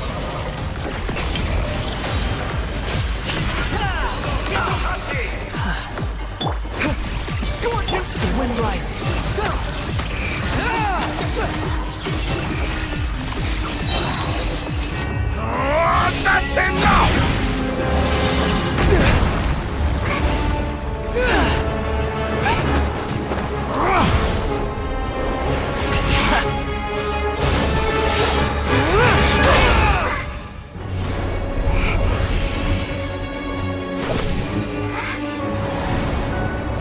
It's all yours. Do with it as you see fit.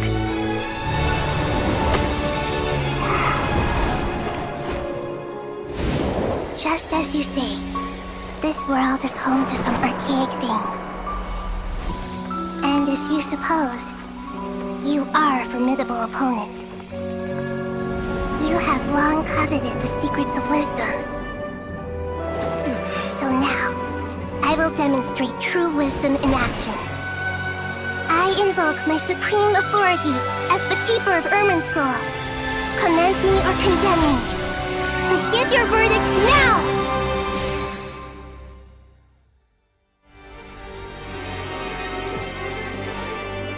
Blessed One of Wisdom, Mahakusaladhama, are you certain that you wish to exercise your authority to destroy Irminsul?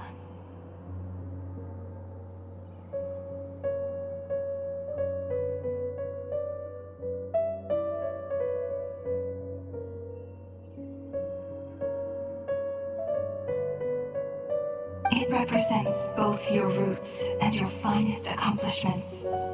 You truly intend to abandon the very thing you have always fought for? This is my decision. Irminsul has been corrupted beyond redemption. Irminsul is the original tree of Teyvat. It is the means by which the heavenly principles maintains fate itself. The 7 Archons should honor and revere it, for their authority was bestowed upon them by the heavenly principles.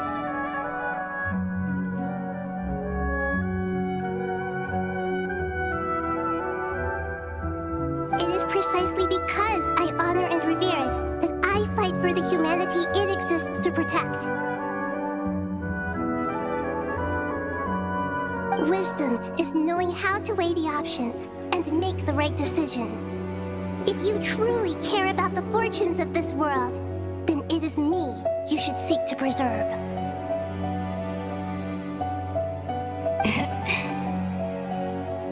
Planting a seed begins the chain of cause and effect. Since you have become a great tree yourself, why should the loss of another tree be anything to fear? Till we meet again, Lord of Dendro.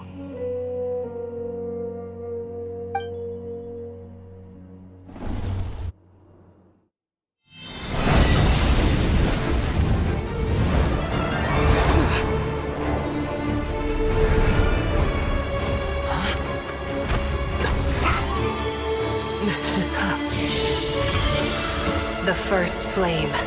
The pure, cleansing fire.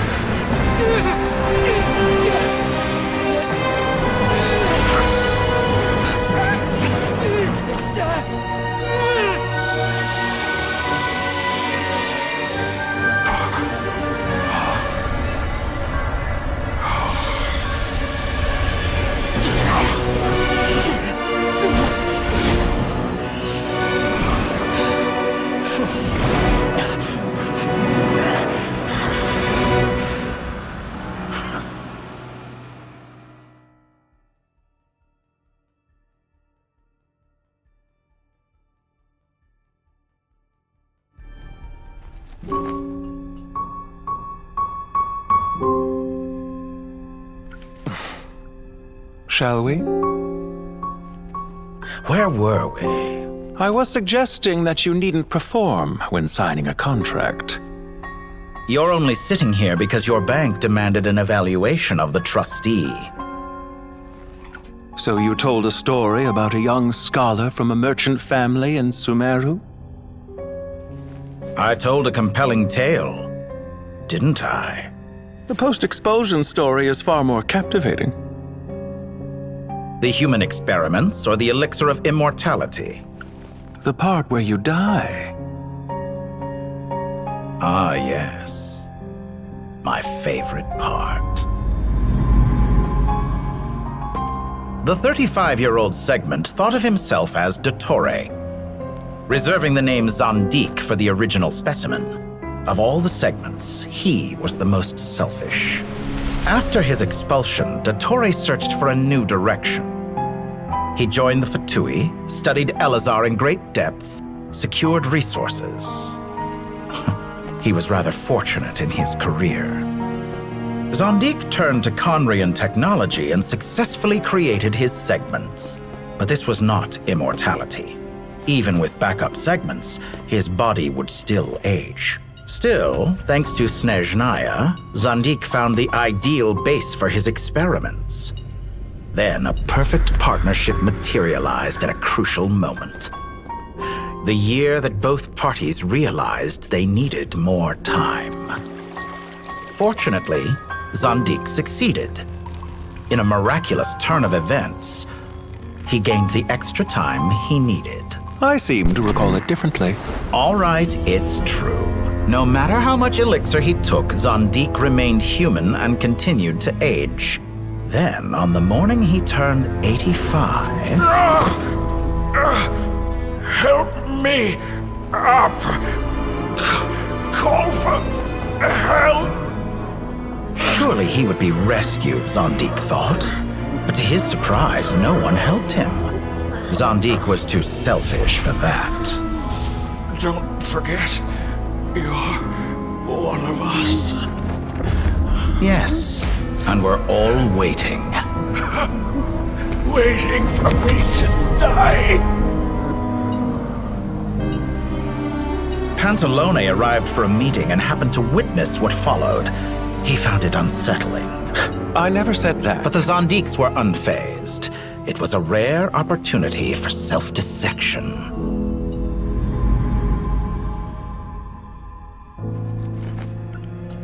What does all that have to do with you depositing your data at Northland Bank? It has made me cherish my time in this world all the more. Fair enough. So you do have a sense of self-preservation.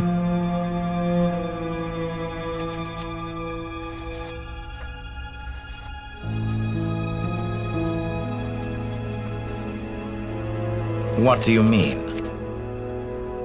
You're hardly normal, and you don't cherish life. You just don't want to admit defeat in the limited time you have.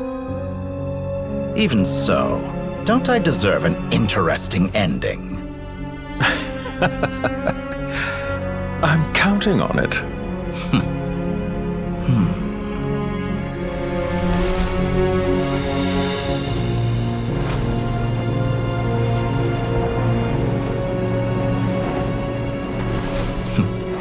If nothing else, I expect my funeral will be a grand affair indeed.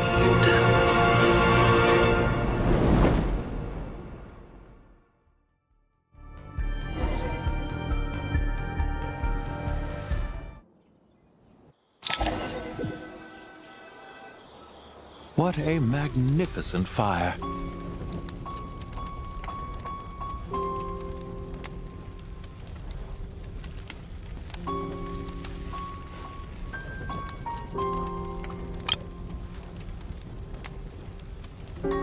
In Snezhnaya, we light fires to ward off the cold.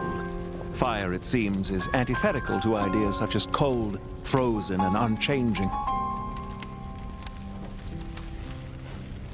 Perhaps it has always been that way.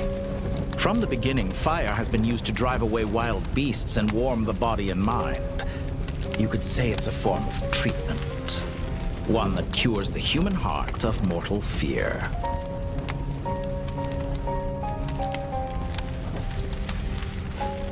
Mortal fear. Something you haven't been acquainted with in a long time, by the sounds of it. Whereas you, I'm sure, must know the feeling quite well indeed. I remember when we first discussed the elixir of immortality. You claimed that extending your lifespan was about buying more time. But was that really the truth? You fear the prospect of dying a wretched end in this world, don't you? Of course I do. I'm only human after all. And while you may have forgotten it, you cannot deny that you too were once human, Dottore. I do not believe that there is no such fear in your heart.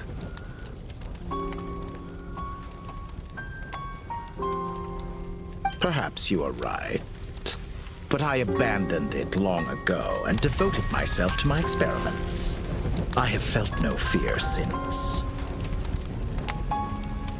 From the very beginning, I never thought you could win this game. But still you came, contract in hand, to honor our agreement. Because I am a reputable partner. And as we have discussed, experiments are about more than results alone. The process is equally important. I have come here and completed my creation, and I do not regret my decision. I'm afraid your journey ends here. After I die, there will be no one to make the elixir of immortality, and your remaining stock will only last a few more years. How then will you prove that you didn't perish in this incident alongside everyone else?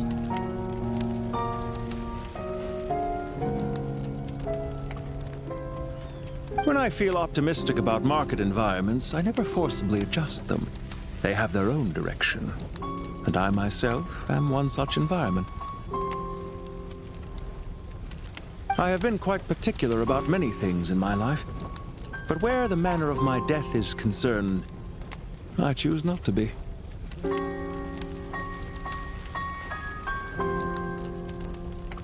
You make yourself sound so magnanimous. Oh, but I am. And I hope you will be too. It may have been a long time since anyone told you this, Dottore, but I recognize that you are a truly rare talent. Ha! I can see it. The experiment in blasphemy that I've been performing all this time. It has been a long process, and I do not care about the results as much as people might imagine. If the very goal of your experiment was to explore infinite possibilities, then there was never any reason for it to end.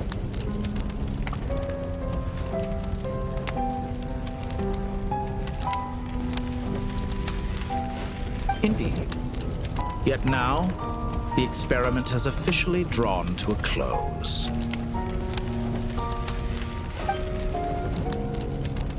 What should I call you? Zandik?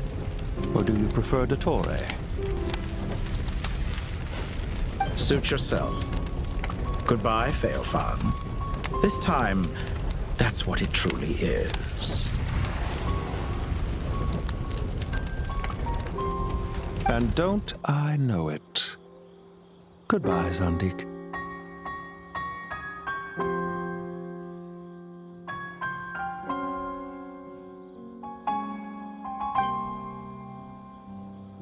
I could have carried out many more experiments, but to me, Lord of Dendro, this outcome is certainly not the worst. I believe you. But unfortunately, this is where it all ends for you. This experiment does not belong to you, nor do any of the results. Experiment. It sounds like you're trying to outdo me in my own field. Wisdom is conveying information in terms that people can clearly understand. You know exactly what I mean.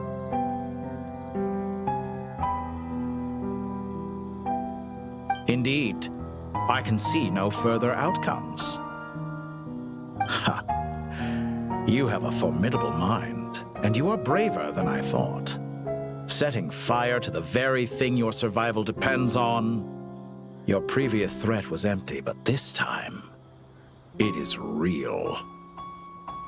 When necessary, wisdom can be as fierce as an inferno. Some of the flames that incinerate you come from within yourself. Perhaps you are right. You see what lies at the bottom of the human heart, and that is your wisdom. Here is where your journey comes to an end. All that is yet unknown belongs to those of us who will carry on living. It seems I have unwittingly been your arch enemy all along. But now, it's all over. I do not deny your intelligence. But what you refer to as experiments, I would never describe in those terms. They are events that take place in the real world, and they are so much more than mere data. Goodbye. We will never meet again.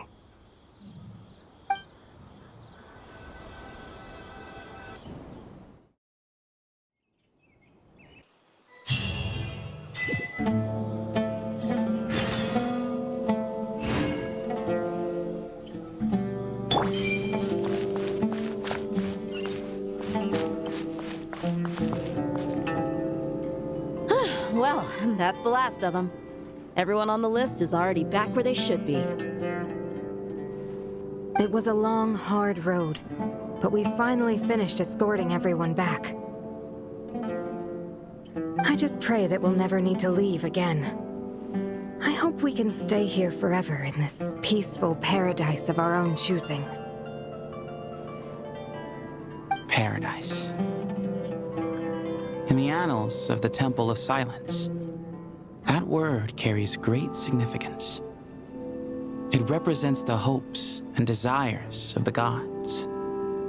Their longing for a place to rest. I wouldn't think gods need such a place. People always think they're the only ones who can lose their homes. They forget that gods too need a place to reside. As the Goat King once said, "A god without his people shall cease to exist." Gods need their believers every bit as much as their believers need them. Only we can truly understand how much the desert faith has faded over the centuries. But we still talk about the gods as though they're part of our lives.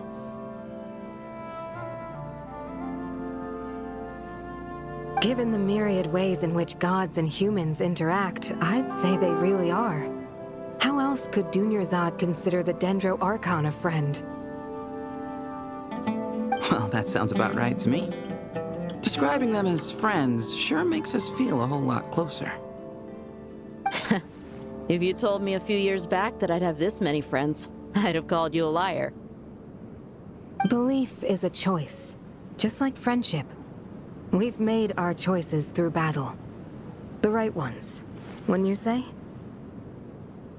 I'll be heading back to the Temple of Silence. I heard the Goat King and the Ibis King decided to pay us a visit. How about you? It's back to Aru Village for us. Still plenty of supplies to distribute and people to help. Until next time, old friend. As long as you can find the time, you're always welcome to visit us in Aru Village. Right back at you. Make sure to drop by the Temple of Silence the next time you're free. Word is that 2 of the other 7 pillars, Chesapank and Bennu, might also be dropping by. Since you're wearing the symbols of their power, it'd only be fitting if you came to see them for yourselves. Dropping by? That makes it sound like they're visiting a neighbor's home. Well, the temple was founded by Hermanubis, so I guess to them, that's exactly what it is. Guess that's true. All right. We'll make sure to find time to stop by. Stay safe on your journey home. I will.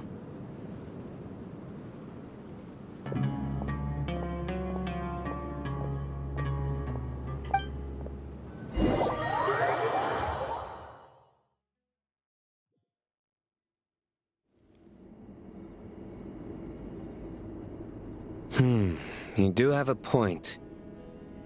See? Retirement has always been a problem, especially for old-timers like us who've been locked away all these years. You finally step out into the light, and bam! You're face to face with a whole different world. Naturally.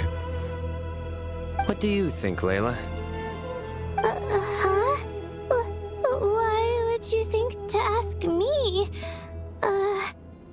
How could I possibly be qualified to decide where the servants of King Deshret should live?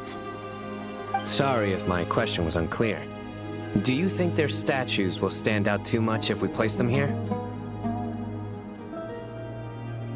Hey, I never agreed to this. How could we possibly allow our statues to be left in Hermanubis' home? That would be like breaking into someone's house, then pretending it belonged to you in the first place. Different beliefs can coexist. We still need to respect one another. By which you mean, you two plan to stay at the Temple of Silence, for a while at least, but you have no intention of relocating your statues here. So, you see this as sort of a family visit? Is that correct? Family. You could say that. In a sense, Hermanubis would view this as his home. Just look at this place. Magnificent, is it not? The sad truth is, in the past, all three of us invested so much into misguided ventures. We failed to build what we should have, and wasted so much time instead. And what do you mean by that? I mean that for the most part, time spent associating with the likes of Sobek, and, let's say, Thoth, might reasonably be considered wasted. Why does that not surprise me? Go on. Anyway, given how much time we'll all be spending together, I'd say that the bonds we built will end up proving to have been a sound investment. Once Sethos, the current leader of the Temple of Silence, returns, you can discuss the matter of staying here with him. But judging by the expressions of everyone here, I imagine you'll receive a very warm welcome. This sacred ground houses untold knowledge, after all. What better place for the servants of King Deshret to appear in the mortal world? How about we share a meal together first? I imagine it's been many years since you last tasted fresh food. Oh, that sounds wonderful! After so many hundreds of years, I can only surmise that desert cuisine has become a lot more varied. Are we having a get-together? If you'd like, I can help prepare some food. After all, Lord Thoth, you helped me so much in the desert, and I still haven't properly thanked you. Oh, my, that would be wonderful. I'm touched that you still remember. How the times have changed! To the people of today, it seems the Ibis King has become a kind and passionate god. And you, Mr. Herreshoff? What kind of god do you wish to be? To be honest, I haven't given it much thought. How about you, Dendro Archon? Do you have any hopes for your future? Me? I'm very happy with my current life. Forgive my bluntness, but you do not seem to derive your authority from majesty and might, like Lord Al-Akhmar. Clearly your approach has its advantages, but also its dangers, don't you think? I do, but projecting a majestic front doesn't really suit me. Besides, my relationship with others isn't simply one of a god and her people. Not putting on airs might earn you more adoration. Exactly. Besides, I really like parties where everyone brings their own food, and we all come together to share. You should join us. I'm sure you'll find it fun. Last time when we got together for a picnic near the Avidia Forest, it was quite the occasion. Seeing as you're already here, how about we hold the next one in the desert? Can we do that? Wouldn't Tainari have to transport a ton of drinking water? Don't worry, I can help out. Layla, would you like to join us next time? The more the merrier. That way we... Don't take this the wrong way. I just think you should know. When it comes to passing the time, chess is more our thing. In that case, Dendro Archon, what do you say? If I were to compete against you, I can't say with certainty I'd win, but I certainly wouldn't mind giving it a shot. Where's Sobek? I'm sure he'd be good for a few rounds. Cards, cards, cards! I'll always prefer chess. I wonder what variant of chess we're talking here. Mr. Thoth, is there some sort of astrological significance to this game? Oh, I'm glad you brought that up.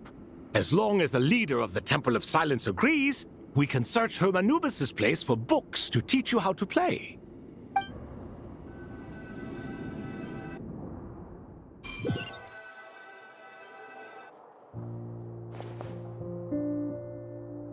Such devastation visited on Sumeru City.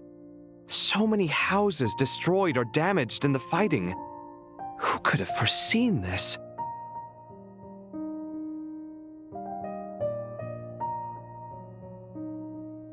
Look at all of this. It's going to take me forever to tidy up.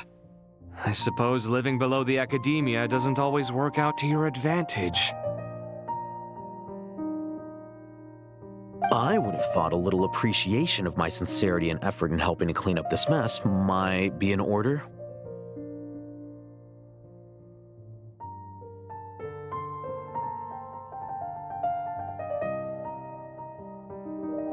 Helping? Effort? This is your house! Of course you should be putting in the effort!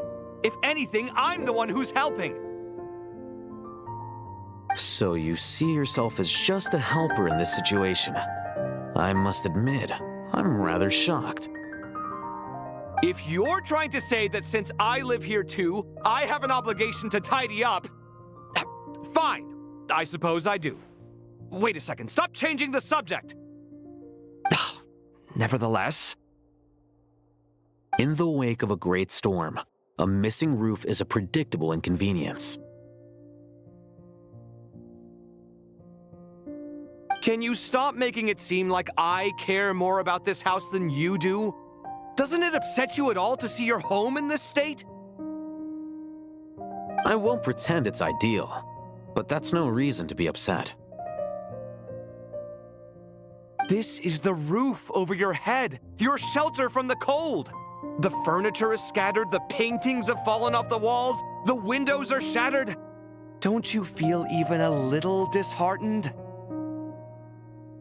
The way I see it, these problems are easily solved. Ugh, this is precisely why I hate talking to you about sentimental things. It's like banging my head against a wall. You simply don't understand just how much work goes into making a proper home. It sounds like this is causing you a lot of anguish. You mean the house or the paintings? I mean your sentimentality. Oh, well, yes. But I'd rather not dwell on such things right now. Generally speaking, when anguish becomes the norm, people usually make an attempt to improve their situation.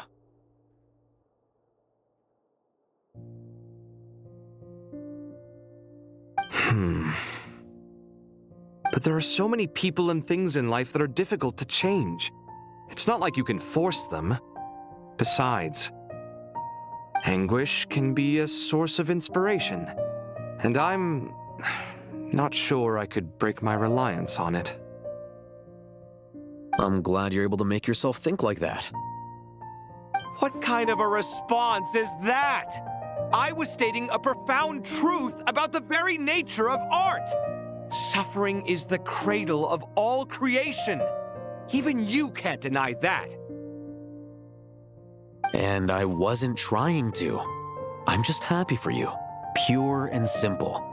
Can't you tell? Happy about what? Happy that you can always find an answer that backs up your views. You... More often than not, life is a process of running into problems and then searching for answers. Yours more than most. Not everyone's so good at justifying things to themselves. It's something that you've been steadily mastering. Huh. What about you, then? What skills have you been mastering lately? Pass me that box. Huh? Okay. You may consider this my progress on the path to mastery. What? Wait a second. Isn't that box mine? Hey, it is! It must have fallen off that shelf. I'll hate them. Those are my paints and inks. Would you like me to put it in your bedroom for you? Huh? I mean, sure, if you don't mind. What kind of progress is this? Does he think he can bribe me? Not that giving me back my own things is much of a bribe. These books on the floor, they're a complete mess. And this one, didn't he say it was an out-of-print collectible? It's completely covered in dust, and some of its pages have even fallen out. Ugh, guess I should help him repair it. This one too. And this one.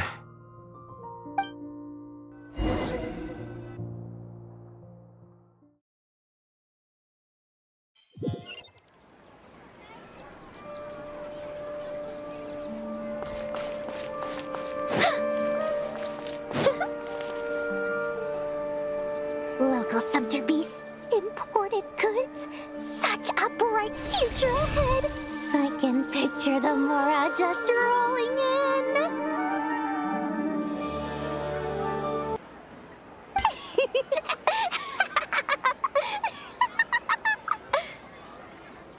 You do realize you sound like a choking cow?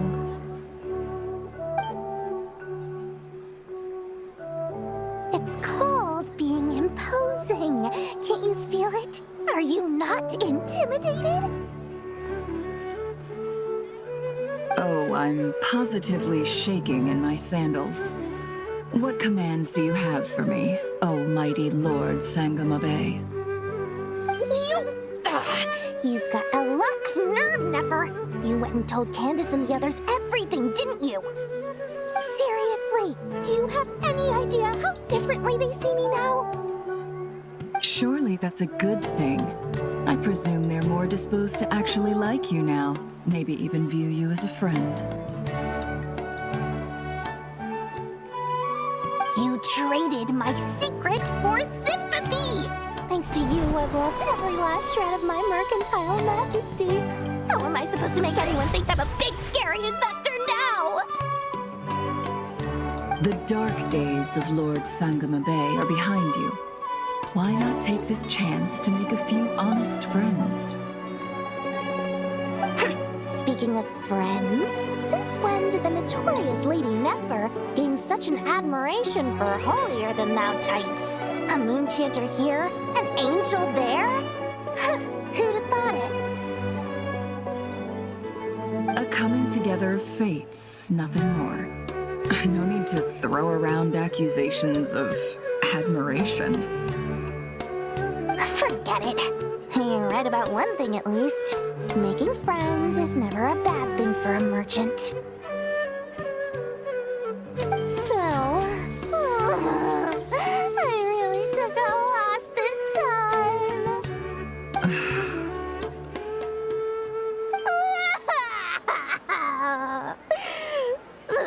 What are you looking at? I'm trying to see if you're really crying or if those are just crocodile tears. A little birdie told me that when Lord Sangamabe makes money, the tears flow from the center of her eyes. But when she loses it, they flow from the corners. Which... Ugh, you are so annoying. I'm not talking to you anymore. Nefer! Thank goodness you're here. I've been looking everywhere for you. Huh? Well. If it isn't the house House of Dana's very own librarian. What can I offer you today, Miss Katayun? Oh, no. I'm not here to buy. I'm here to bring Lady Nefer a book, and a fascinating one at that. We agreed to meet at the entrance to the mausoleum of King Deshret. One more thing. I bought this copy with my own money. It's not borrowed.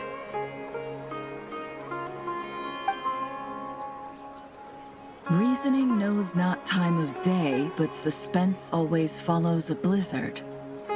That's quite the mouthful. Huh? Isn't that the one that... It was all the rage for a while. People throughout the city were clamoring to get their hands on a copy. The names inside were all circled. Everyone thought it was a riddle.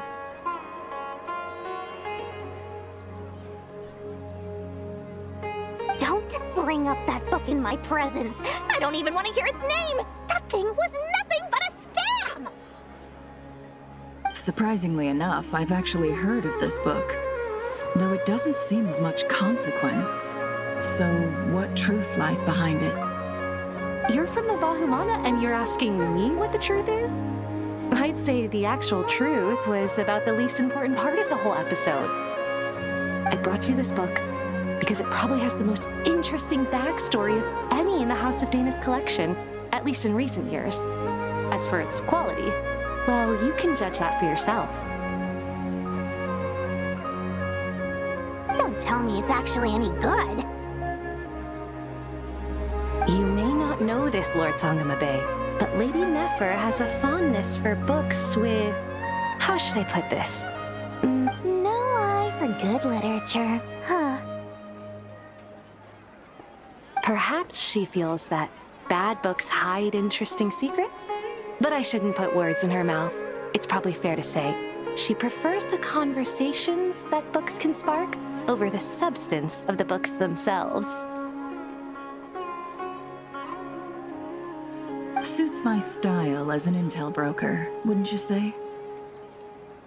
Very interesting, thank you. I'll return it to you once I'm done reading. And as it happens, I have something for you, too.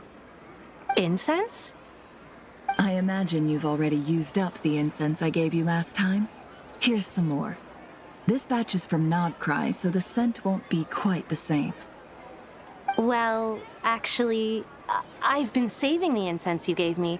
I couldn't bring myself to waste it without a special occasion. But I'll gladly accept this, too. And I promise I'll use it this time. Katayun, you haven't changed a bit.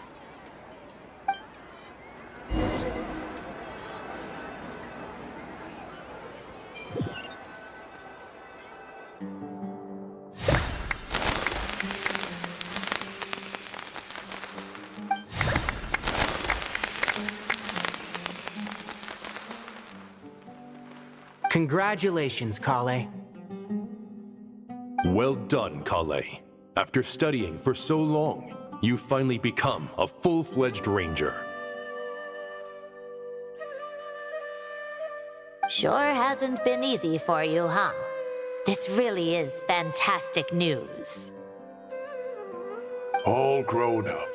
No longer a trainee, but an official forest ranger. Oh, the next step is to secure tenure in the academia. Thanks, everyone. It's true. I'm an official forest ranger now. Master Tainari, thank you for your guidance and support. I wish Mr. Sino were here so I could thank him too. Sino had a matter to attend to at the Temple of Silence. I don't imagine he'll be back for some time. But don't worry, we can celebrate together once he's finished.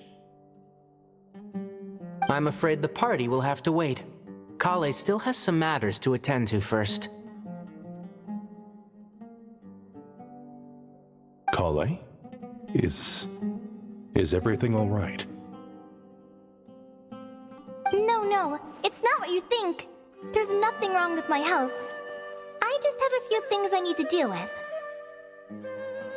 I've made plans with the Traveler and Paimon to visit Mondstadt.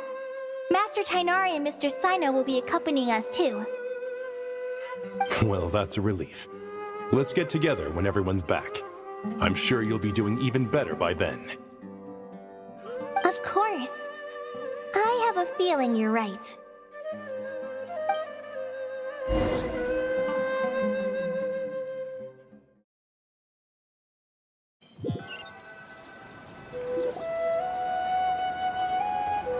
Phew! After all that catching up on sleep and food, Paimon's feeling full of vim and vigor again. For someone who spends so much time resting, your recovery routine is surprisingly simple. Hey! Paimon's been working her butt off too, you know.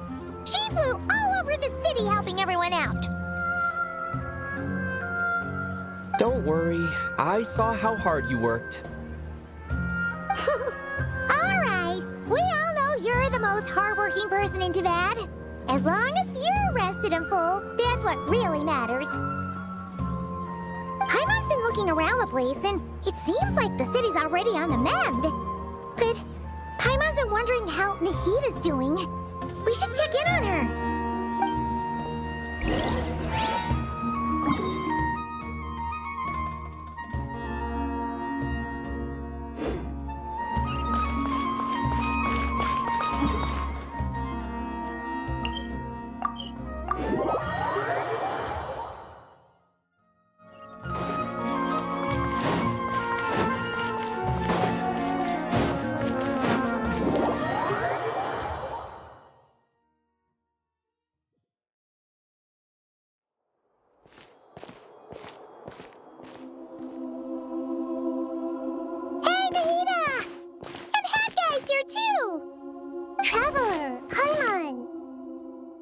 What's going on here?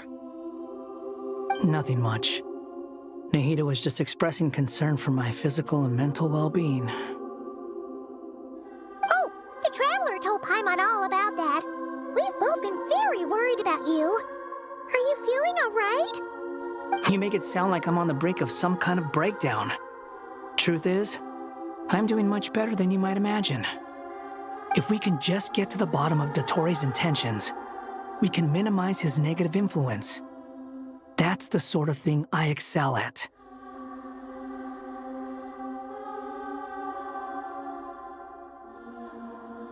Just listen to that newfound optimism. It seems like having you enroll in the Vahumana was a truly inspired move. I can really see the positive influence. Observe, a classic Sumero specialty. Chalking everything up to education and learning. To be honest, even I can sense the change in you. Everything Dotori said to you was a way to manipulate your mind. Fortunately, you're no longer under his sway. Can someone as old as me really continue to grow? If it helps, just think of yourself as a late bloomer. It's all a matter of phrasing, and it comes down to what standards you measure yourself by.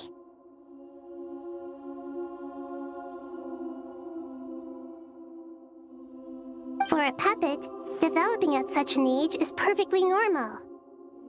But if you choose to call yourself a late bloomer, it sounds more like you consider yourself human. However you see yourself, well done. All right, I see what you mean. Anyway, what's your next step? What else can I do but complete my current courses? Everything else can wait. Anyway, that's enough chit-chat. There are still things in the city I need to help out with. I'll be heading there now.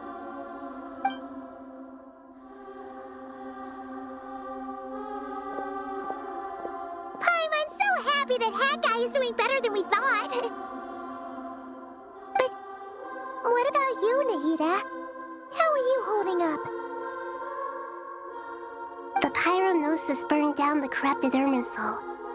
The flames blazed for 7 days and 7 nights before they finally subsided. All that was left were the parts underground.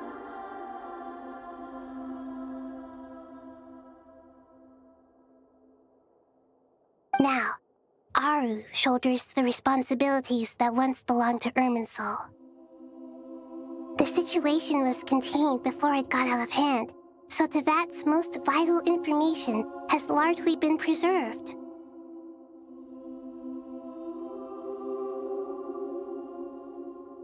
Irminsul has a strong influence over you, doesn't it? How will you cope now that it's gone? There's no need to worry. Thanks to Nicole's extraordinary talents, my connection to Irminsul has been severed and transposed onto Aru. Angels can do things like that? They can. Such abilities are precisely what makes them so powerful. The goddess of flowers, Nabu Malikata, once claimed that she too could perform feats beyond the reach of mere mortals. In my eyes, much of what she went on to achieve reached such transcendent levels. Her and Nicole really are both fascinating and magnificent. So, does that mean your situation is stable now? Correct. Just imagine that Aru has become the new Irminsul, and the essence of my existence has been bound to it. The wisdom of Sumeru has ultimately converged into a single, unified entity. Should we ascribe this all to fate, or is it merely fortune?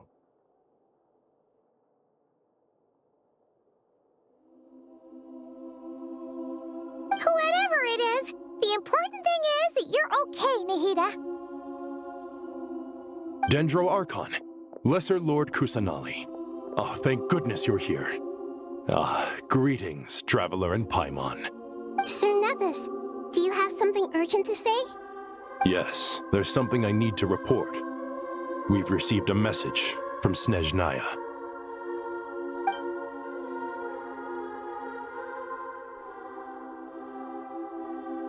The Fatui Harbinger, the Rooster, sends us his sympathies, along with all the usual pleasantries. His stance is that, following the unrest and Nod Cry, Dottore was subjected to internal censure. This madness was the act of a rogue element, one who cannot be seen to represent the Zapoliarni Palace.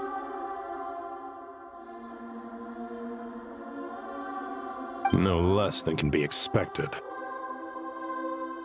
Snezhnaya paid a heavy price working to stop him. They even lost one of their own harbingers.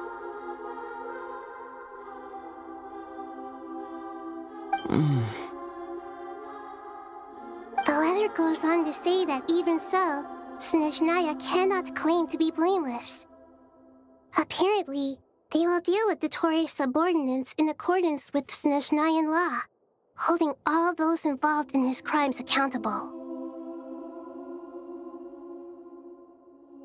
Additionally, they are supplying relief funds and supplies, which are already en route. They hope this will aid in Sumeru's reconstruction. Sounds like he's got an answer for everything. True. But as diplomatic rhetoric goes, it's highly effective. Completely watertight, both in logic and sentiment. This disaster has had a profound impact on Sumeru. There is much that I will keep in my heart. The matter of Dottore can be seen as settled for now.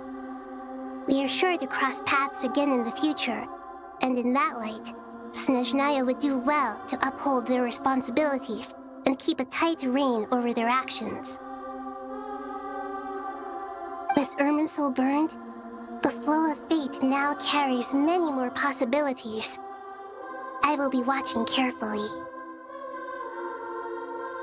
Perhaps we can move on to a less serious matter? Dendro Archon, will you eat with us once this matter is dealt with? Everyone wishes to celebrate together. Your presence would be most welcome. Of course! Junior Zod, Sino, and Hypatia all told me the same thing. If there isn't enough room for everyone, we can arrange back-to-back feasts. What a wonderful idea. That just leaves the question of what we should eat. Not more tomatoes, surely. More? Dendro Archon, what do you mean by more tomatoes? Those good friends of yours are always talking about tomatoes. Sometimes when I'm walking through the city, I can even hear them arguing in the fields.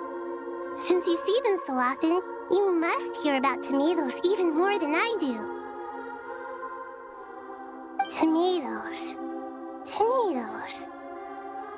The word has a certain magic to it.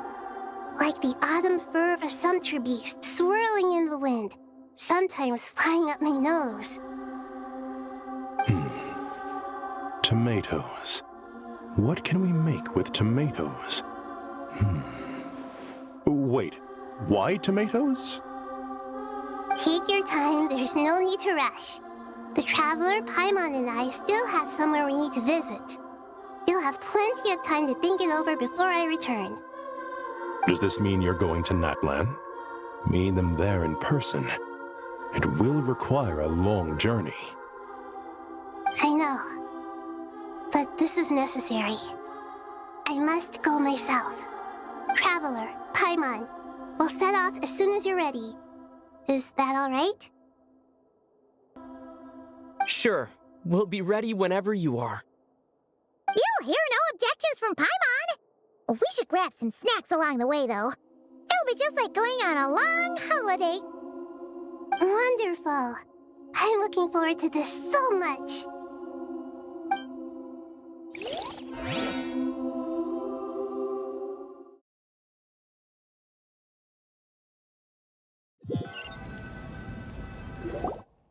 Natlan is such a lively place. It's super cheerful and positive, too. I can see that. There are people outside exercising at all hours. Such a healthy way of life. You came. Welcome, welcome. You must be hungry from your journey. Would you like something to eat? Oh, thanks, but no thanks. We've been eating the whole way here. We had a mushroom platter, sap's meat stew, butter braised chicken, hot and sour pudding. Paimon's positively stuffed. All right, all right. No need for all that detail. I'm starting to get hungry myself. Maybe later then. We can wait till everyone's got an appetite, then I'll head out for a meal together. Sounds like a plan. Let's find somewhere to sit down.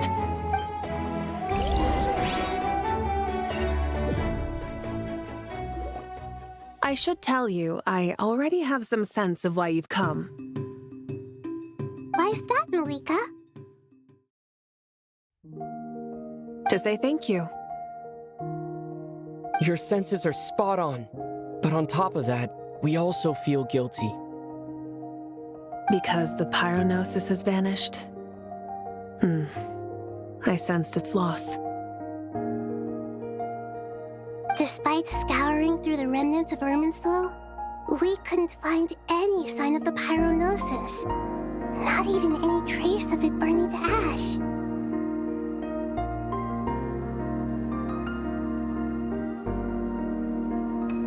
That's certainly unusual. Still, the potential fallout from Irminsul's loss is significant, to say the least. Perhaps the pyronosis's disappearance is simply a knock-on effect of the impact it's had on a certain strand of fate.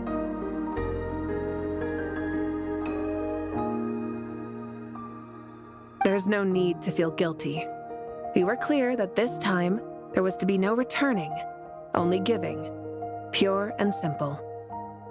Thank you really is a fascinating phrase. We use it to express gratitude for the smallest of things. Yet, when faced with a kindness too immense to describe, we use exactly the same words. It's not that we lack other means of expression. It's that when we truly need to express our feelings, the simplest and purest words are always the most powerful. You're right. In Natlan, we prefer simple expressions too. Companionship, friendship, support. They might not sound fancy, but the sentiment behind them is sincere. That's wonderful to hear. Sincere feelings are often a vehicle for the deepest wisdom of all. Irminsul's destruction doesn't seem to have done you much harm. I'm glad to see you're doing well. There's still a lot of work to do, but before we begin, we felt it was important to come here and speak with you. Partly to express our gratitude, but also because we felt that seeing you, in a sense, is like basking in warm sunlight.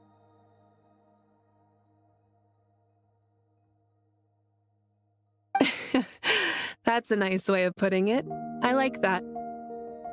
To tell you the truth, though, I'm not a fan of somber meetings. So, since there's nothing more to say, why don't we go bask in some actual sunlight? The weather's beautiful today. What a great idea! Paimon's gonna lie back and soak up some rays.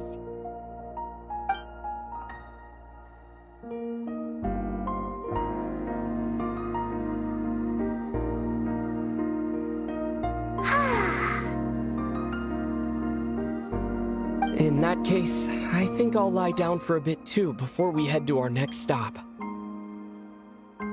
And where might that be? Mondstadt.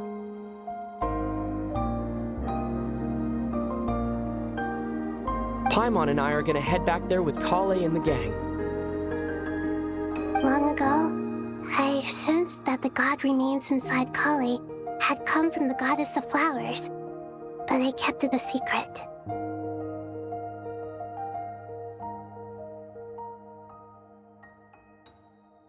Those remains weren't hurting Kale, not as she is now.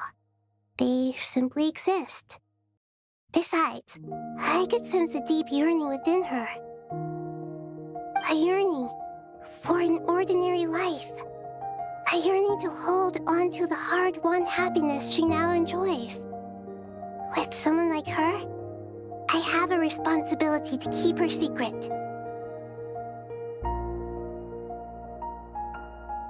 She should be ready to face the truth by now. Whenever people meet, there is always the potential to create warmth and kindness. Every child grows up, but even as adults, they are still children in the eyes of certain people.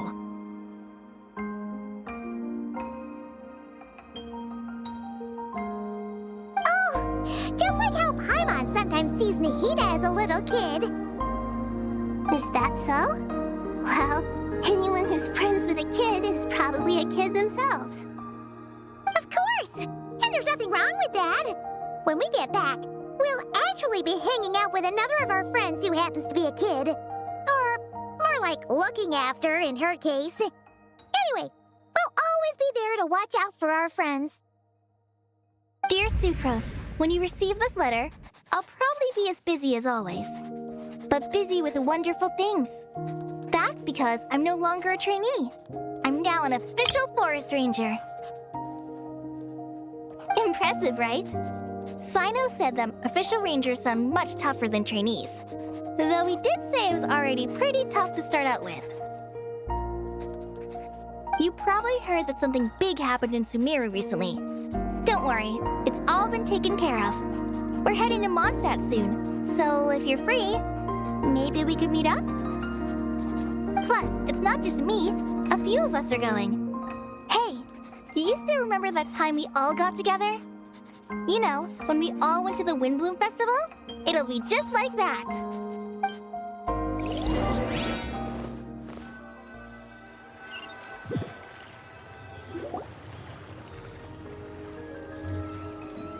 Dainari, is that...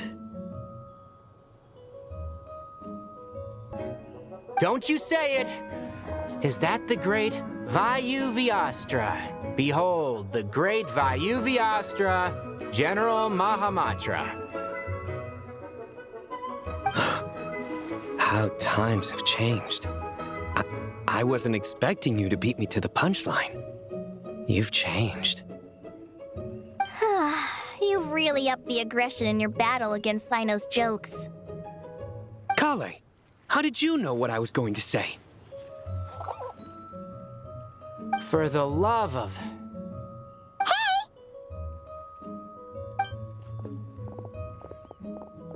Traveler! Paimon! You're right on time! I hope we haven't kept you waiting. Kalei! Sucrose! It's been so long! How have you been? I've been well. Everything's going great. What about you? Are you still busy? Not at the moment. Oh, right! That juicer you gave us works amazing! Farza loves it! Seriously? That's wonderful. I don't suppose you drew up a detailed test report. Oh, what fruits did you use? How was the texture of the final product?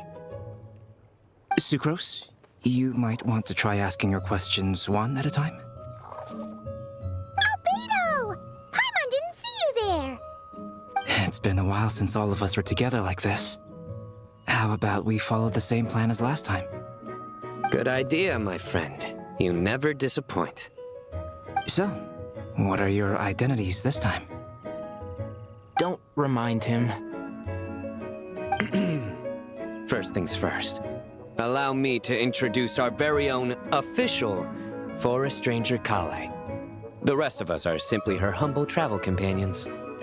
This sounds like one of those mushy stories that gets people hooked on some corny, heartwarming premise. Oh, is our story not heartwarming? If I recall correctly, there was even a scene like this in King of Invocations.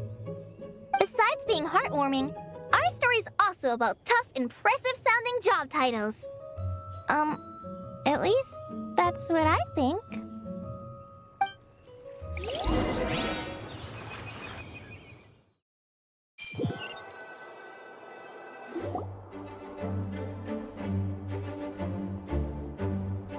Oh, you're here already? I'm still giving Dodeko a little trim. I won't be a moment. A trim? Does Dodoko need haircuts too? Of course. It's important to know how to take loving care of the apples of your eye. All of these trivial matters get left to me. It's because I'm an angel, and angels are, in a way, the guardians of all Tavad.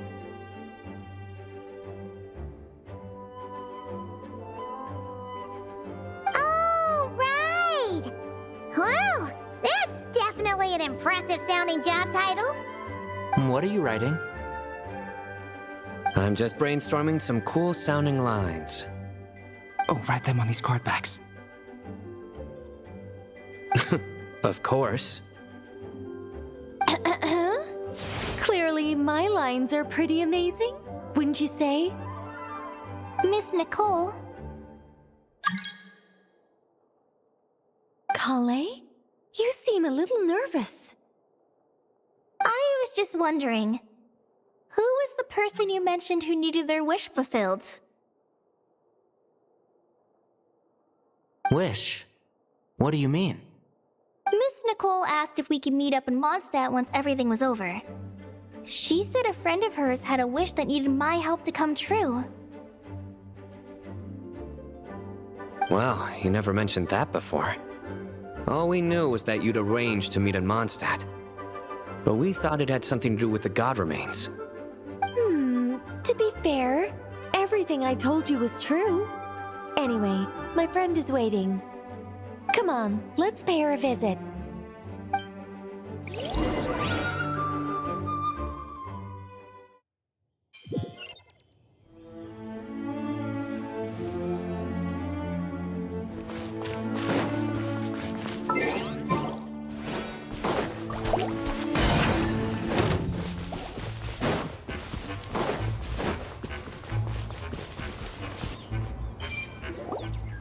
Huh? You're... Surprised? I bet you weren't expecting to meet a woman like me beneath this beautiful tree in a faraway land.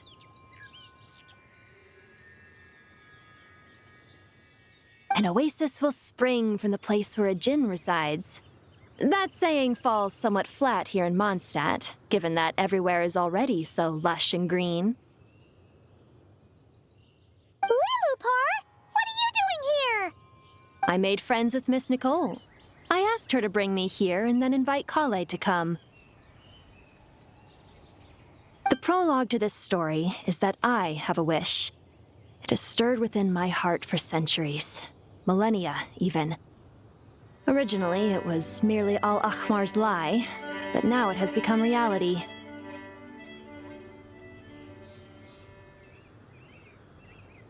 Could this be...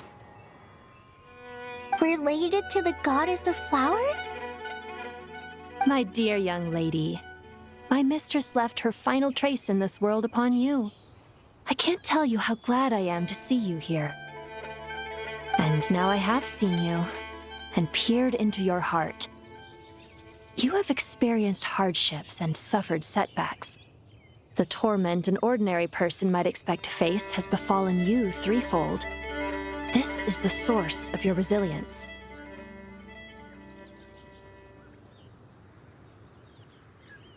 But beneath all this, I've witnessed the seeds of desire. You yearn to return to the simple life you once knew, do you not?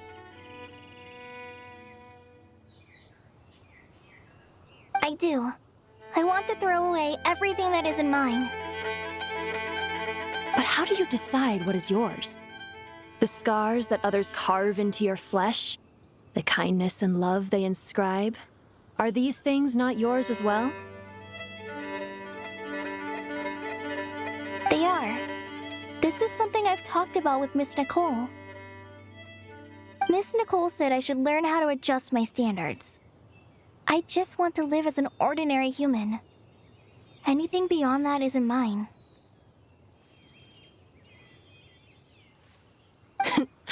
Don't you want anything from the remains of the goddess of flowers? She gave me a revelation once. I think that's already more than enough. In the past, you would not have possessed such a rich heart. Your brief life has taught you to hold on to everything good, to home in on kindness. How fascinating. You're nothing like Nabu Malikata, and you're certainly not her. Of course not. I'm not some great and powerful being, Miss Lilupar.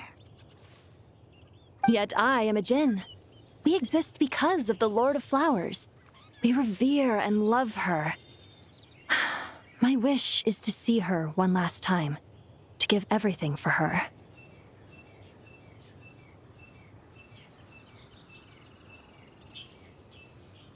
Kale, can you do this for me? But her remains won't be easy to remove. Are you sure this is what you want? That's beside the point. First, I need to know. Are you willing to do something for the soul of this lonely, wandering woman? I'm willing. But look, you know nothing about me. Even if you have heard the stories about me, all you would know is that I was rightly punished for the many evil deeds I committed. So you do know. Your lips are quivering, your eyes trembling, and still you're willing to do something for me. Life has been cruel to you, and yet you've learned to be kind. My dear young lady, to repay your kindness, I too must play my part. Are you sure about this, Lilupar? I yearn to see my mistress. For this moment, the world can burn to ashes, the universe be engulfed in flame. I care about nothing else. And you, Kale, I can give you a gift. You'll become just another ordinary human. But Miss Lilupar, what will happen to you? My wish will be fulfilled, and I can die happy. Why would you wish for that? A long, unending life might seem desirable for one who has never possessed it, yet it brings torment to one who has. My remains are scattered across the yellow sands, but my soul can find no peace. Since you've promised to grant my wish, give me that release. Allow the dying to die, and let the dead rest in peace. You have my thanks. Kale, there's no pressure on you. What she said, it's all true. A wish is a genuine desire, after all.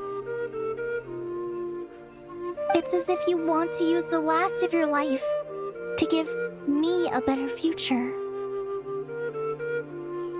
Nothing so selfless. We'll be using our futures to fulfill each other's wishes.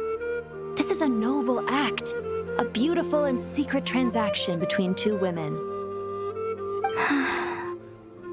I understand. Miss Lilupar, I'm ready. Close your eyes, Kale. Then open your soul. From there, I will embrace my mistress. The downpour of flowers is your touch, like returning to the very beginning, like surrendering to your grace, my mistress. People say that devotion is beautiful, yet filled with pain. How foolish of them. For me, devotion is beautiful, pure and painless. Devotion is my love. Thank you.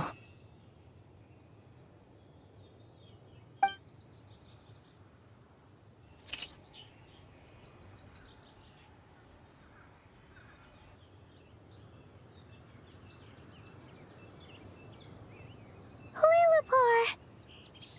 She disappeared? She left, carrying the blessing of flowers. Kale, are you all right? I'm fine. Now that the remains are gone, I don't actually feel any different at all.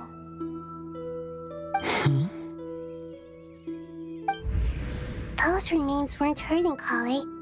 Not as she is now. They simply exist.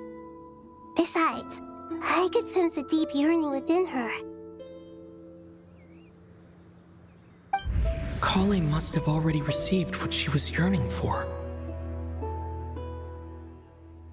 I'm doing fine. I feel relaxed. There's really no need to worry. Then my wish has come true, too. To become ordinary? That's just one of my wishes. Actually, I have a few more. For instance, I want to protect the people I meet and help them find happiness. That sort of thing. So between Miss Lilupar and me, you fulfilled 2 wishes already, and protected 2 people. Wonderful, isn't it? Oh, I feel so fantastically happy. I guess that settles things here. So what's next? What do you want to do when we get back to town?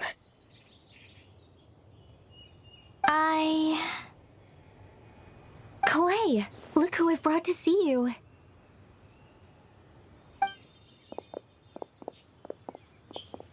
Hey, Kale! I heard you guys were holding some kind of secret event. How come you started without me? Huh? Oh no, it's nothing like that. We were just saying goodbye to an old friend. Really? Who? Me. The old me. So that's what this is all about. Did you come all the way to Mondstadt for that? Because we knew the old you so we could witness the change? Exactly. The old me is gone. I puffed her into the air, and she became a fluffy pink cloud, floating into the sky, before disappearing forever. Do you think, maybe up in the sky, she has friends waiting for her with test tubes, flasks, and bows? Oh, when you put it like that, it doesn't sound so bad after all. What do you think, Miss Nicole? I think maybe that's right. At least, if it were up to me, I'd consider that a happy ending. Dear Sucrose, even though my childhood ended long ago, these past few days have really felt like growing up again. I've become stronger, and I feel like I can finally accomplish things by myself.